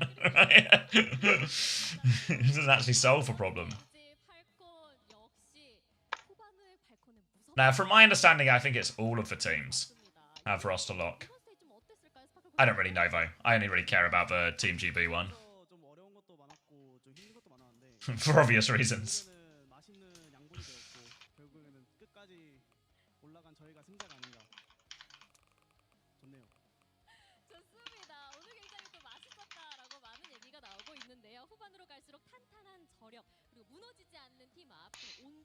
Falcons look happy. I mean, they won the game. You'd hope they'd be happy.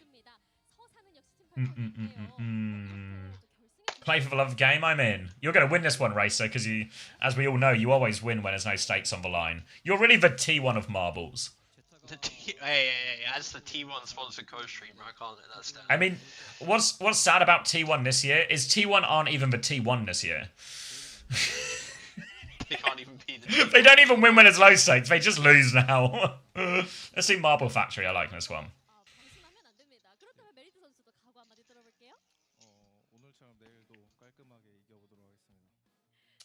Have any teams announced their roster already? I think Spain have. I think France did it last night, right? France's announcement was pretty cool, right? Like a nice little graphic.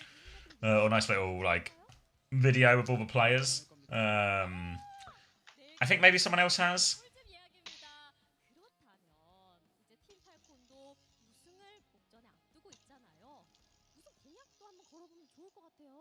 Have Norway announced it too? I'll put 60 seconds on the clock. You gotta really love the game.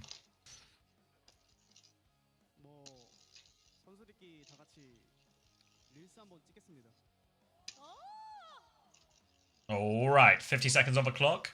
Let me move my cam out of respect. No, that's the wrong one.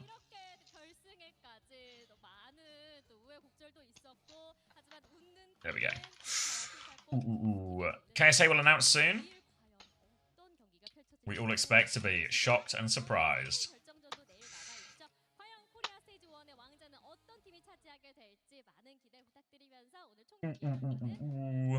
Normally we're announcing one person per day. Oh, I'm sure everyone's going to be tuning into that. Unnecessarily mean. No hard feelings towards Norway.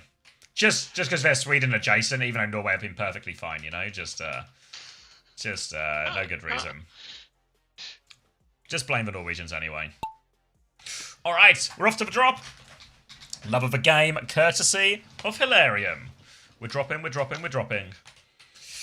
Treacle, Tweedledee in the lead for now, but it's way too early. Lobotomy, sacrifice brain power for speed as they come out of this one first. Chinese Dinos right behind. Everyone's to go for now. Obviously, if you've not seen this track before, we are at the Marble Factory. It's just like that scene in... Is it Attack of the Clones? I think it's Attack of the Clones. You know, they're going along the Travelator and they're just trying to avoid it. It's a bit like that. The main thing you want to avoid here, though, is the red light. Red light means stop. Green light means go. If you've ever, I don't know, existed in a country with motorized vehicles, you might have seen some examples of this before.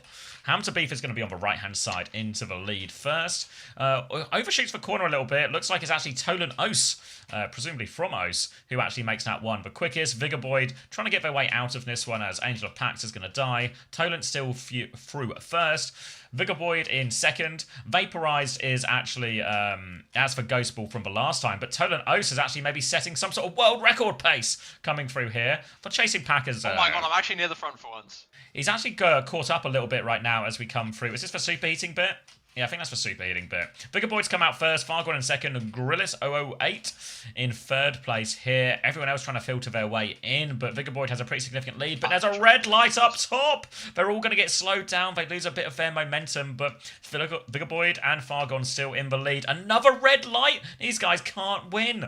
You can see now the previous Ghost Ball of our previous winner just flying through. Another red light. These guys are stopped at every single light. Terrible roll, terrible run. Now all of a sudden it's a three-horse race into the superheating now.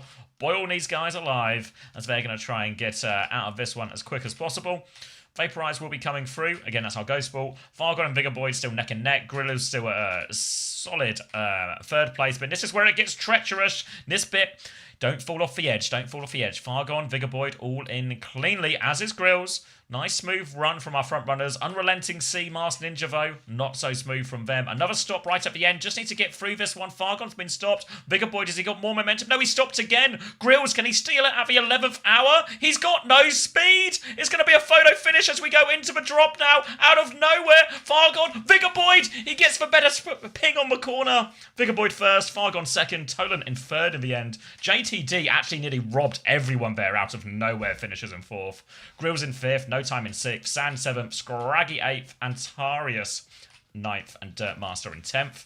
Here comes Jamie and the rest of the gang trying to finish this one off.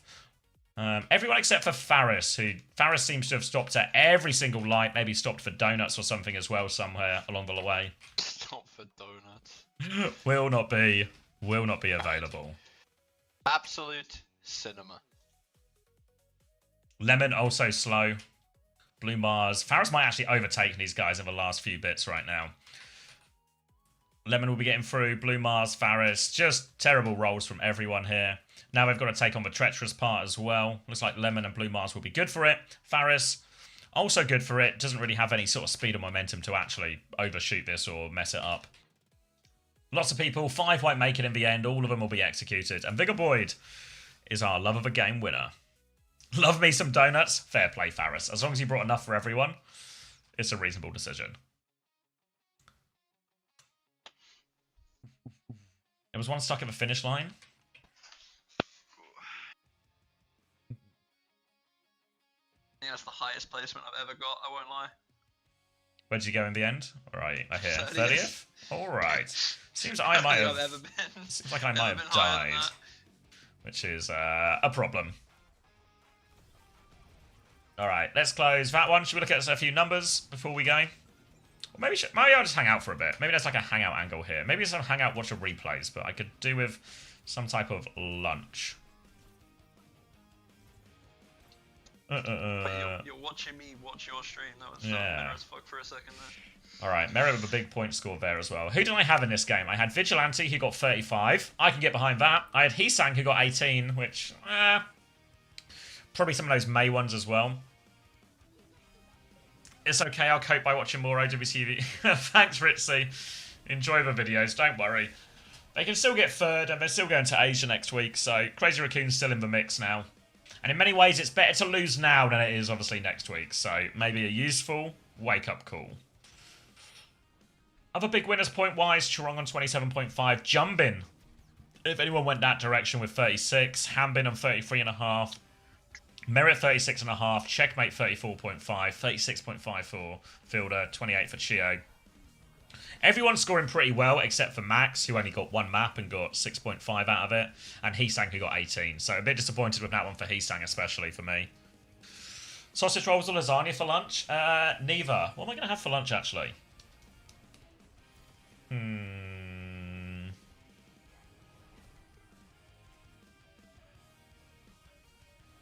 What does thank you Heesang mean? It's just when we thank Heesang for his plays.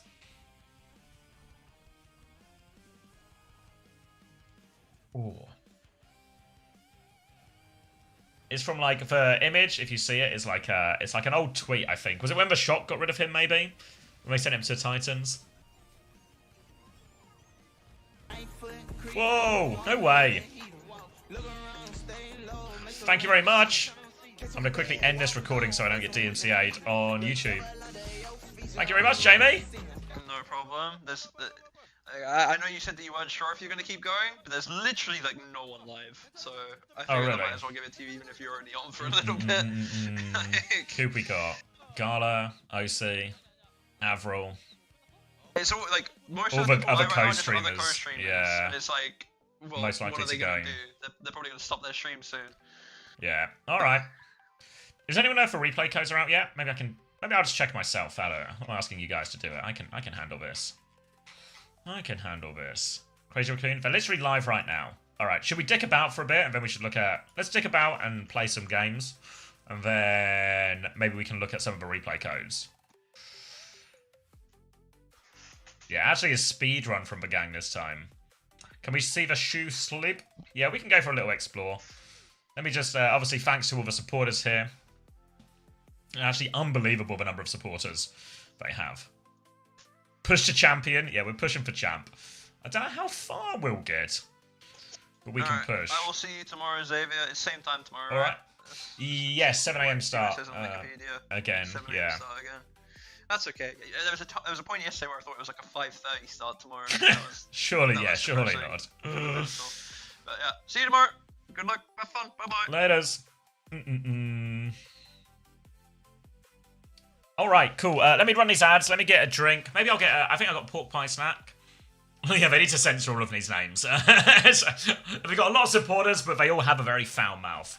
So let me just chill out and de-wind for a bit, eat this pork pie, and then we can look at some replay codes from the other stuff.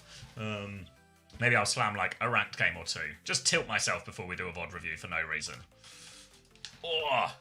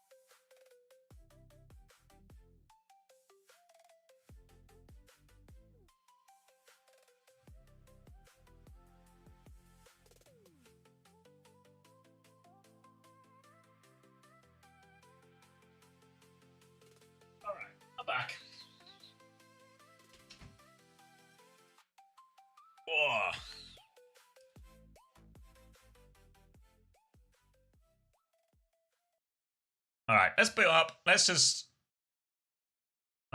where's my about net? There it is.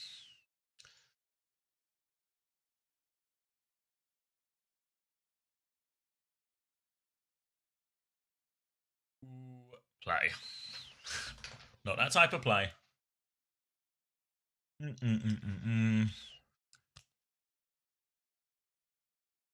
I think...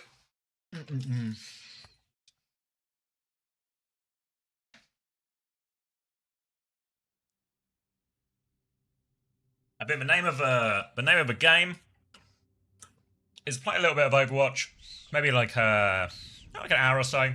Then we'll look at some replays, maybe try and learn some of that. Oh wait, let's go straight in. Just go straight in. We'll be fine.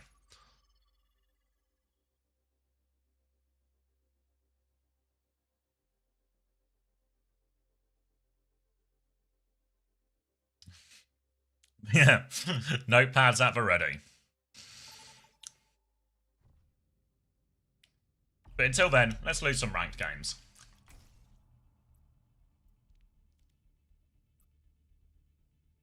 Do you play DPS? No. If I do, I have to play like Hanzo or Mei or something.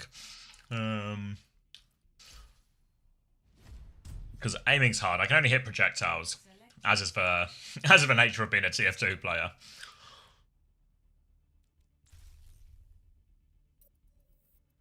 So hungry, what should I get? I just decide my dinner later. My options are, I can make a curry. I got the stuff for a curry. I got stuff for like like kebabs, maybe a bit of salad. I'm guessing there's some potato salad still in the fridge. Maybe some couscous. What curry? It'll be a jalfrezi.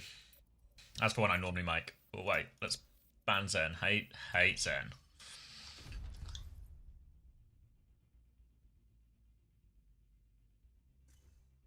And I got burgers as well, but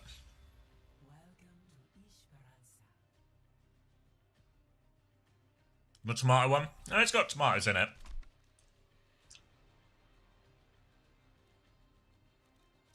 A Winston player who hates Zen? Yeah, Zen's the most annoying hero to play against. I'd rather play against a Bastion than a Zen.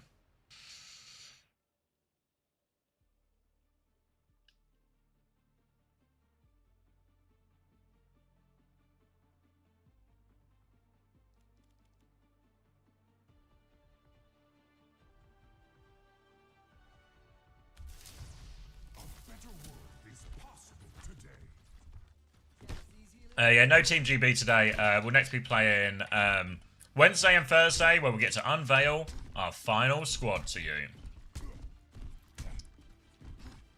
Jinston Gamer. Look who it is. If it isn't old Alpha. I'm getting flashbanged a little bit. I guess we'll just be blind for this one. Because I'm not going to die and there'll be no opportunity to shut the blinds. Alright. Oh, that's a wall. I'm not losing to Hattie's dad. Who do you think this is a reference to? What's our comp? We got a Tracer and a Reaper? Oh, I should be going.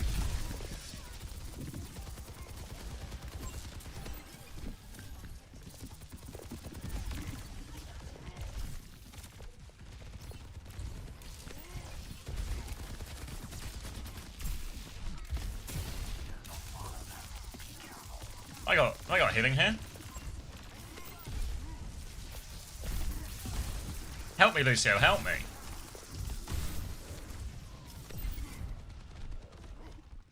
Alright, if I live, we're 4v4. Did we all die there?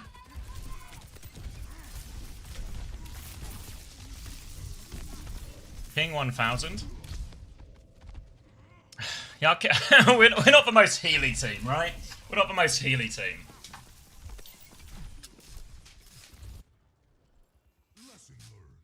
Alright. Vision, maxed. Capitology would be proud. Good night, Lemon.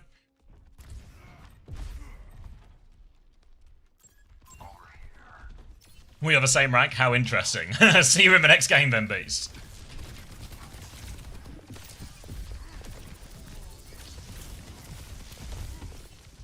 This guy's a counter jump handy.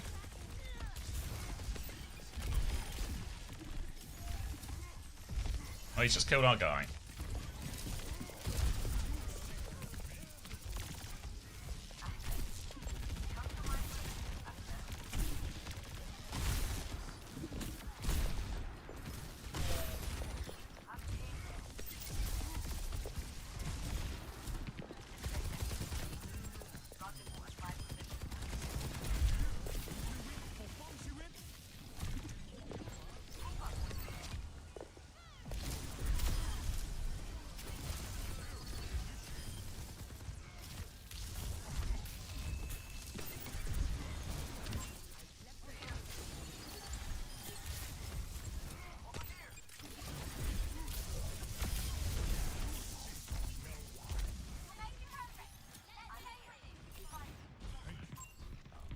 I think the ping would be horrible. It sure would.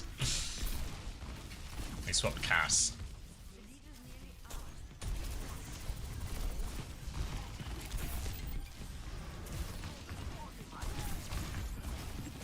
Oh, I didn't get that big. We can go anyway.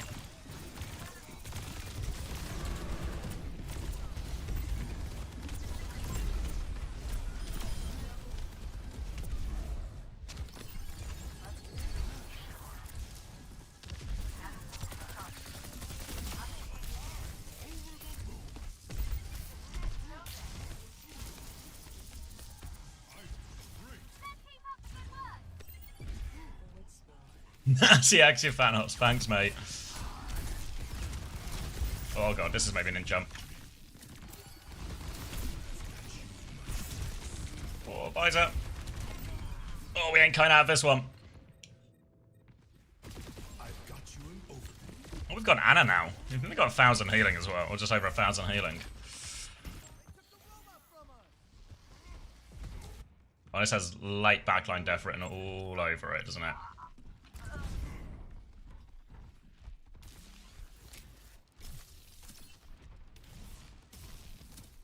Too late deaths. Dive on me. I have lag, sorry. I swear. Why are you Flatbow? I think I'll have you know I'm Diamond. Oh god. Arana's got me here, right? Alright.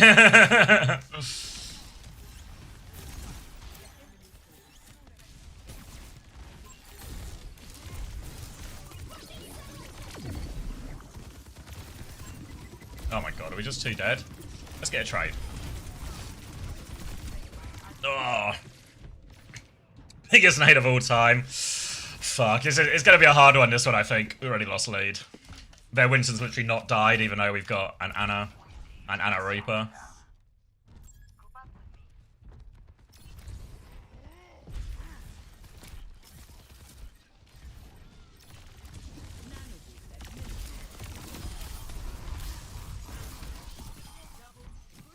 Alright, cool.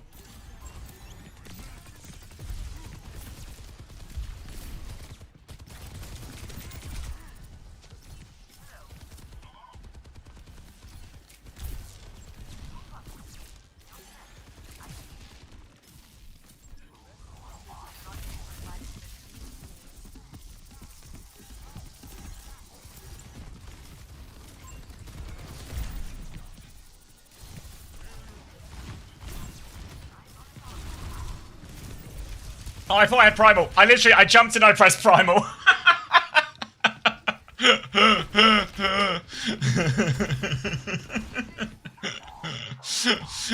It's maybe a slight misread of the situation.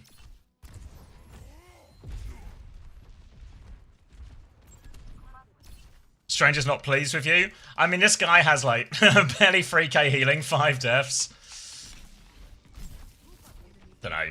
And just keeps complaining, guys, I have bad ping, I have bad ping. This time I do have Primal.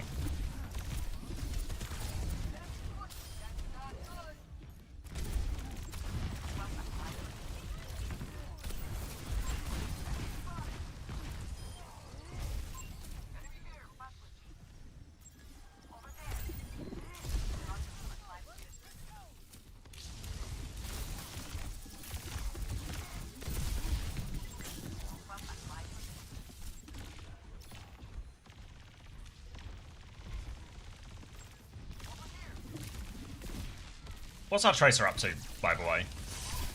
It's like, what's he up to? Surely I have pocket here, right?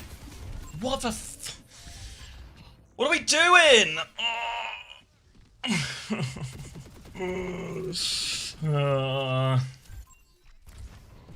GG! I just... What's wrong with this guy? He's just awful, having his own crash out in chat over nothing. Like...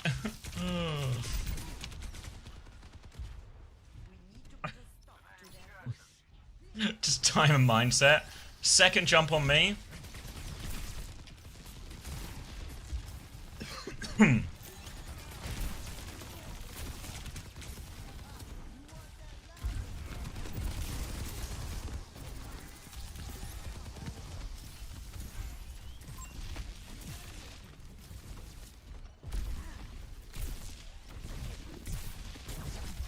Juno is 1.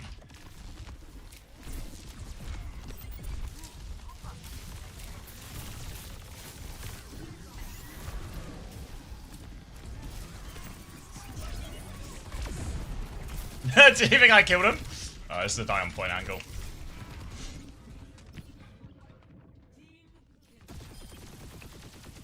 GG.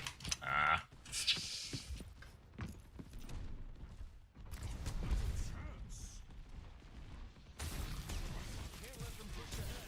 God.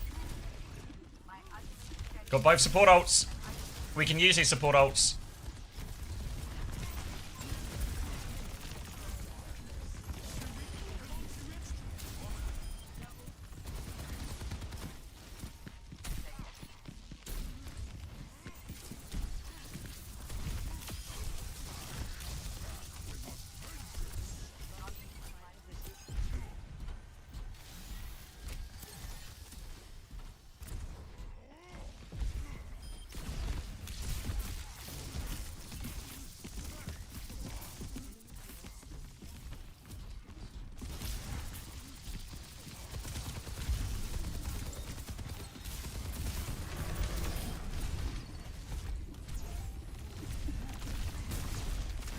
I messed up my jungle.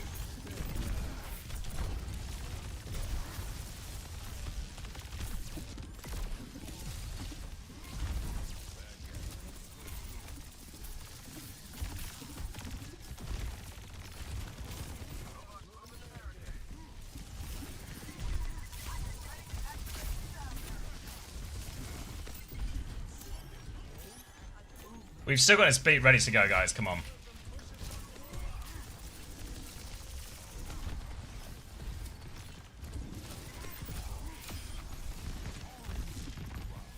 I've got the high ground.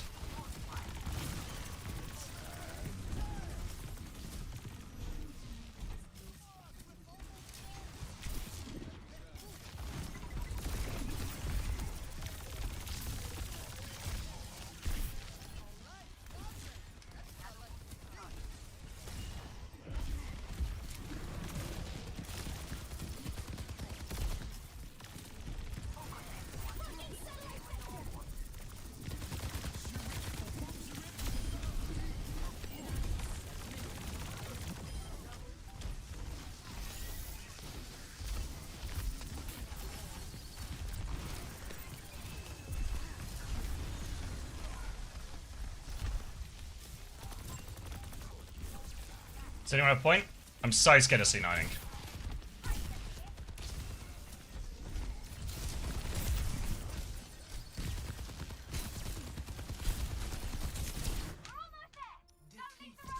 No! It was OCC9'd!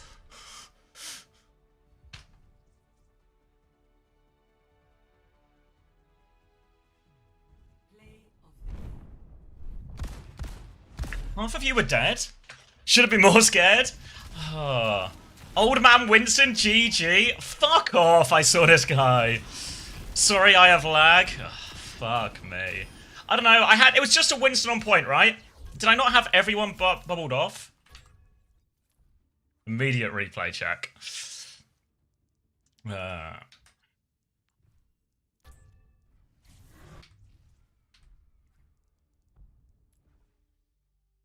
I think they had killed 2. Yeah, but is that not still a 2v1 of a Winston and we have a Reaper?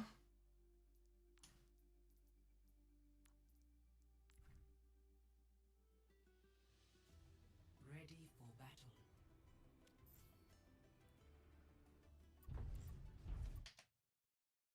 Your team is close to taking the lead.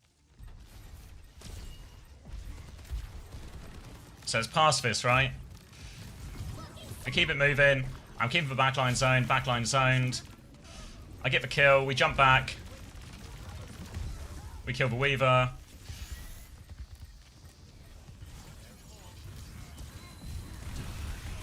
We kill the Winston, we blossom for it. Do we still not kill? Maybe we don't have a kill the Winston. And they got 2 it's both our supports.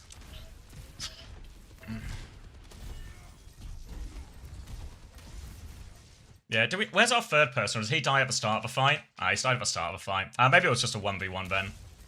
Like, maybe I should just jump back with Primal here. But maybe it's just cooked with respawns anyway. Yeah. Yeah, I thought we were more alive. But I should have known our backline found a way to trade to Nat Winston. Fuck. Like, yeah, their Winston had 1 death all game.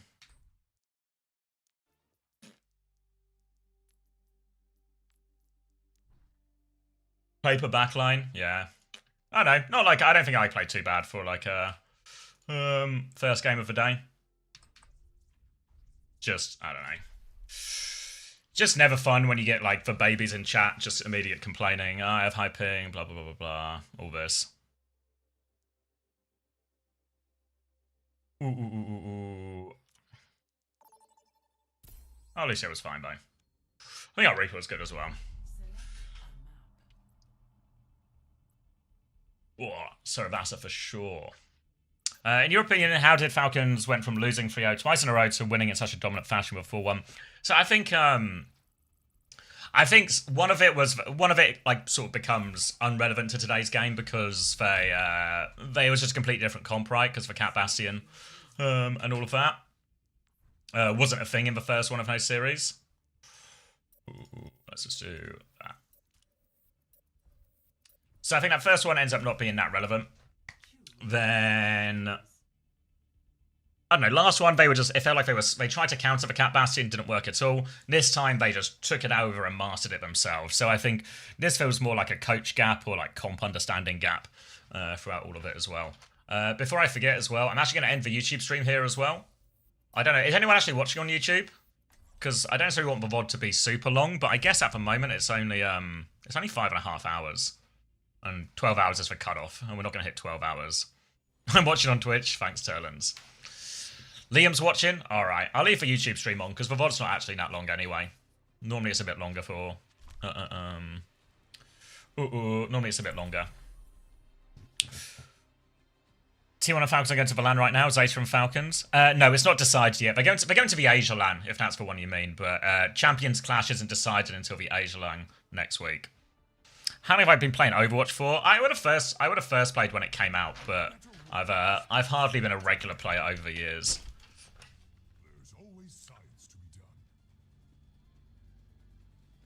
Asia LAN isn't a LAN, by the way. Isn't the playoffs a LAN? It's just like an online group stage. I shall bless us before this begins.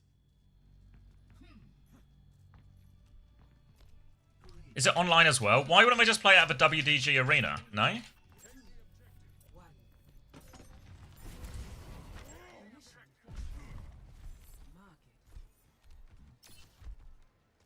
We ain't flying out Japan and Pacific. Yeah, but that's why the group stage is online. What have we got? Zen, Lifeweaver, and an AFK guy. Oh, fuck me. Okay. Okay. Okay.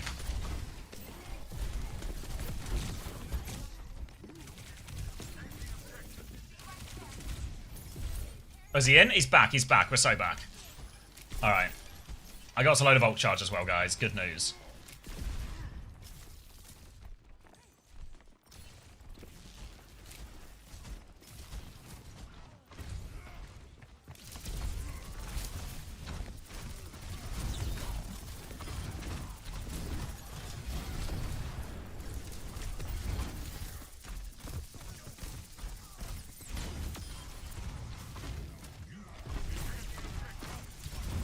Reckon we can get this right, you know?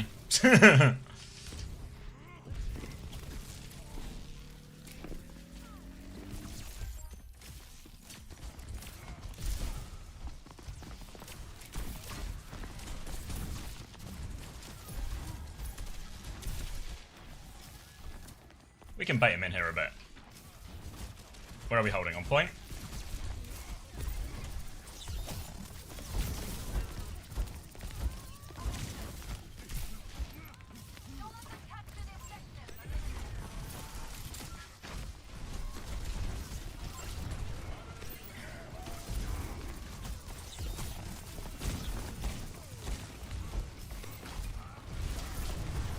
Oh, good boot, good boot.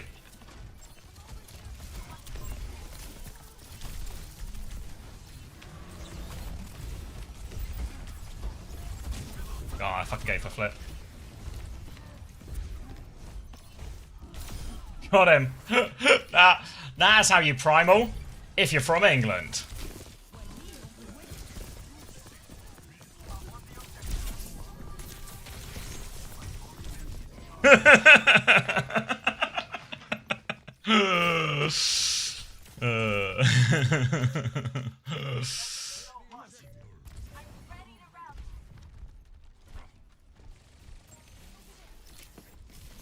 It's not too bad. It's not too bad. We have a first fight this time.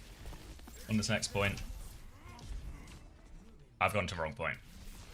We have rally. Oh, a bad message. Let's see. Okay. Okay. So it feels like we've got pretty good that's Mr. Killer, the guy who was AFK through first fight, you know? So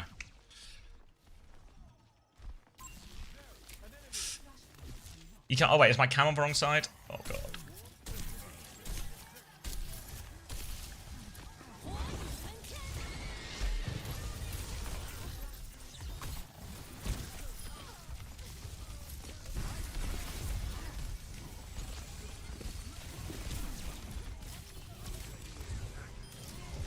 Nice, he's back.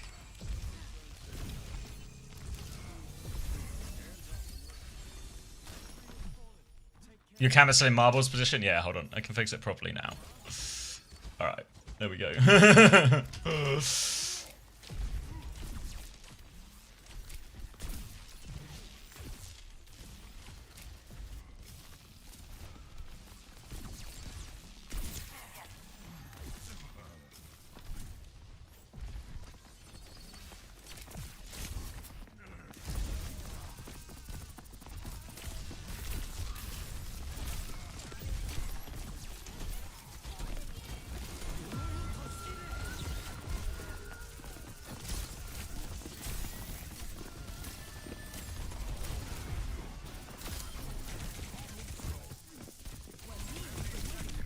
Oh, fuck, the As one. Oh, how did more stuff not die there?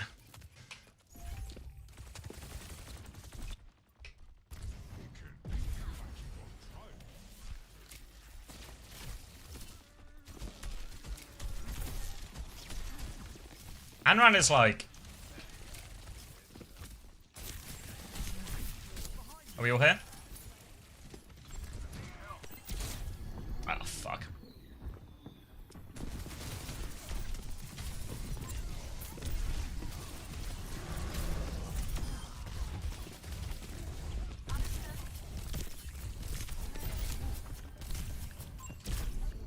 Fuck.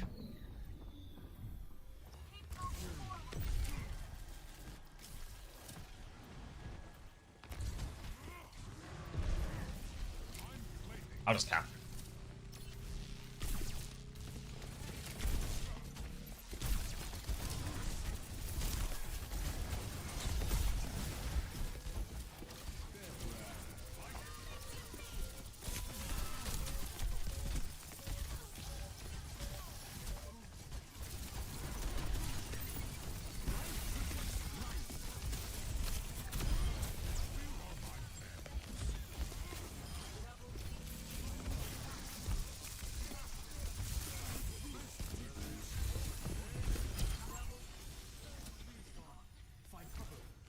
Is the tracer behind? Oh, the tracer's reset.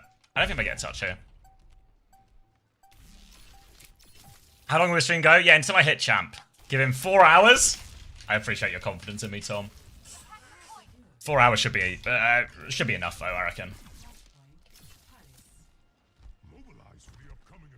If that icon looks close to champ, yeah, right now, but it's going to change soon. Don't worry.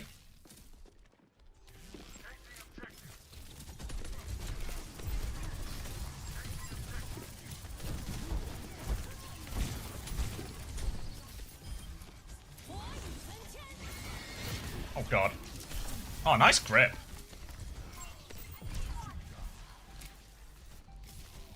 I'll cap, guys, I'll cap. You guys seem to have everything under control.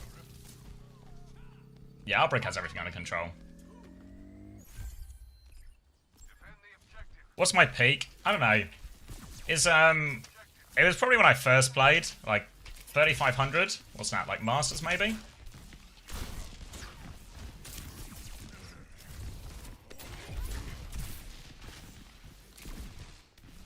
They're on Hog Reaper now.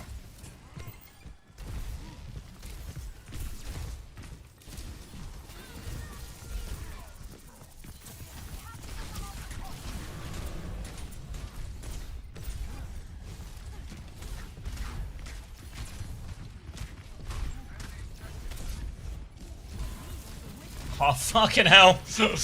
The gang is on me.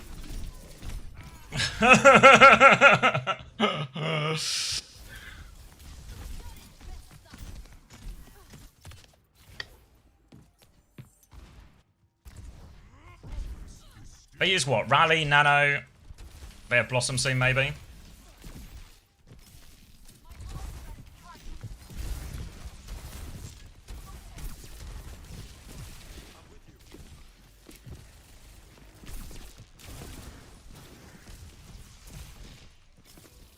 Alright, you're making some money moves. Fuck. In his face.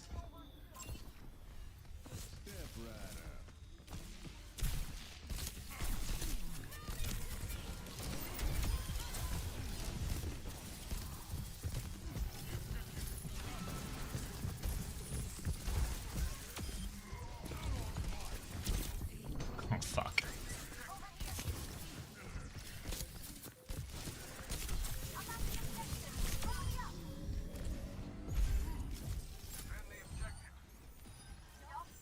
How OP is Healing Bubble? I mean, it's nice to wake up full HP after my nap in the bubble, you know?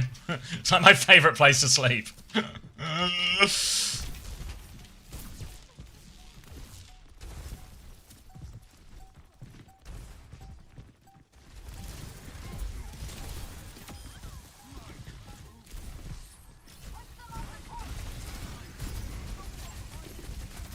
Oh dear.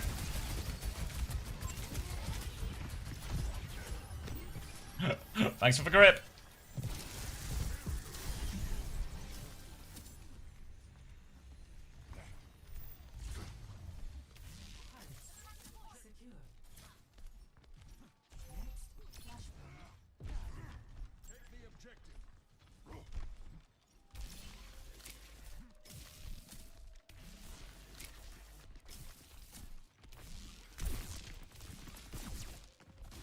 Cast Reaper Hog.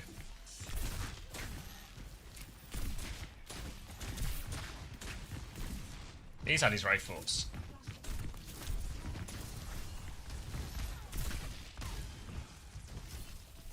We've lost our brick.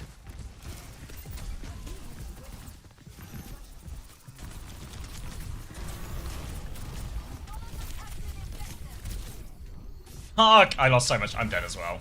How's our Cass off the map? Fuck. There was like a bunch of damage where I thought I could just, you know, it was like one shot them or die trying. Die trying is my option.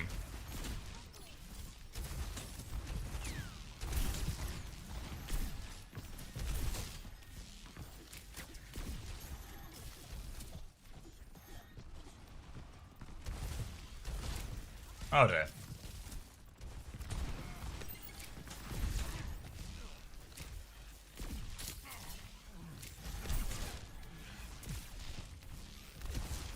Let's build some ults.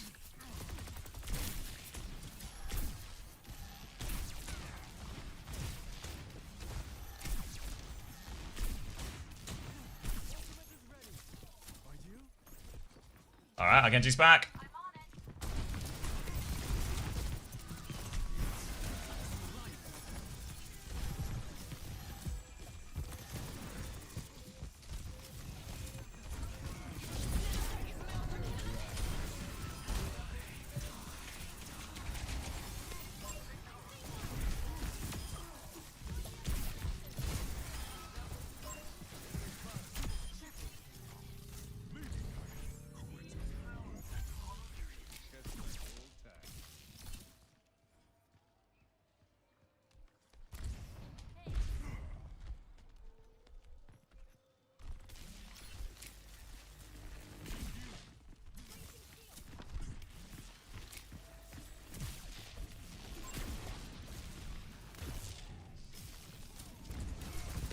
Oh, they're all here.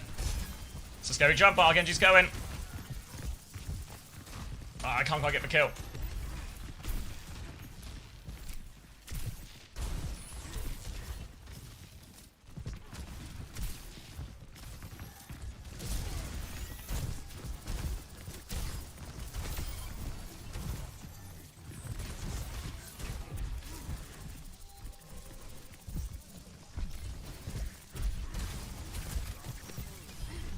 Nice.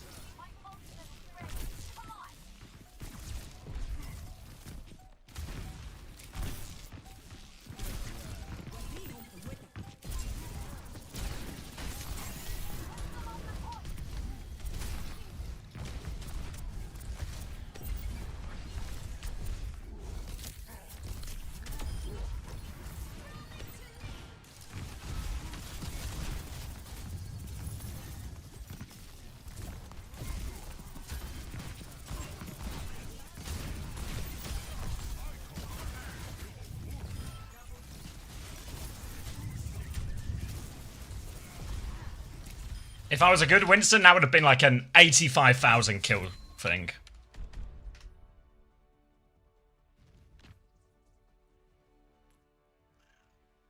You know what, Genji was actually good after, you know.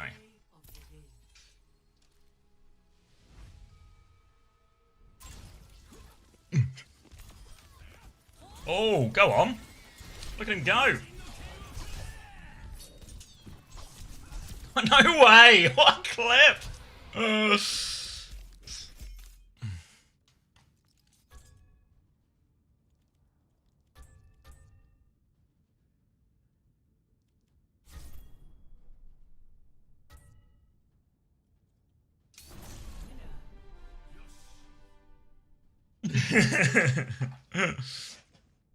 should work on bubble timing micro low key.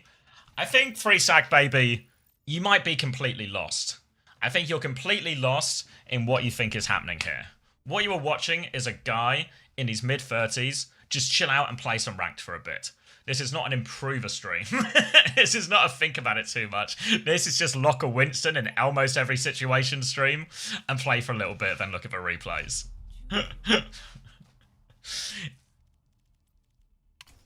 Busan, surely. Do we get anything if you win the MVP votes? What What do you mean? What would you get? Always strive to improve? Yeah, but you don't need to do that in everything in live free stack, baby. Some things can just be for fun. I've already had my day in the sun, you know? I've had my time being well, as pro as you can TF2 player, you know, playing on stages and everything like that. That time in my life is done now. Now it's a chill out game.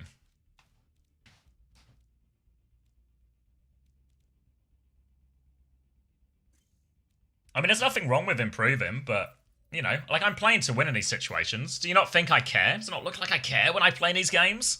Even if it's just a little bit of ranked in diamond.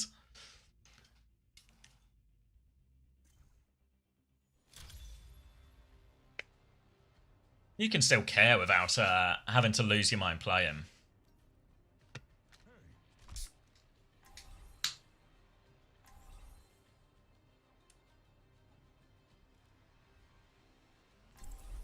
Oh, like after the... Oh, with the MVP voting, do you get extra XP or coins? I actually have no idea, Philly D.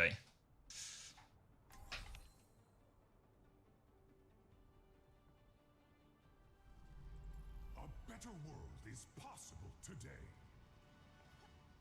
Might be tricky keeping this bunch alive. Between the two of us, how can we fail? What if they run off without us? Don't worry, I have a plan for that. The Thanos of Diamond Monkey. Exactly. Just play, have a bit of fun. I hate this map. I've not really played since they've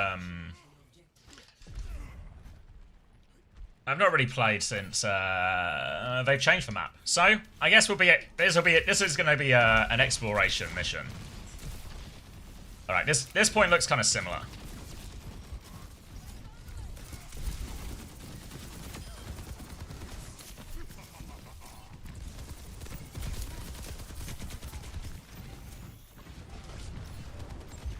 Making my way to the heal station.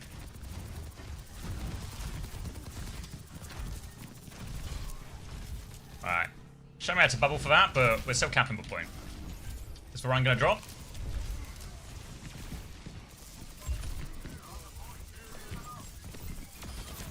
It was not a good bubble.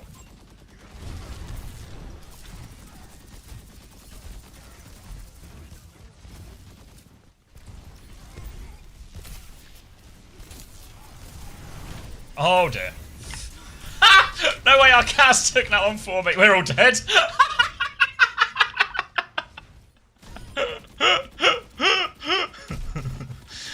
No way.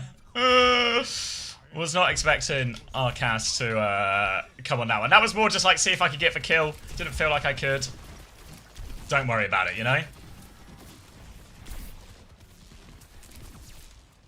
Right, we all here? I don't know where the Rhine is. There he is.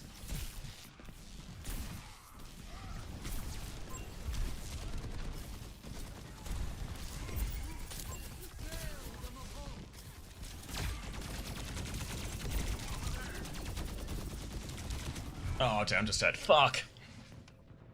Need to remember their Rhine will zone for ages.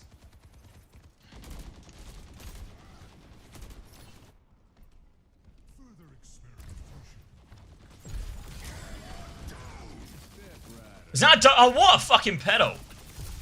I'm in. I'm in off that W pedal. Hoping I can get healed through in this situation. Kitsune rush? Don't mind if I do.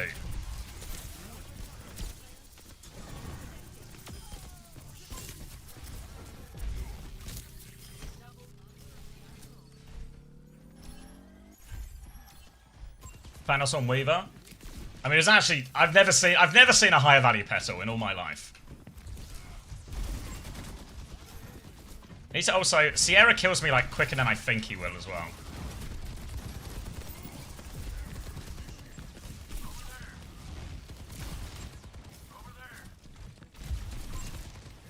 Is there a health pack in here?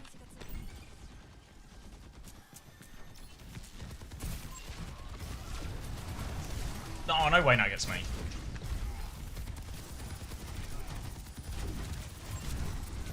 Oh, fuck. I have to primal here.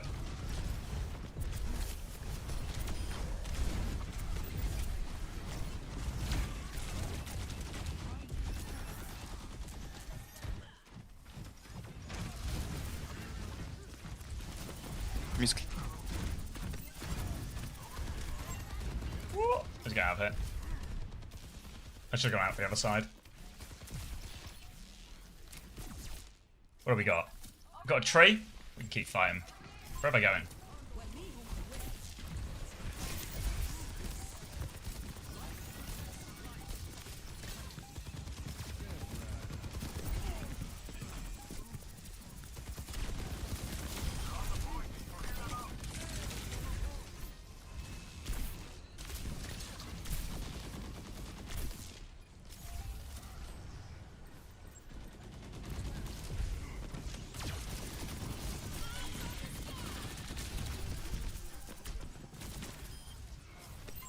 W carry.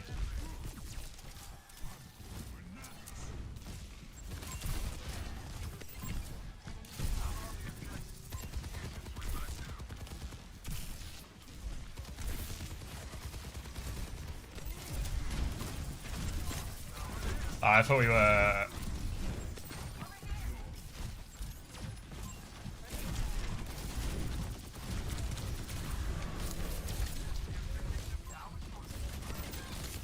No way!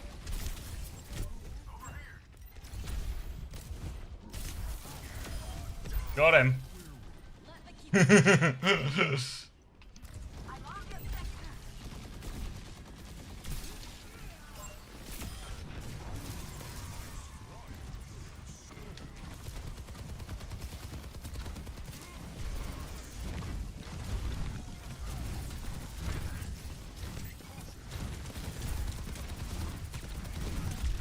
Oh, no way we lose that. Fuck.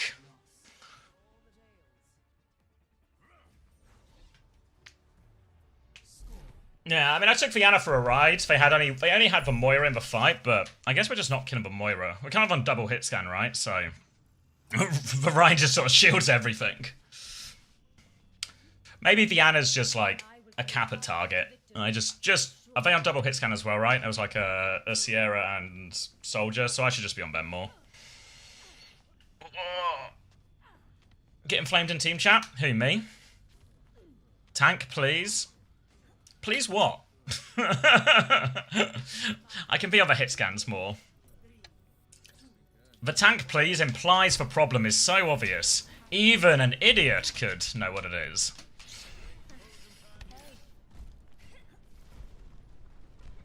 Alright, this point feels different.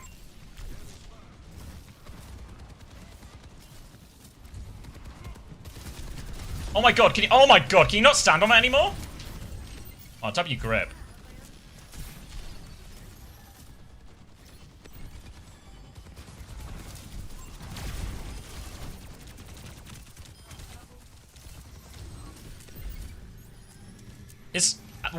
Am I stupid or?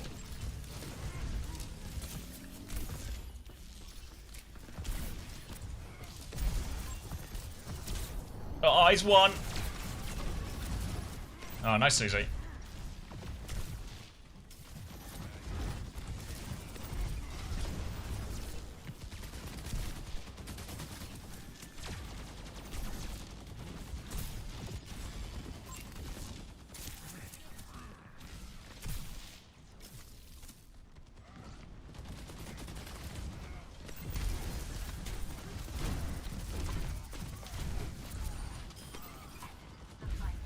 Nice.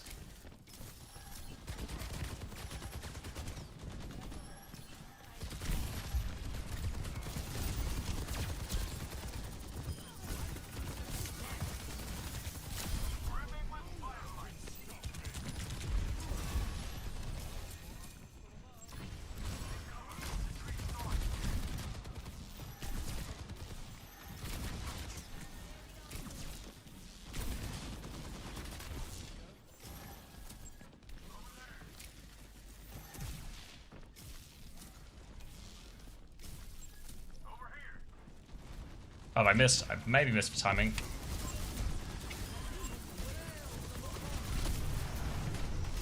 Oh, fuck! I pressed it, no? I heard the noise! They made it so you can't stand on it anymore. If Lucio beats on them, he slides off. If ball slams, he can literally get stuck. Oh, okay. Oh, I'm stupid.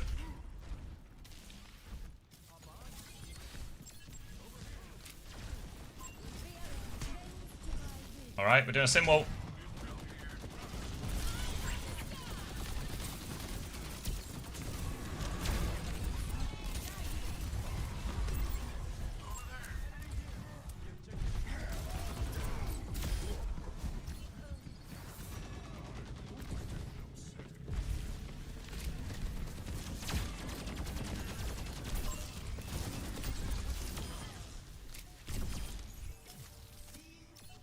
WTP. Yeah, it proper freaked me out first fight because I thought I had like the perfect jump and cleave, and then all of a sudden I am just in the back line. Can I go? I don't really know how this part of the map works. I guess I'll just contest.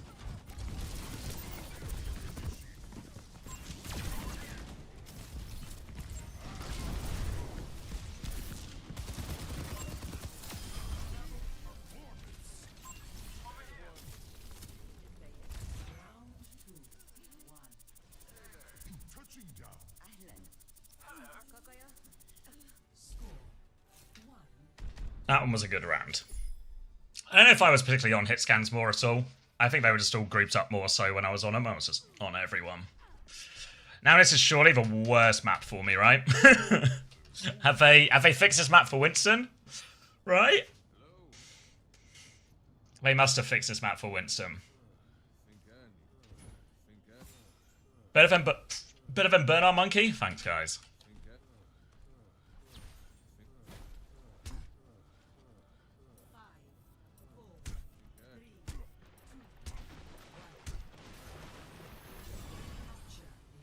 Yeah, I don't know, like, Sierra feels like still kind of annoying to play against, right? Like, the grapple's still, like, you can out-juke my cooldowns. But the bit that feels scariest about Sierra sometimes on Winston is, like, just the damage.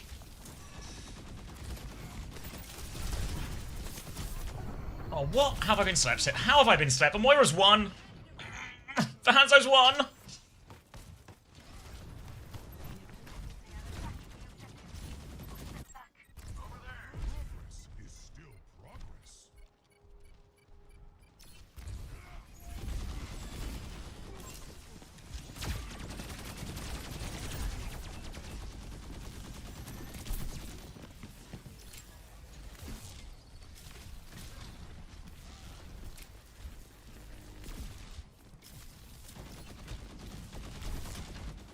Are we all back yet? Oh, we still need 4.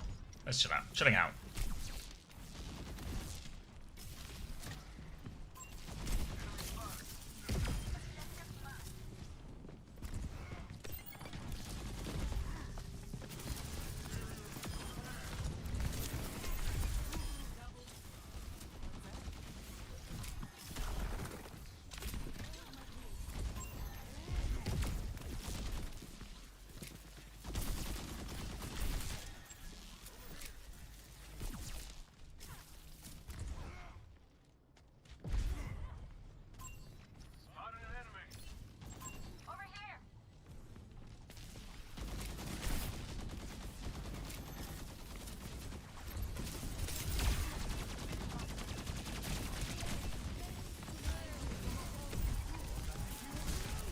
Oh, fuck, mate.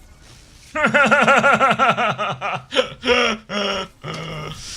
thought we could just burst it through, but they've got a billion ults.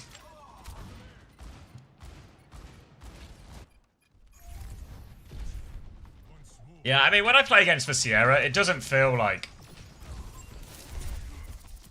fundamentally different to playing versus, like, a Sojourn or something, you know?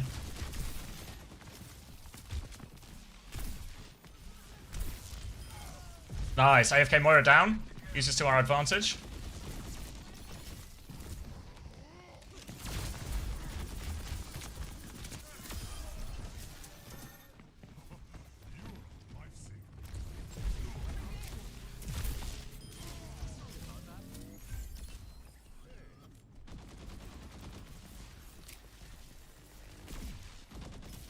I don't really know where else to stand, so I guess here's just fine.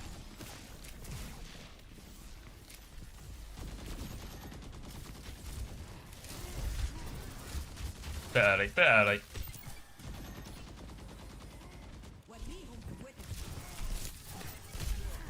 Trying to bait the sleep.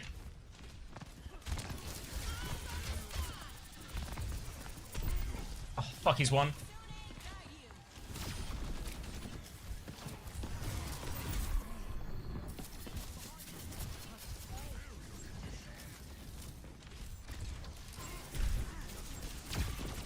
Oh yeah, all the heals and all. Whoa, fuck.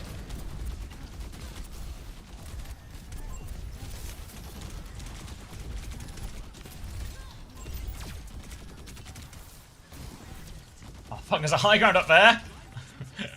Loki, no idea how this part of the map works.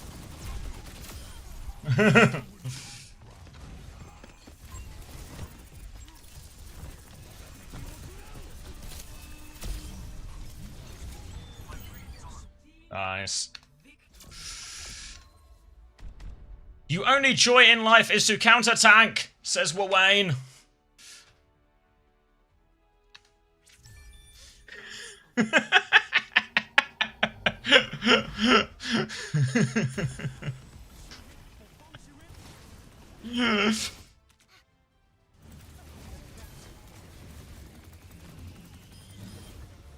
No way we're staying as a team, by the way. Just throwing that out there. Just throwing that out there.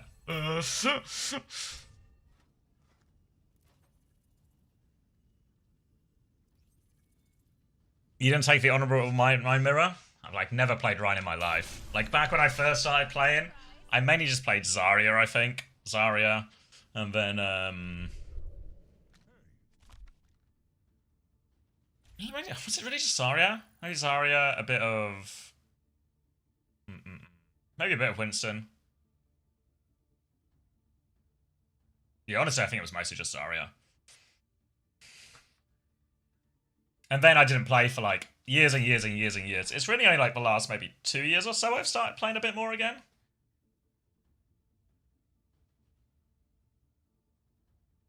Did you play Mercy? You're a Medic in CF2? No, I never really played Mercy. I played a bit of Anna and stuff, I guess, I think. I played any of the other supports. Maybe a tiny bit of Baptiste.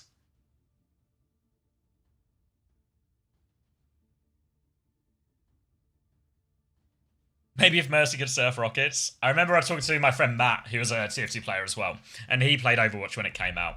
And I remember him saying, "He's like, you know what Overwatch needs? It needs Scout. What if they just put Scout in Overwatch? Doesn't even have any extra abilities, just for double jump and the meat shot thing. Like, just put Scout in there." And I kind of feel the same about like, what if I could just play Gunboat Soldier? Is that the? That would maybe be the ideal. I didn't see what map we're going to. Is it Ilios? Ilios.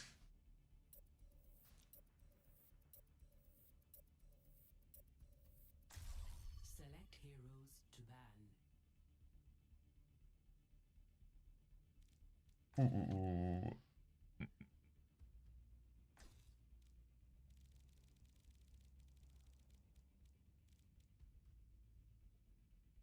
Nothing else I really mind that much. Maybe Hog would be annoying this map.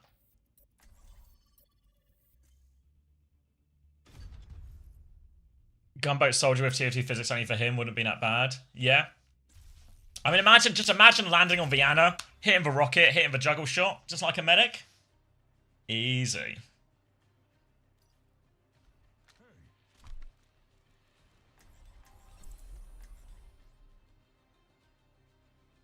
Market Gardener Soldier. Now, I hate Market Gardener players. Like, if you ever play Pub TF2, that is really like, you know, eyes on the sky because you're going to get one shot from the sky. Got to keep your eyes behind you because there'll be a cloaked guy behind you with a knife who can one-shot you. Eyes in the front as well on your line of sight within the map because there's a sniper across the map who can one-shot you. Also, they've got a crit streak heavy, so stay away from that. Like, Pub TF2 is... Hello, guys. That's a real thing. How much money do I get from TF2? Like, no money. Like, I won a couple of tournaments, but, like, we're talking, like, tiny prize pools. Probably, like, £100 each at the end of it. But there was no money in TF2. It was completely undeveloper supported. It was just, you know, money that the community was willing to put into it. And obviously, when the community's putting money into it, less of it goes into prize pool and more of it goes into actually paying for the lands and getting people to them themselves, you know?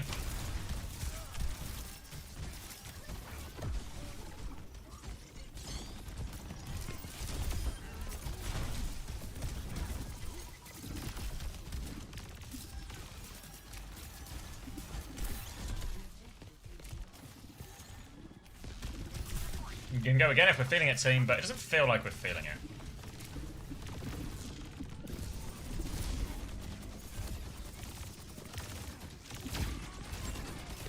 I think I've been hit with a tracking shot. Oh!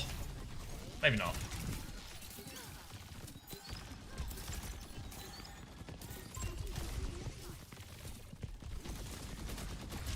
Oh, they're so far back, actually.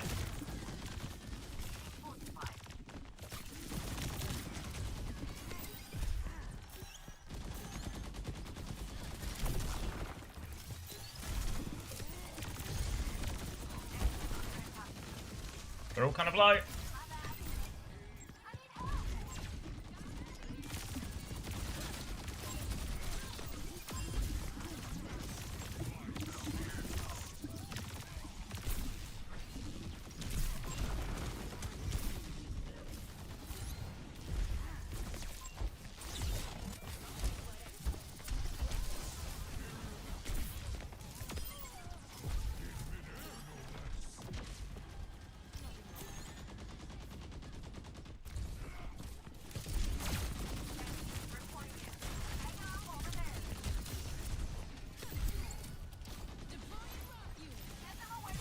Maybe could have just primal that for the kill. Oh, okay. Speedy Nai.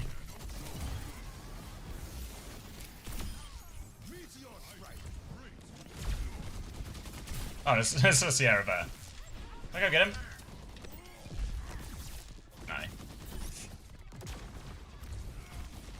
Double hit scan every game. Yeah, I mean, I feel like inherently just all the flex CPS heroes are harder. No moving, Juno.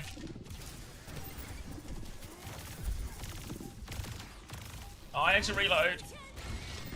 Ivory, oh my god, that was so ugly. But don't worry, team, I'm coming to help.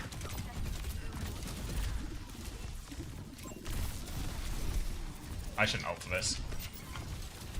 Just a dying point. Oh, fuck, that was so ugly. I should have killed. If I kill. Oh, fuck, maybe I should have ulted. No way. Oh, I didn't realise.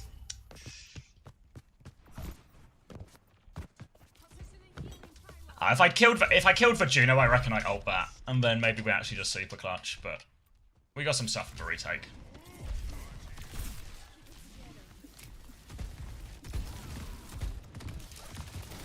Let's force this guy back. Right, hit the back line, by which I mean this pillar.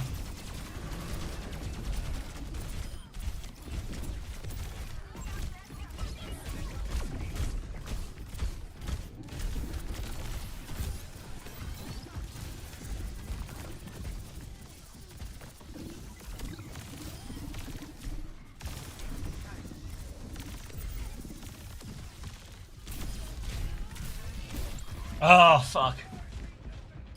There's kind of no healing. Oh, no, nicely. Just walking sheep, walking sheep. I think they have a rampage coming back.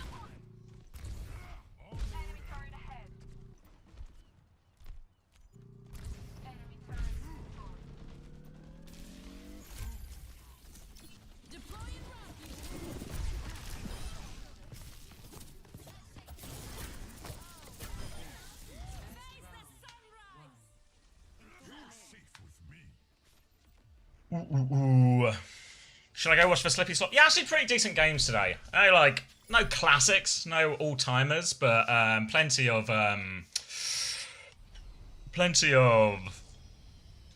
like interesting maps and stuff. Let's hurry this along.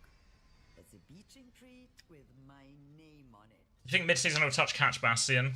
I think like I wouldn't be surprised if some of because I think obviously the ranked stuff doesn't. Oh, sorry, the pro stuff we're watching doesn't super matter for how they balance the game necessarily. But I feel like a lot of people in the higher ranks are sort of banning Cat Bastion as well. It wasn't all Cat Bastion, but it was still that mostly when it wasn't banned. It was like so. There's maybe the T1 series was half and half. The other series, Falcon's Crazy Raccoon, that was 100% Cat Bastion, to be fair, because both teams thought they could win.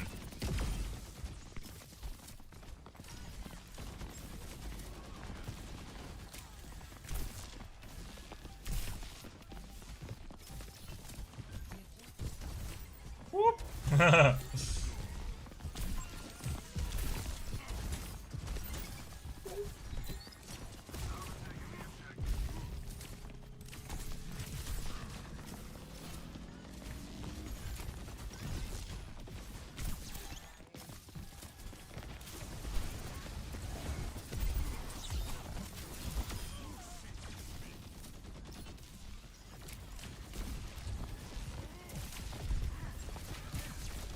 They call me the patient Winston.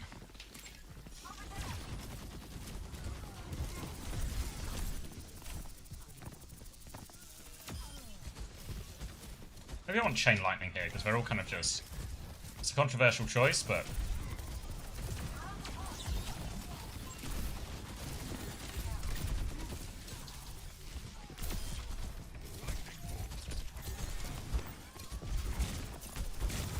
It's going to be especially controversial when I die to this guy.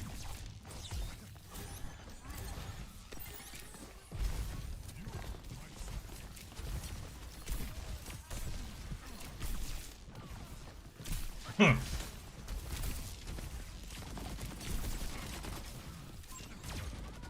might even get shot by the way.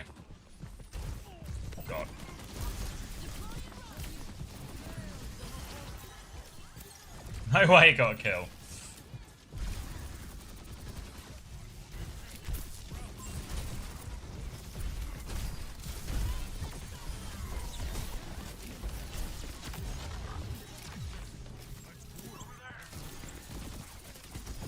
Good night.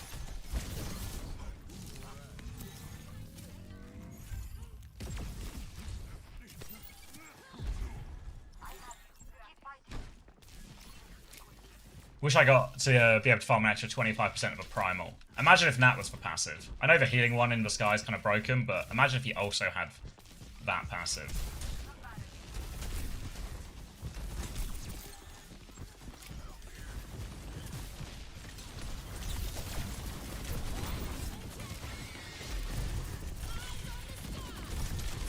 Oh, fuck. Fucking chained. No leaving.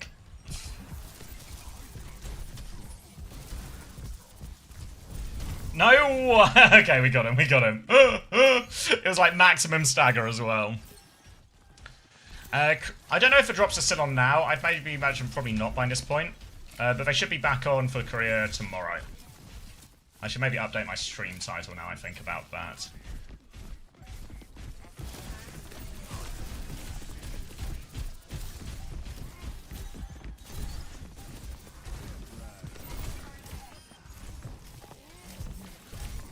I've woken him up.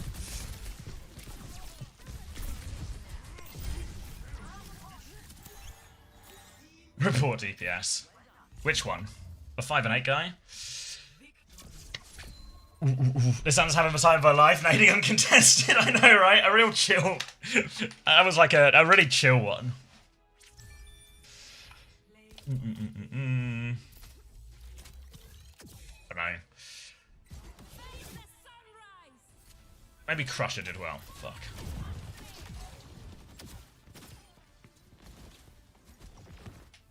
Miss Korea Falcons, was it good? I mean, it was all like Cat Bastion, but it was pretty good.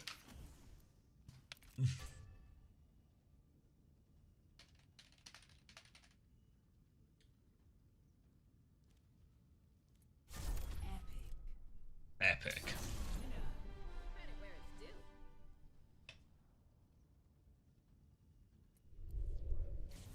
Do you think EMA should have a similar system to qualify for lands like Korea does? You mean just a longer regular season? I wouldn't be against a longer regular season, but Oh wait, hold on. I need a piss before we do this one.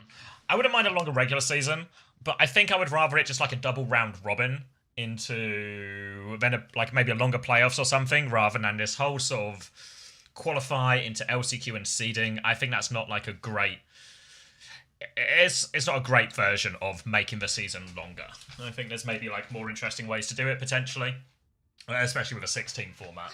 But yeah, let me top these up and then. Fuck, no way is it actually my rank up game 73? Fuck's sake.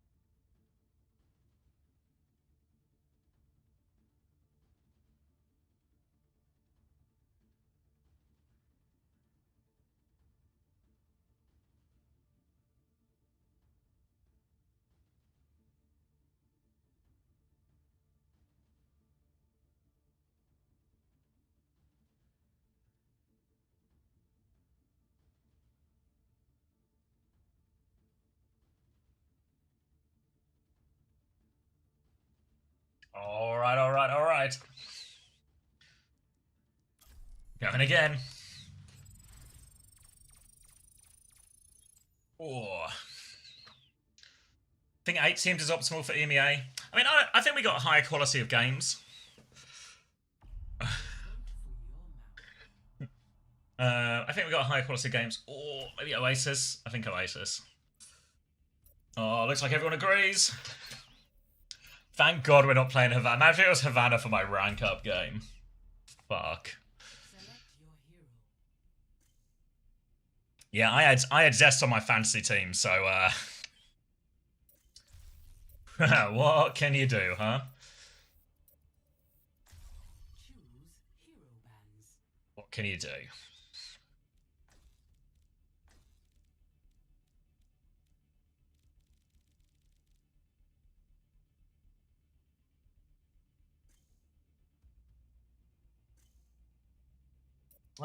But yeah, with that, I think 6 teams is fine. Just oh, no Zen ban. Shit. And they did no bans at all? That's Aura.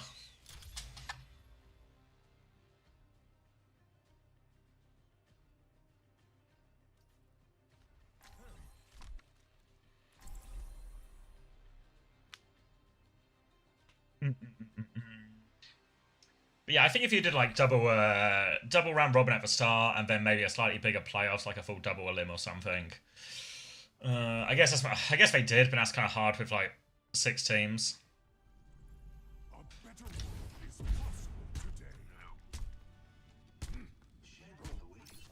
Yeah, I mean, so far this year, right? Once the Overwatch has started, it doesn't really feel like we've had a weekend off, you know, in terms of action. So it's not like we're low on Overwatch.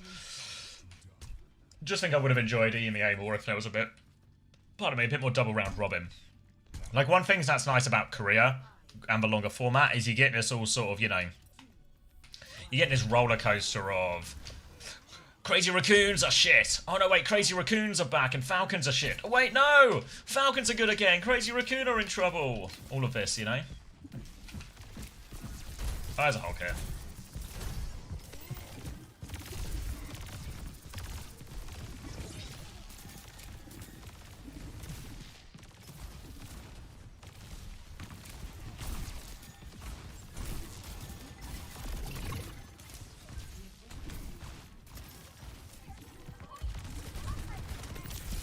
Oh dear, I'm so dead here.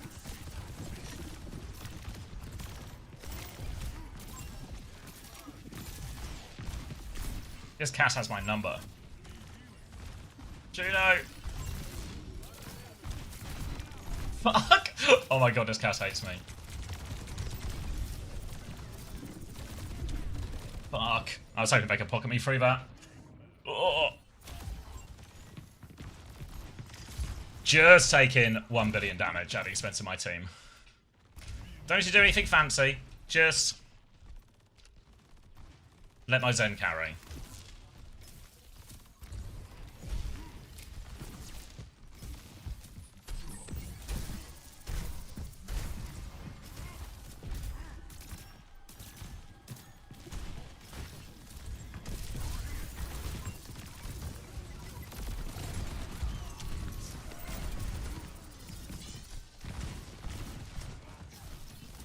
Fuck, this is just afraid if we can type fight. Oh my god, we're gonna transcend. They're gonna nano.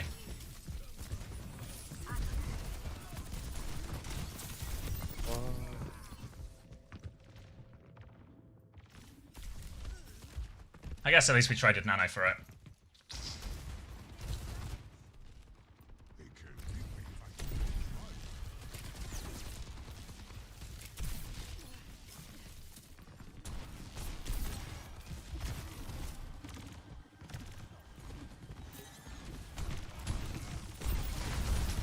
Oh no. Fuck! Maybe switch monkey. Got Primal, mate. Gonna keep Primal. Think we need the ult in his last fight.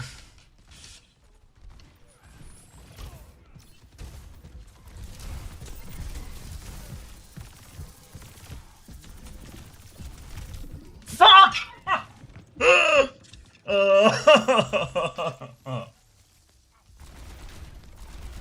Yeah. Better next. Had primal. Better next match. I mean, I didn't use for primal, so it's not. It's fine. It's all right. We were never gonna rank up anyway.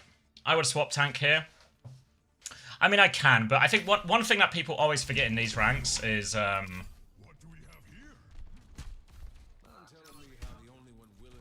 would it make a difference? One thing people forget here is, what they don't realise is I literally only play Winston. So I can swap to another tank that I'm not very good at. I could maybe go Diva. Would that be better for him? I go Orisa. I played teeny bits of that. But it's also better for this. If not, it's fine. My team will just crash out on me. I've seen you wreck training bots on Diva. Oh dear.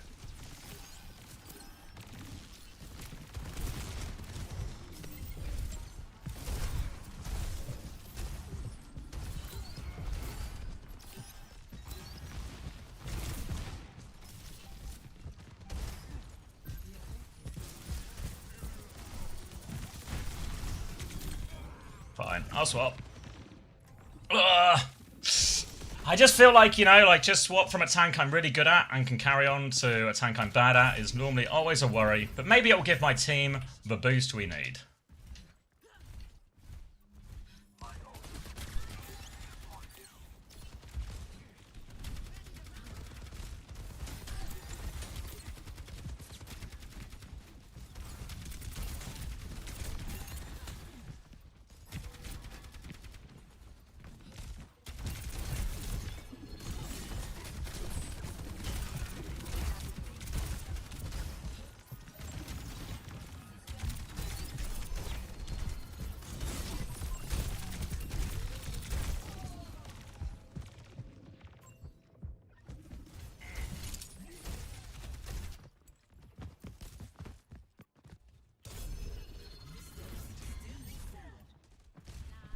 Can play slower, just entered.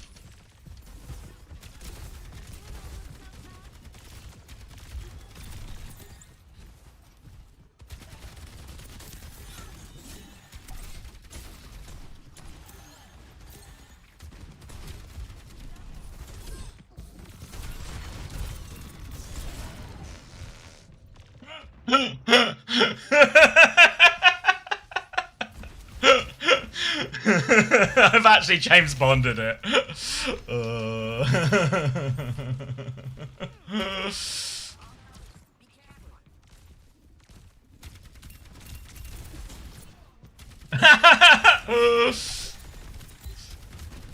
I mean, I've played shit, to be fair, but...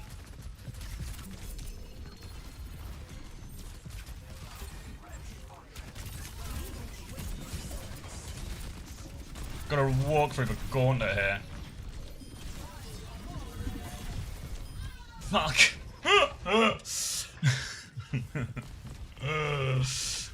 This one. God. If we come back from this point, it's actually unbelievable.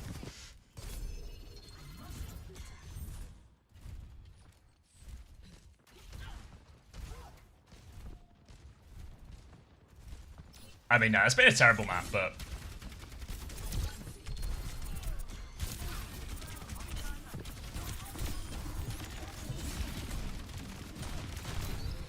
Point. Fuck.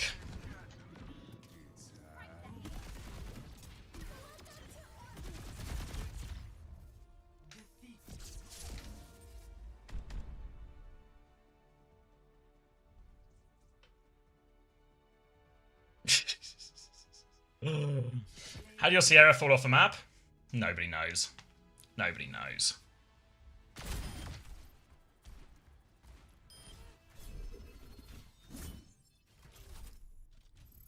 I actually love my toxic teammates in quick play. It's not even quick play. Just, you know, people moaning in ranked. But what can you do, huh? What can you do?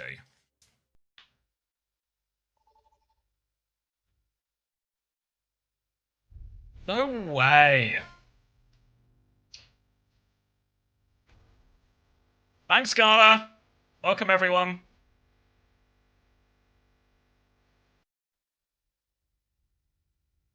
Thanks, Scala. Hope you had a good stream. Were you watching Korea as well, or were you grinding?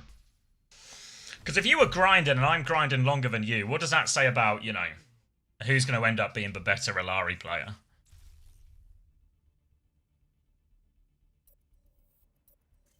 No way Cat Bastion's that good. I think they're overrating it, but I think it's still very much it's part of the meta. I don't think it's as much of a meta as the Koreans think it is, but I think it's part of the meta. I was watching a bit. What are you saying, Gala? Are you a Spain, a Cat Bastion team?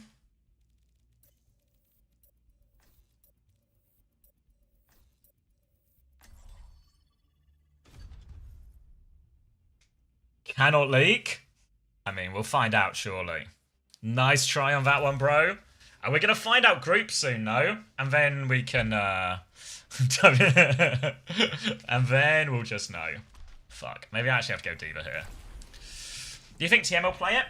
I wouldn't be surprised. It feels like a comp, you know. One thing that's true about Cat, you know, with other comps, right? If we talk about, like, there's a new comp in play, it's D.Va, Tracer.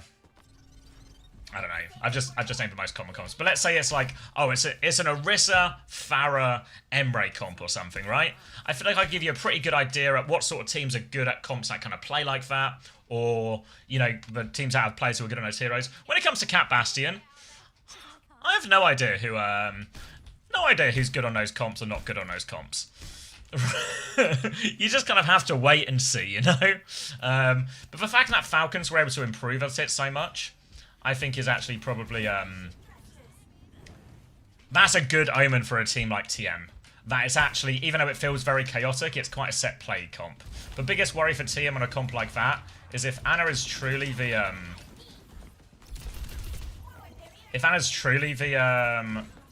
does our boy just need help?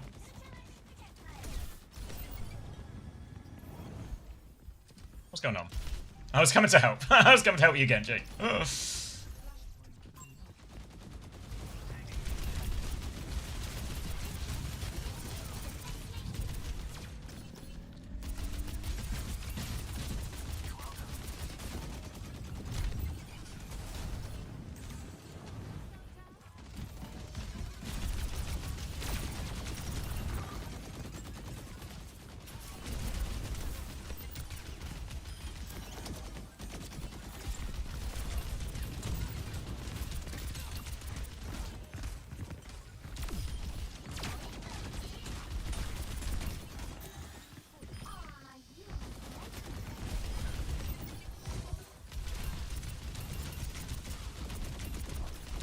I got Zarya.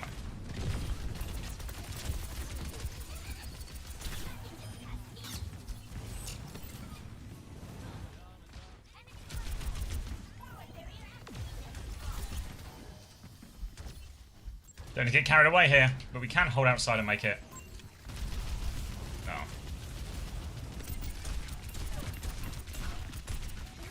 Is anyone with me on this? Let's go deep in the back line. Oh, they're all going to turn me. You're just going to C9 then. And I'm going to take evasive maneuvers.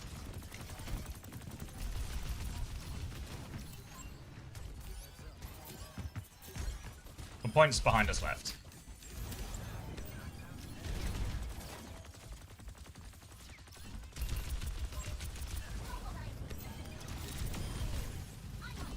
Alright, we're at the spawn here. This is a problem.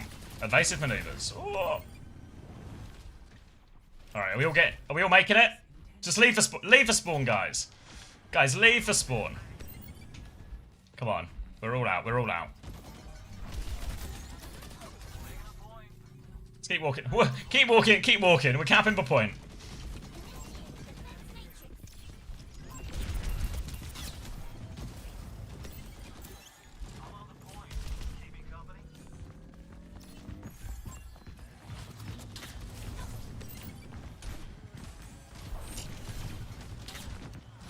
He's still on me.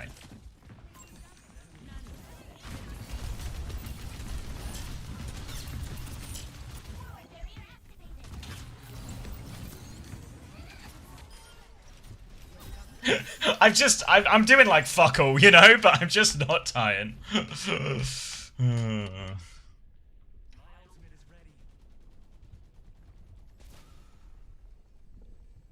Yeah, we're Great Britain instead of United Kingdom, technically.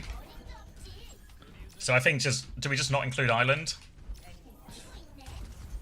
Or are Northern Ireland still allowed to play?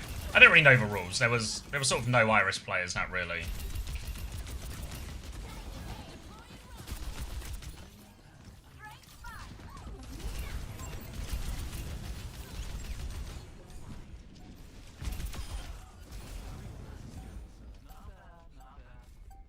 Why couldn't this have been my rank up game? this one's a tap-in.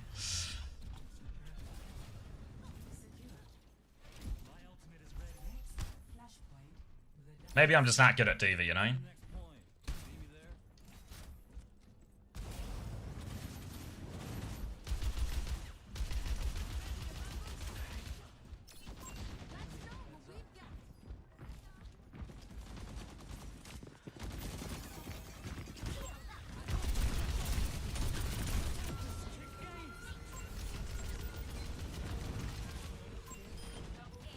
No way! Fuck, I need to go save my boy. I need to go save my boy.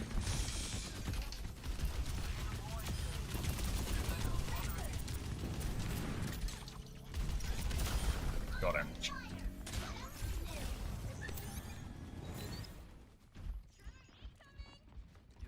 Legit just go AFK and chill, I know, right?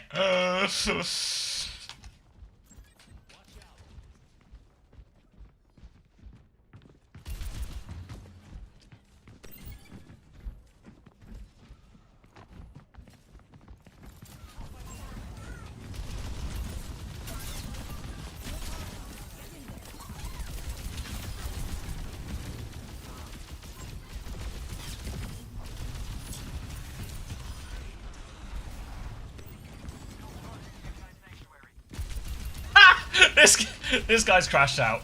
This guy's crashed out.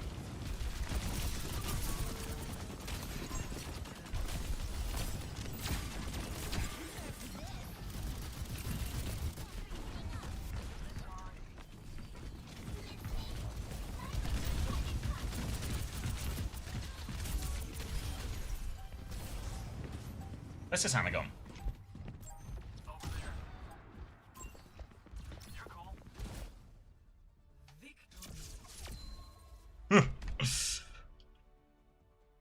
Okay.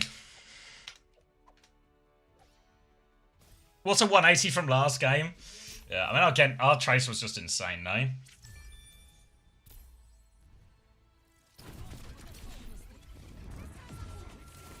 From 07 to 15 and 0. Yeah, I mean, it didn't even, yeah, like, look at my damage compared to everyone else's as well. Just, just flying around.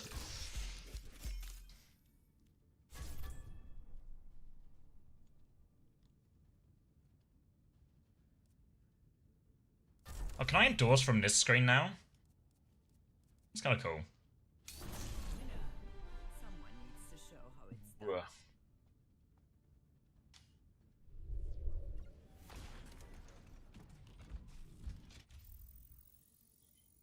Oh wait, is Panda here by any chance? Looking for a Panda.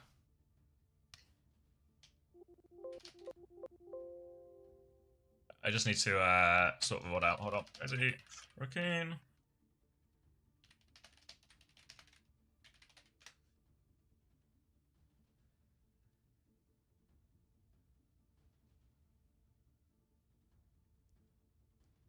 All right. How do I still have winning trend? Did I not lose a game? Thought I lost a game, but maybe. So do I get like a? Do I get like one back?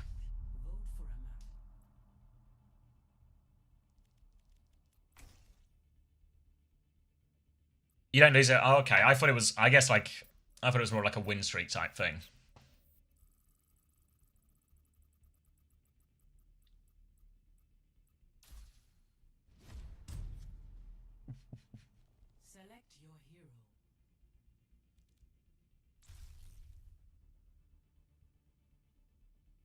Because the thing I think is, you know, like when I play these games, has anyone seen a cat or even a cat ban in any of these games? So the menace that cat might feel like, maybe with this Bastion stuff. Cat is banned a lot. Oh, do I just... I've not super been paying attention. Do people still ban it a lot? I feel like I've literally not run into it once. Sometimes we get cat bans in gold. Oh, they banned my diva.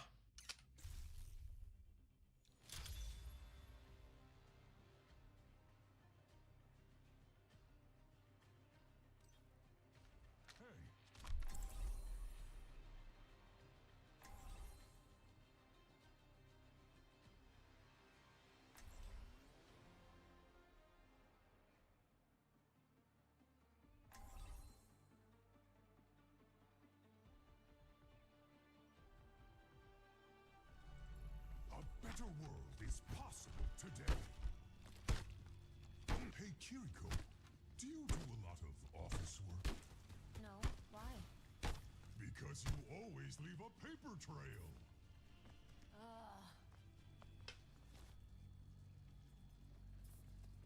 It's a bad time to start this conversation, because, one, I'm not informed on the topic. I didn't, like, actually read the, read the post of a thread. But you guys know what's going on with this? I saw, like, OC's tweet getting, like, loads of interaction for, like, for something about ranked and masters and stuff. As a soon-to-be masters player, I'm wondering if it's relevant for me. Second million damage.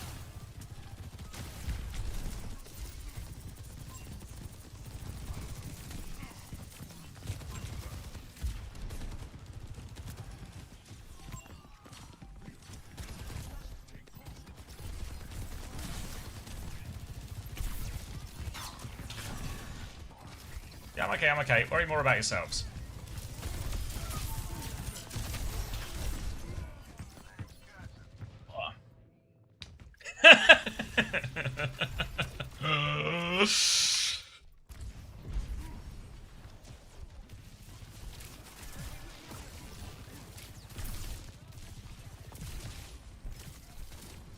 Let's go here. Let's reclaim some space. Let's take 1 billion damage.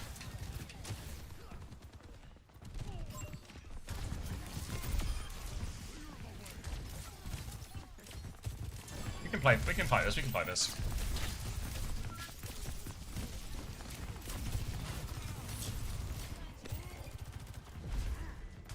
Oh, is it just me and 2 supports?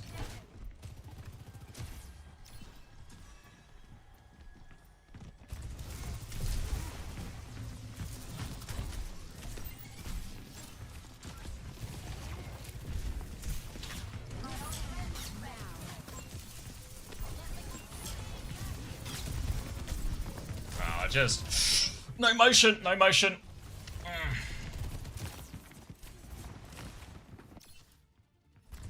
Yeah, you don't know the game, CX? Fuck. It was stuff about people complaining about balance. Oh, what? Because as in... What, if they don't factor the opinions in? Are they all here? Oh, they are all here. Oh my god. Oh wait, is our brig in trouble? Alright.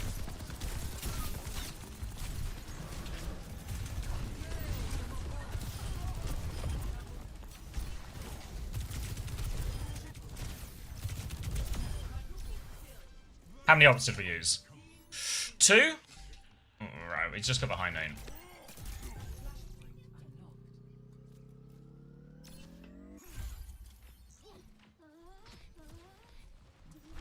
Horror Primal. I mean, I could have not used it.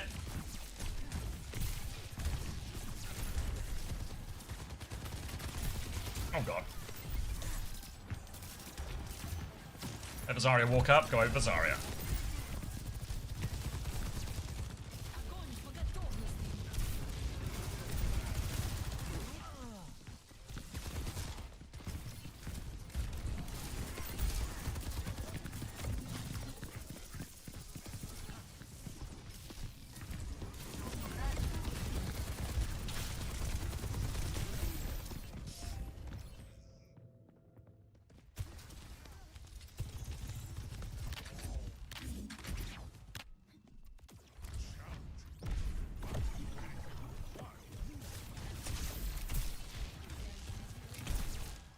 we nearly have some ults yet? Not quite.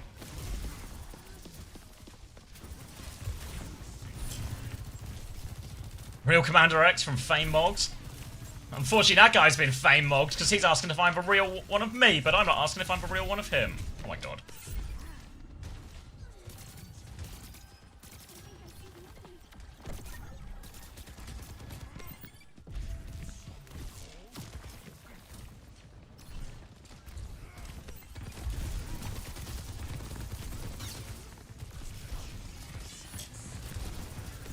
Let's try and kill him.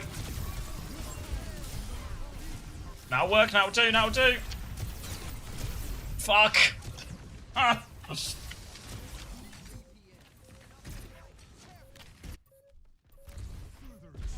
What's Leon question mark him? Go, Ryan.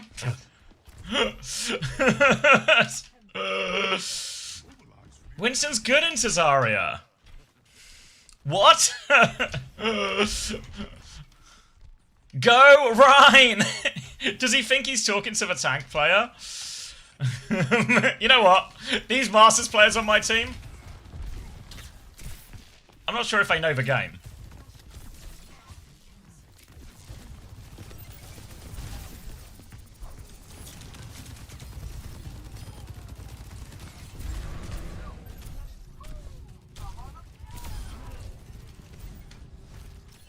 Where's he gone?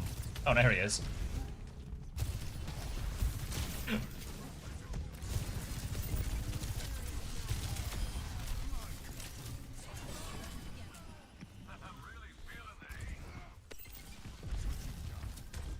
Where's Cesaria?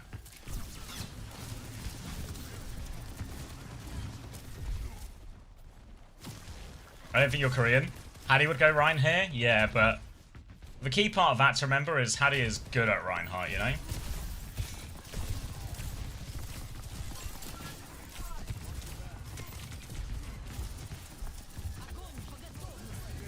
Kill Cesaria, Loki. Loki, Loki, Loki, Loki, Loki, Loki, Loki. Keep it low, vote.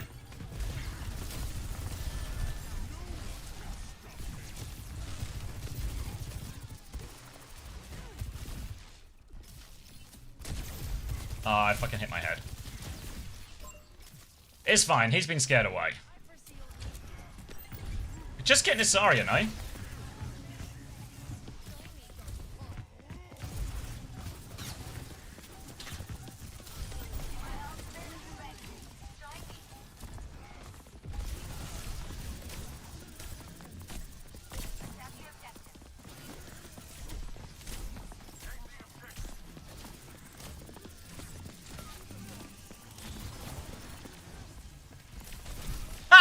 No way our Reaper just dies there.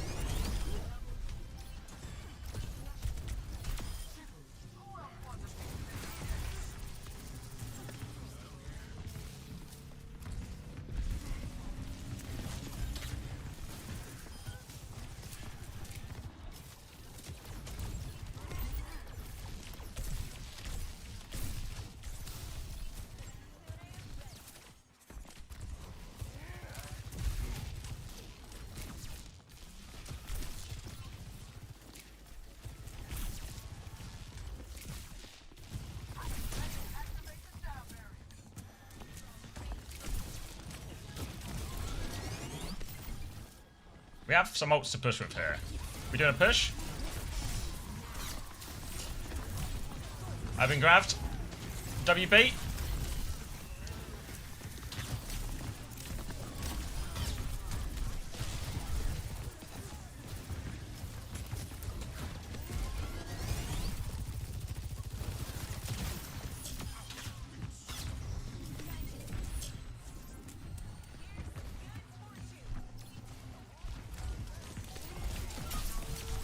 Just gonna bubble here. Just gonna bubble.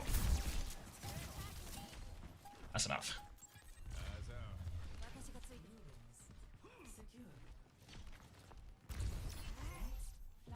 We got DPS ults now. The important thing is I don't go too slow, so I tank for cooldowns and not the DPS ults.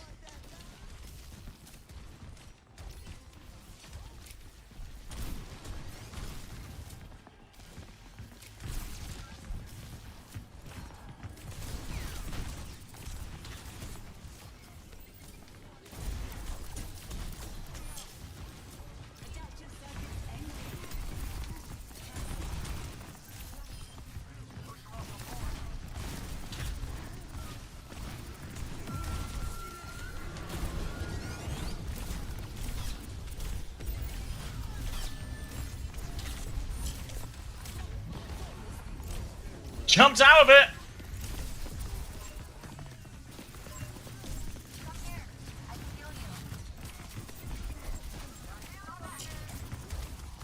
No way they've got the cap there. Fuck! That was an... I can't believe I got out in that grab. That's kind of a problem, though. We're about to have support ults, though.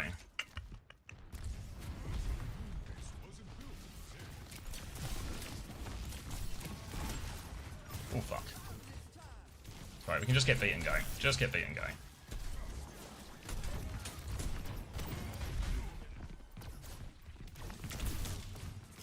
Heals, heals, heals.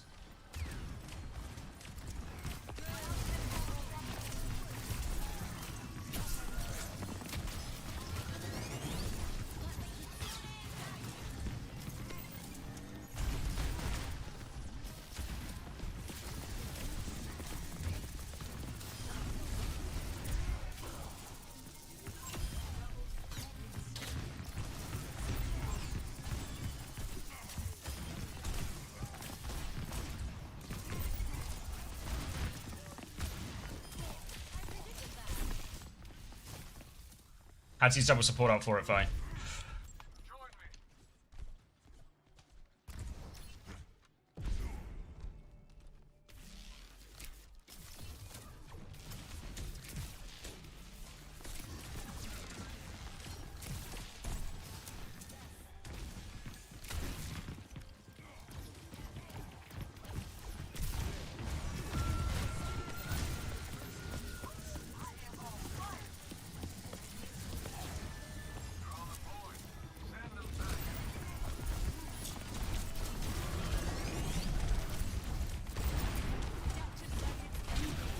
Oh my god.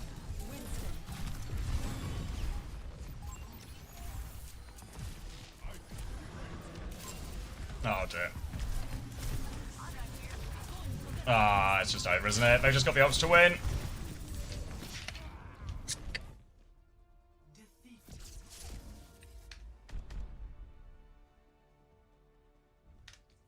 Ed economy. Yeah, I mean, every time we won with support ults, we had to use both support ults to win.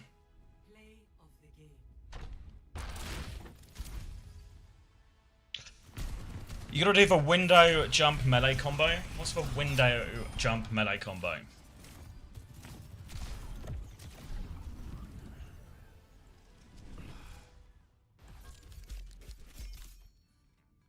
I didn't mean window. Oh. Just either jump melee combo? Yeah. I know. Yeah. No, I thought my supports played class. I'm not having a go at my supports. It's like every support ult we used, I think, was necessary. But it just sucks, right? We have to use two of them to win a fight, so we only win like only win one fight in that one. Or we only win one fight out of a point on it. Oh, thank you, Brain, for the 17 months. Low-key, my Reaper was feeding. Yeah, I didn't really block most of it. I mean, it felt like stuff wasn't really dying, but I don't know. That's just just the nature of playing Winston, I think. Well played, you a Mickey lover. GG's. Wait, were you enemy team? Same team or enemy team? You were the enemy. Enemy Echo. Fuck. Yeah, I could never kill your backline. I think if I'm better and I kill backline, maybe we can win.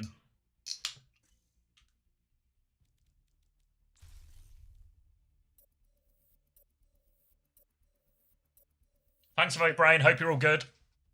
Oh, someone's added me on Discord. Will it be something good?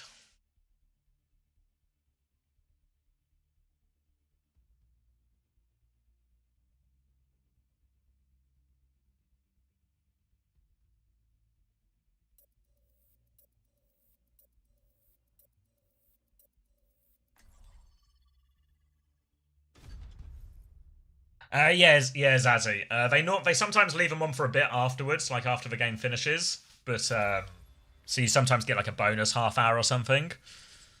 But that's it.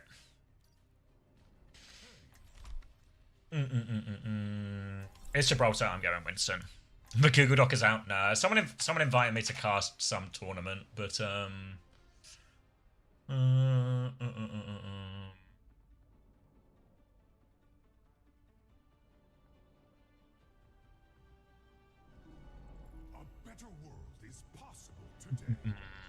not V someone, no. Just again, it's like, I guess occasionally people just ask if I want to like commentate a tournament or co-stream a tournament or something, but just kind of random tournaments.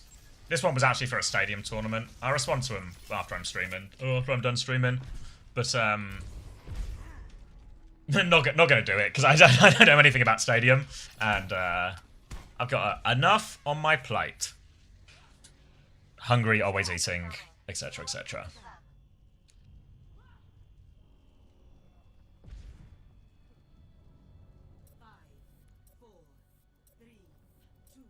Stadium game after this one? Literally never played Stadium. So no is probably the answer there. Let's get in this payload moving. Let's hit some W zaps. Is that a Hanzo? That's a Sierra. What are we on? Zen Kiri? Alright, doing a little... Oh. This is a bigger jump than I wanted it to be.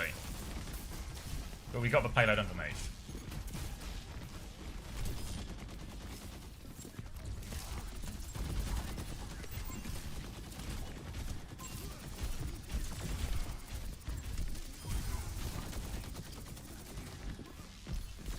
Hate mercies. I'm just W zapping and they're just WM1ing. It's a counter to my W zaps.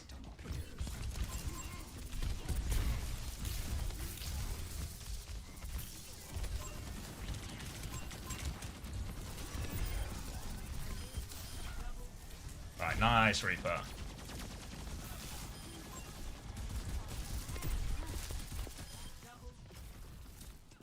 Where are we getting shot by? Is there a Sierra behind? Okay, are we going right? I was like, I can hear the Sierra and see them. We could not find them. Maybe some spawn kills here? Oh, he left. Wait, ours or theirs? Theirs? That sucks.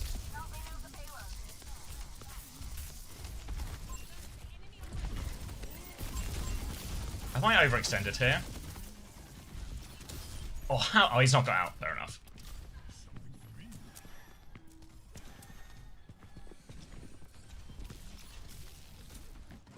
He's back.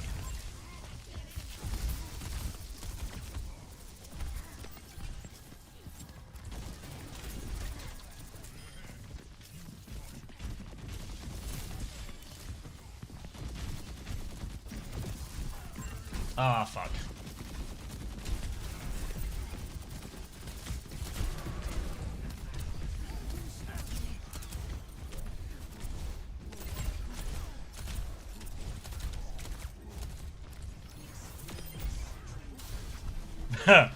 You know when Chris was on about like doing the walk, you know? People aren't ready for the walk. Should I just C9 him here? Or is a Sierra on point?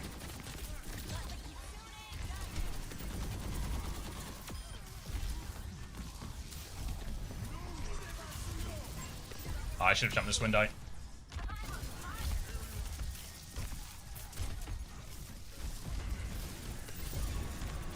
Oh, he's got primal. Alright, fuck, he's gonna hold it for ages.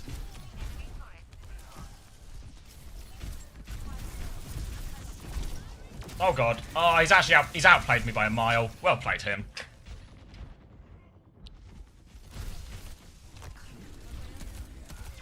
I thought just, you know, I should have just done a more passive bubble and all of that. Well, we traded one support for one support. We've lost our Reaper. Doesn't feel like we're winning this one.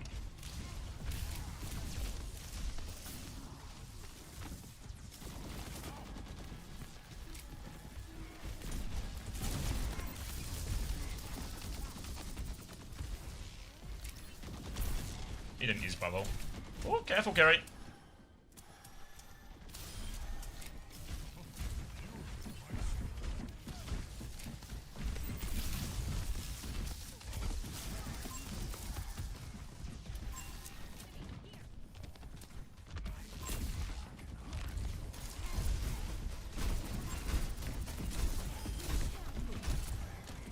God. Oh, I can't get around here.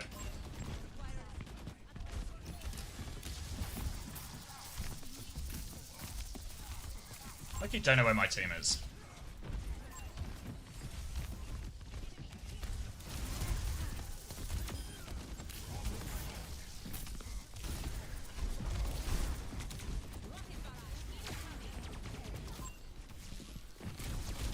We're just not winning this, are we? I felt like there was only 2 of us in that fight. Did we all get traded and I just can't count the kill feed? Let's get the payload moving.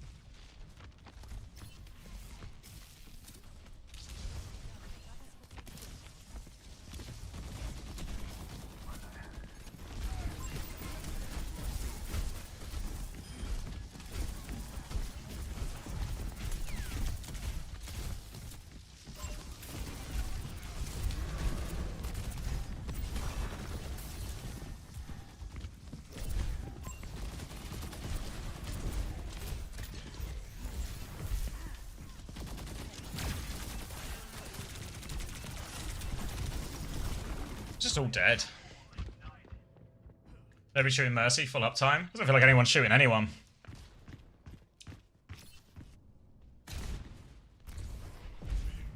Like, you know there when like me and the Reaper are in, and our backline still just have a choke.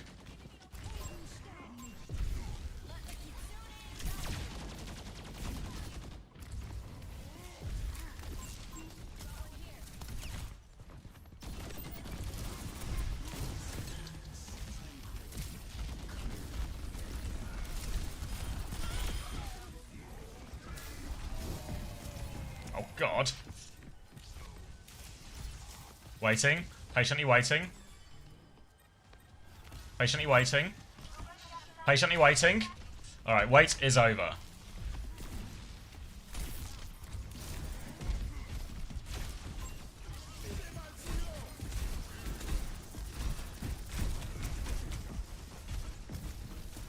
Ooh.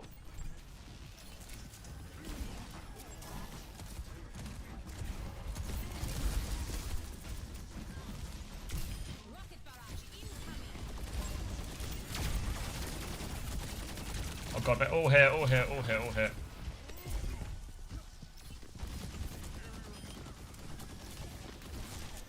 Whew.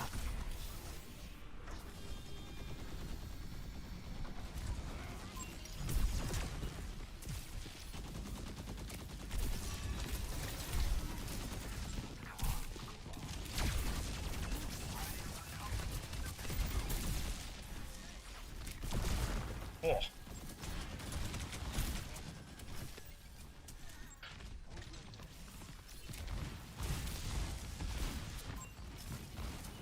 Sorry, we can just get the cards to the corner here.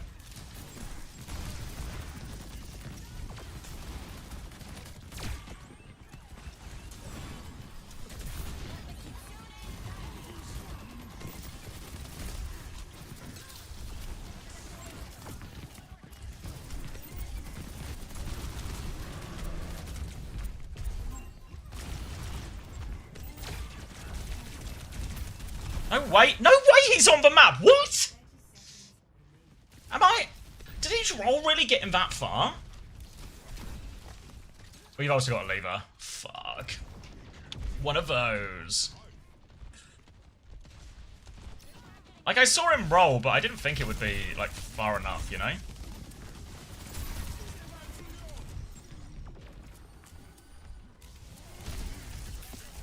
Oh fuck, we need to touch. Need to touch, need to touch, need to touch, need to touch, need to touch, need to touch.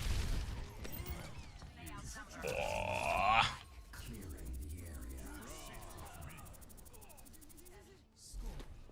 Hopefully he's back by the time we defend. Please fucking melee. I'll remember, mate. I'll remember. I'll try.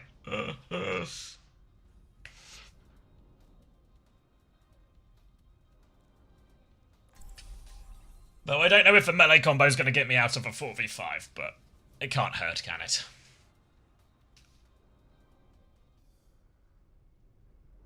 Shout out to everyone who's tuning in for the gameplay, though. You've landed in the right spot.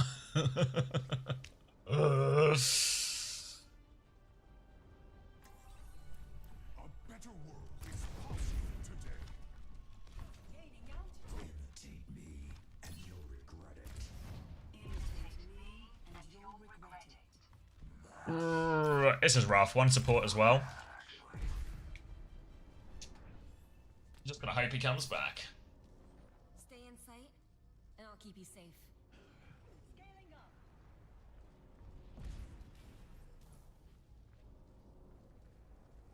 This looks like the best team in the solar system.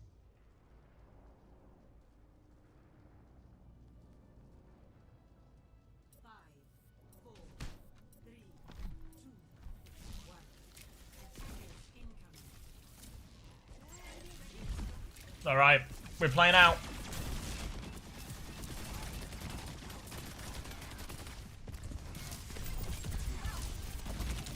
No, oh, fuck off if I fuck. They've swapped to Bastion as well in this 4v5, and we banned Diva. Good. It's just. Do we just leave? I feel like the guy's not coming back, you know.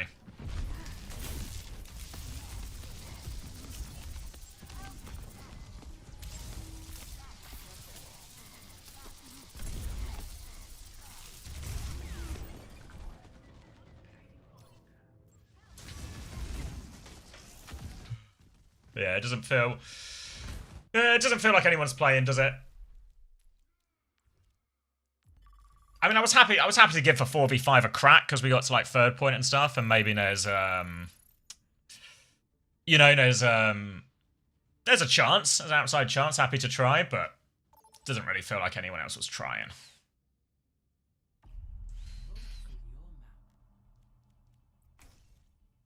So let's try again.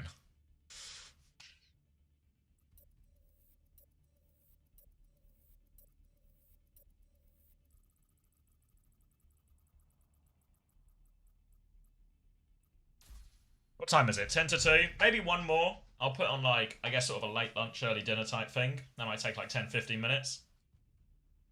Maybe I'll leave a video playing. And then, God, it's going to be a battle for the Ana spot.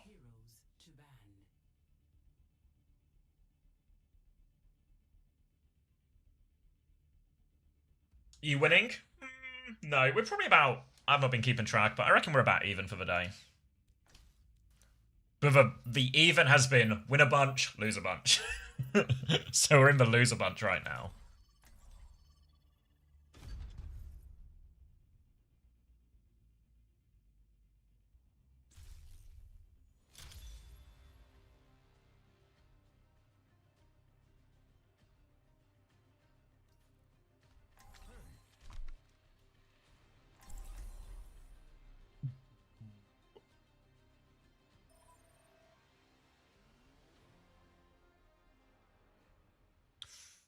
Oh, they both want to play Ana.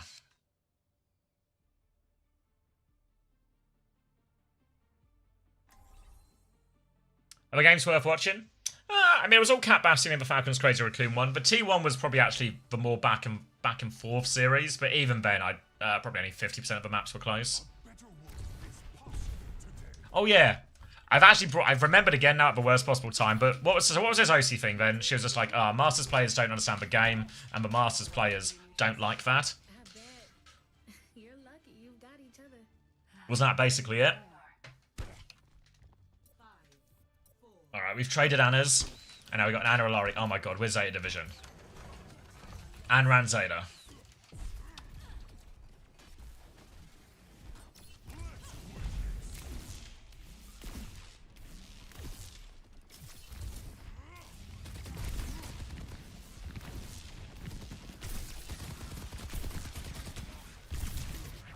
Where's my team?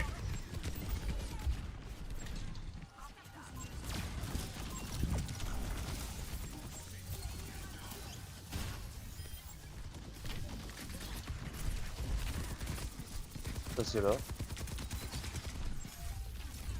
Good see. Fuck. Nice. Whew. What is it, Nana?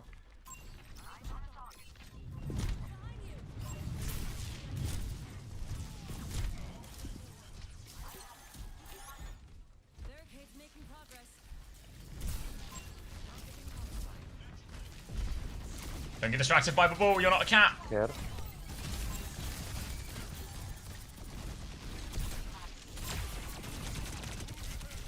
Oh my god.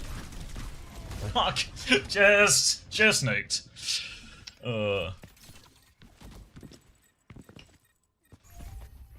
It's just Mars players just not beginning to understand the game, so just not good. Didn't he saying that you are terrible when I start learning the game with Masters? She, but yeah, alright, yeah, you corrected yourself already. Mars players are top 5%, so statistically good.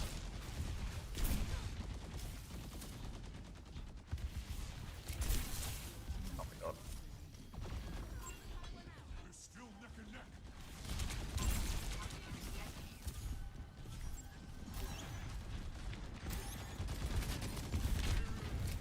I know what. This is the stuff that's always annoying when we're just dying 4v5 permanently.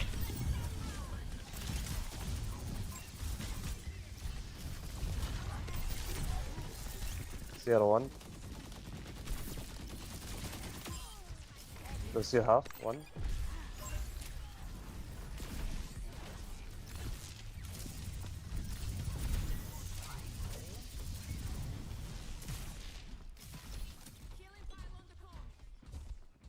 I just need to.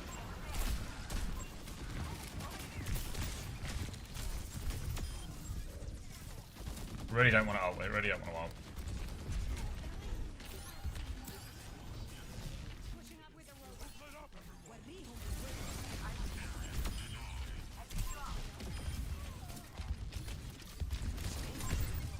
Woo!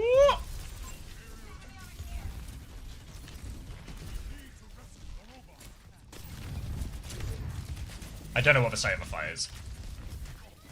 Oh no.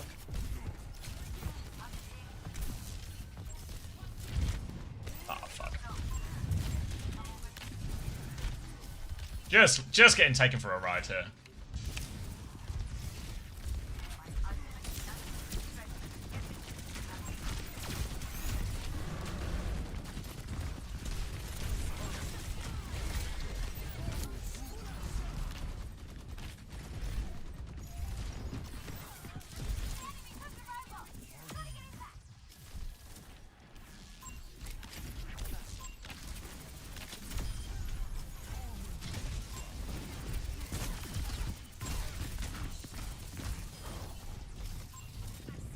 Fall.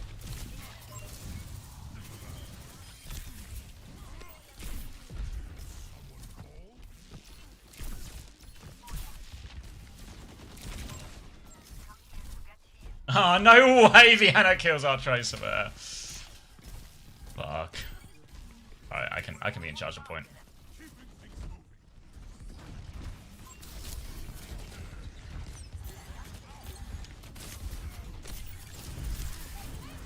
I don't need to bubble that. He's got Blossom.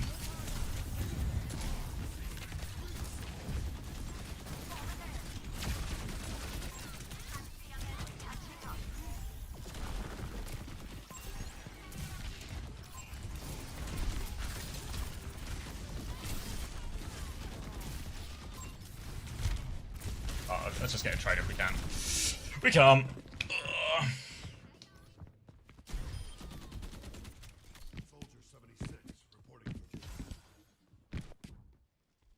I think what Rack's saying is kind of just the thing, right? We're using good, which is like a relative and undefined term.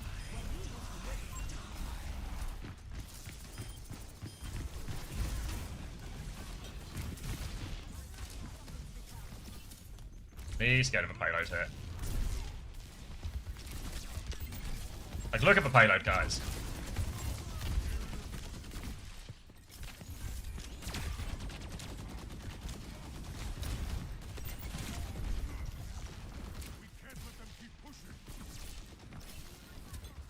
Shingle Chase is hard feeling.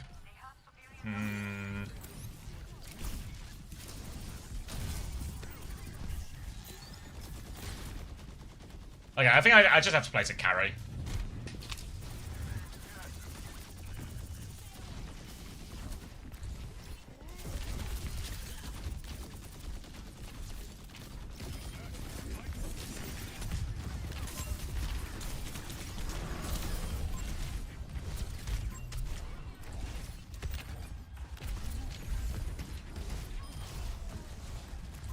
Where's this hammer gone? Oh my god, he's just going further and further in.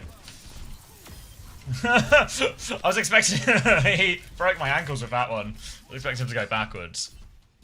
Hey, homosexual.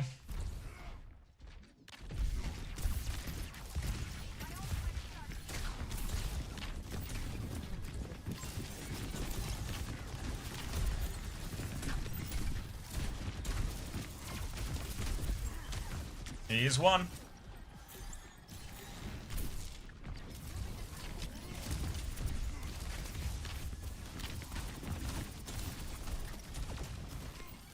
Oh, I don't want to be hit.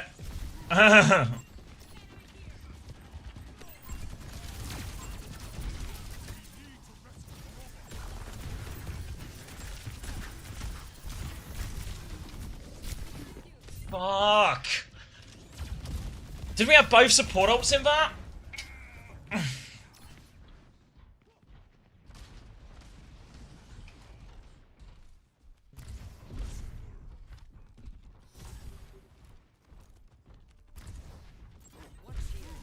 Still 2 minutes, we have to come back, but we need to...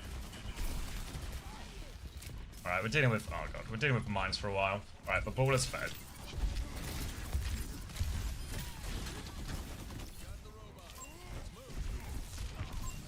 No way he's gotten this kill. Alright.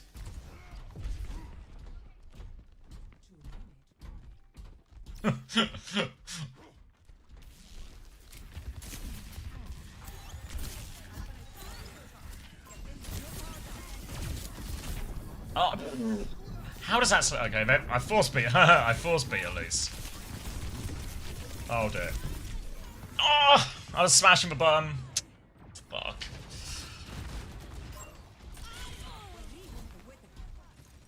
Oh, I think that maybe... Was that a Sierra Jax? Oh, if I get the primal off, we actually win that fight.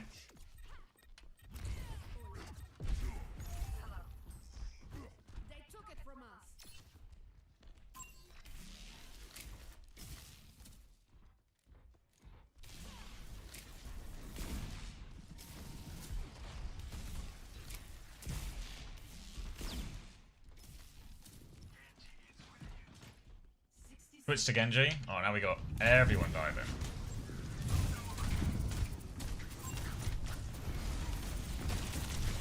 Fuck! I just got... Fuck me. Oh. I think I need to eat.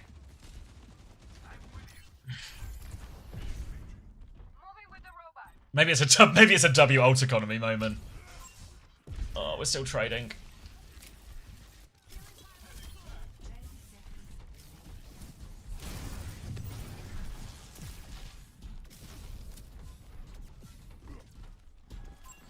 Any carbs for brain power?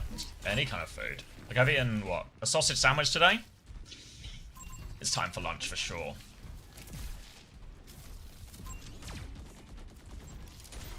Is something here?